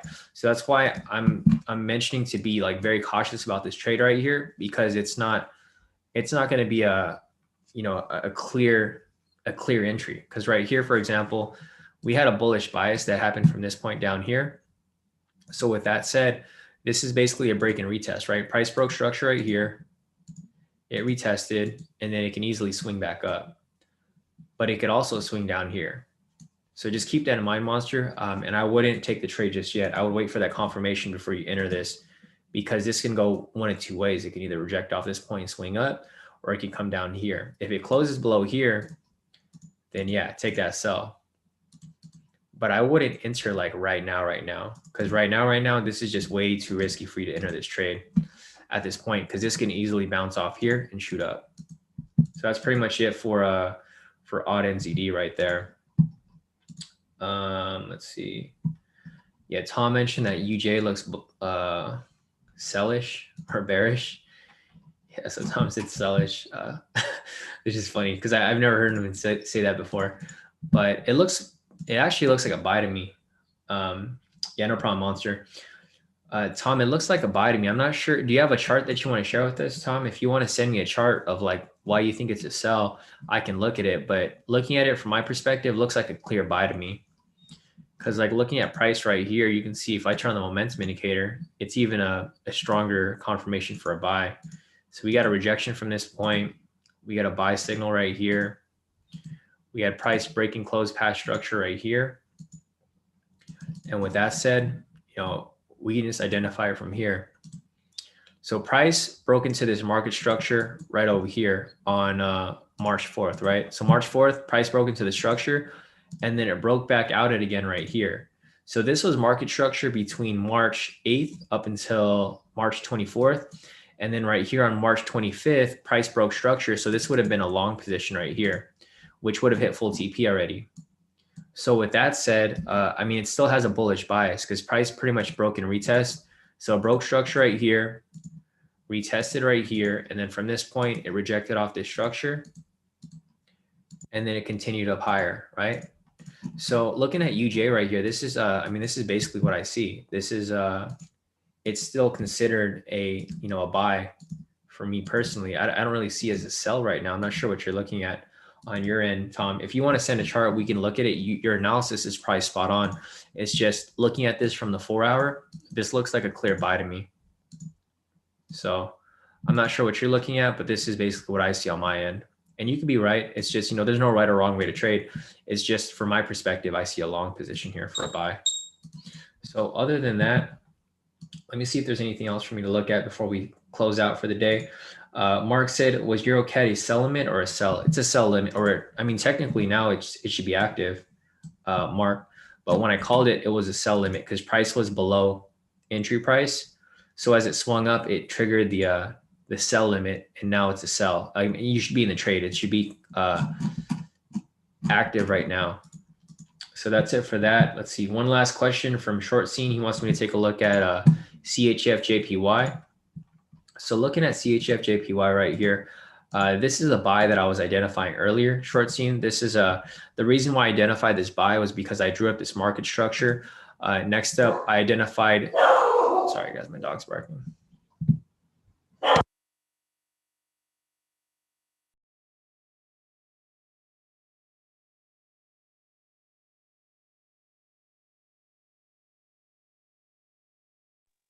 All right, I'm back. Sorry, my dog's barking. But yeah, anyway, so Short Scene, looking at CHF JPY right here, this is pretty much my analysis, because the reason why I was looking for a buy here was because we had a bullish momentum. So if I turn this off right here, you can see we have a rejection off the structure, bullish momentum, breaking close past structure right here, providing for an entry using the K2SR zone strategy. So if you guys are familiar with this strategy, I teach this strategy to you guys as well.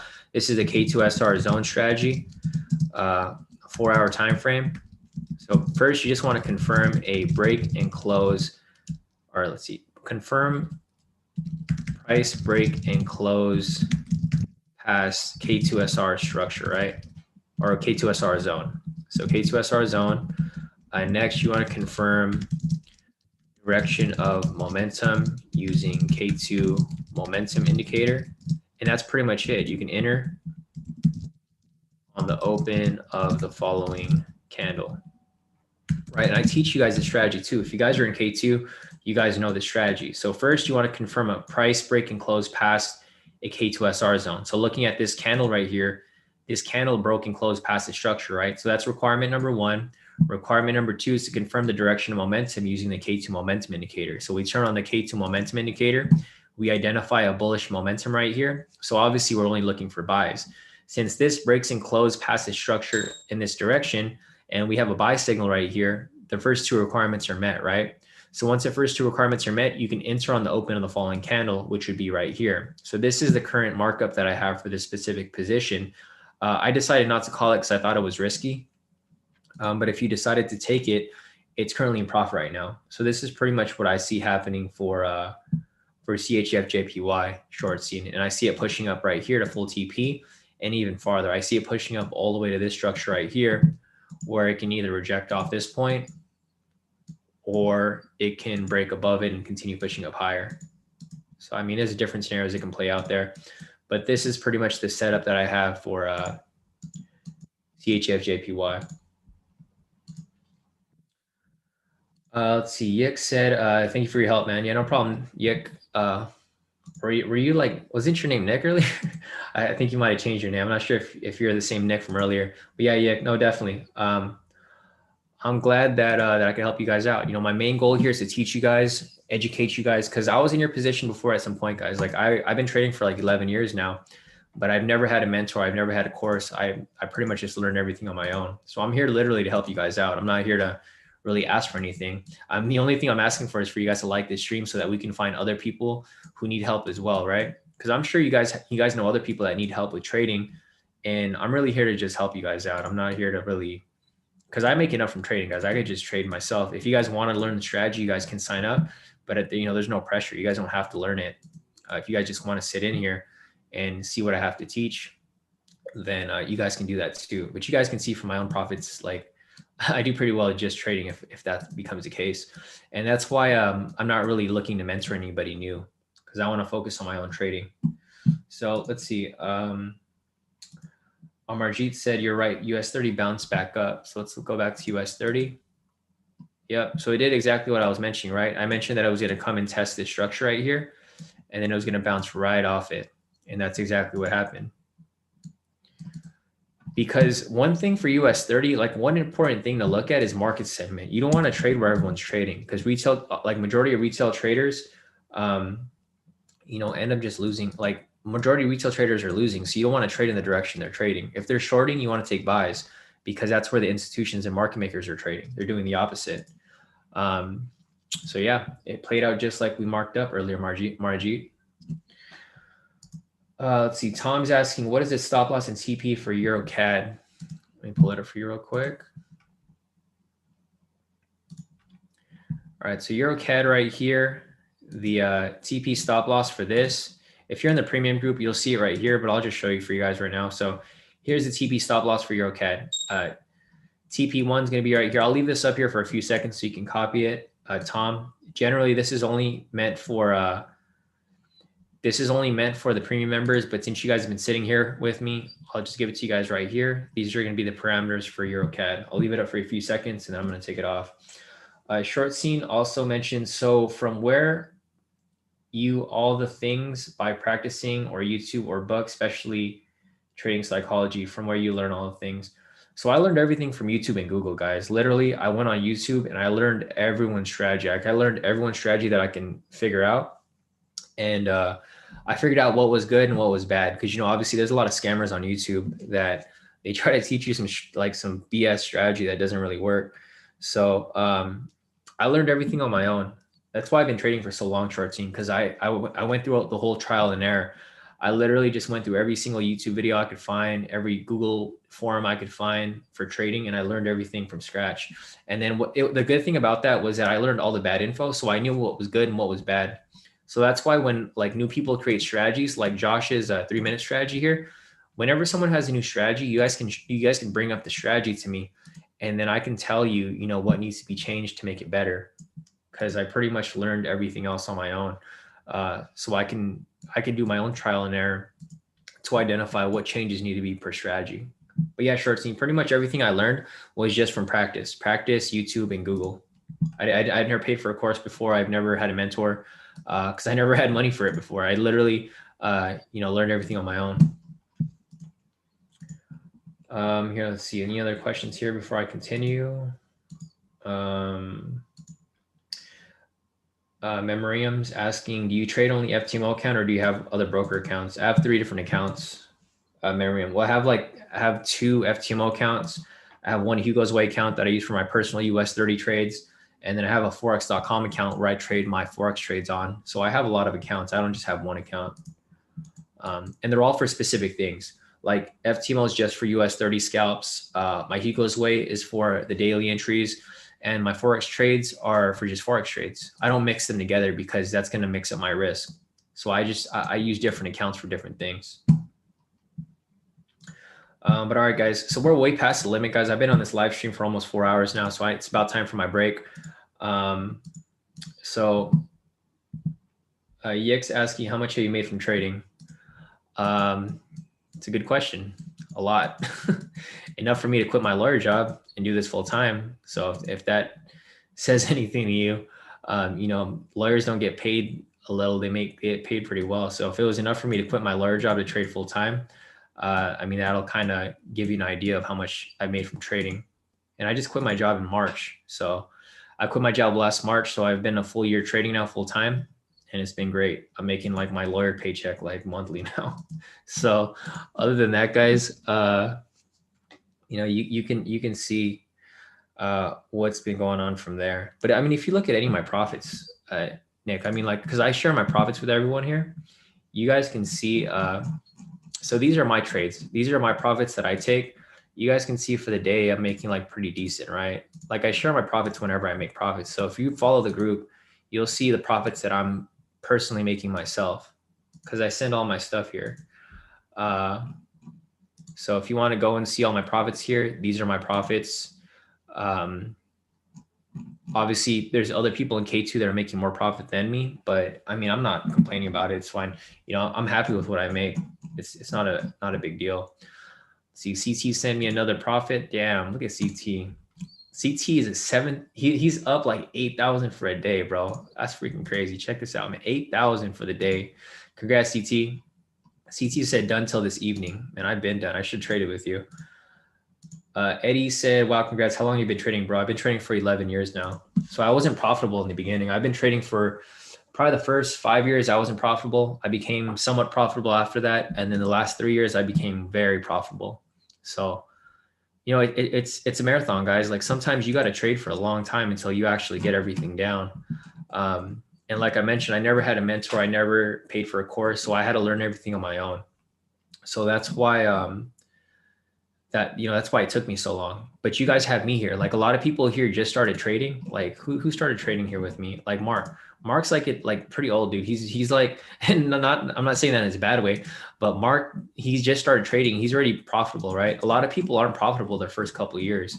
But since a lot of people here are learning from me, they cut that learning curve in like less than half just from copying my trades and learning my strategies and understanding my whole thought process when identifying these trades. But congrats to everybody here. Crazy profits for everyone here, man. It's been insane so far. Other than that, let me see if there's anything else that I'm missing here. Here's Mark. Mark's here in the chat right now. Mark, I didn't notice that you were here in the chat. But yeah, definitely great work, Mark, by you today. You did pretty good.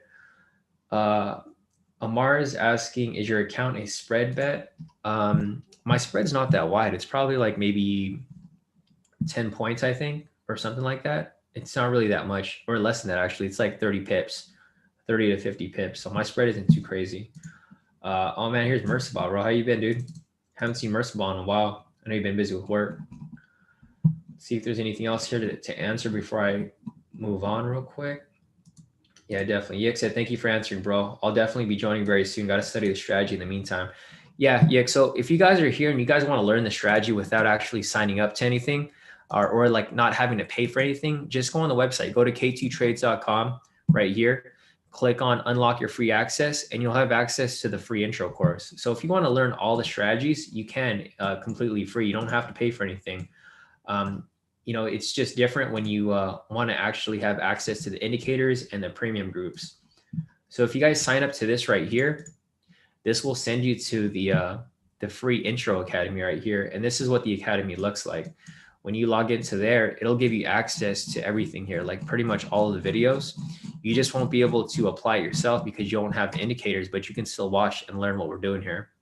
So if you guys are brand new here, just go on the website, k2trades.com. It's completely free. Just click on free access and then you can get access to that. But other than that, guys, I think we're done for the day. I've been on this live session for over 4 hours now. So I'm going to take a break. I'll probably be back for Asia session. And then, yeah, we'll take some more scalps at that point. Cause I'm still like net negative tonight or today because I didn't take all the trades with you guys, but no, congrats to everybody here, especially CT. This is amazing. Like you can see CT's profits from this morning. He went from 3,000 to 8,000 nearly in just today. This is 9:30, so this is 9:13 a.m. 1 hour later at 10:39, this dude locked in 7,919. So congrats to everybody here. Hopefully you guys locked in some pretty good profit. But otherwise, I'll be logging off for a couple hours and I'll be back later today for my mentoring session. So if you guys want to sit in on the mentoring session later on your way out, just make sure to like the stream, follow the YouTube channel, and turn on your notifications so that YouTube knows that you want to watch my videos. That way, whenever I go live, they'll send you an email like, hey, Shawn's going live for this mentoring session. Click here to join in. And then you guys can sit in and watch that. But yeah, guys, so until then, thanks for showing up. And we will catch you guys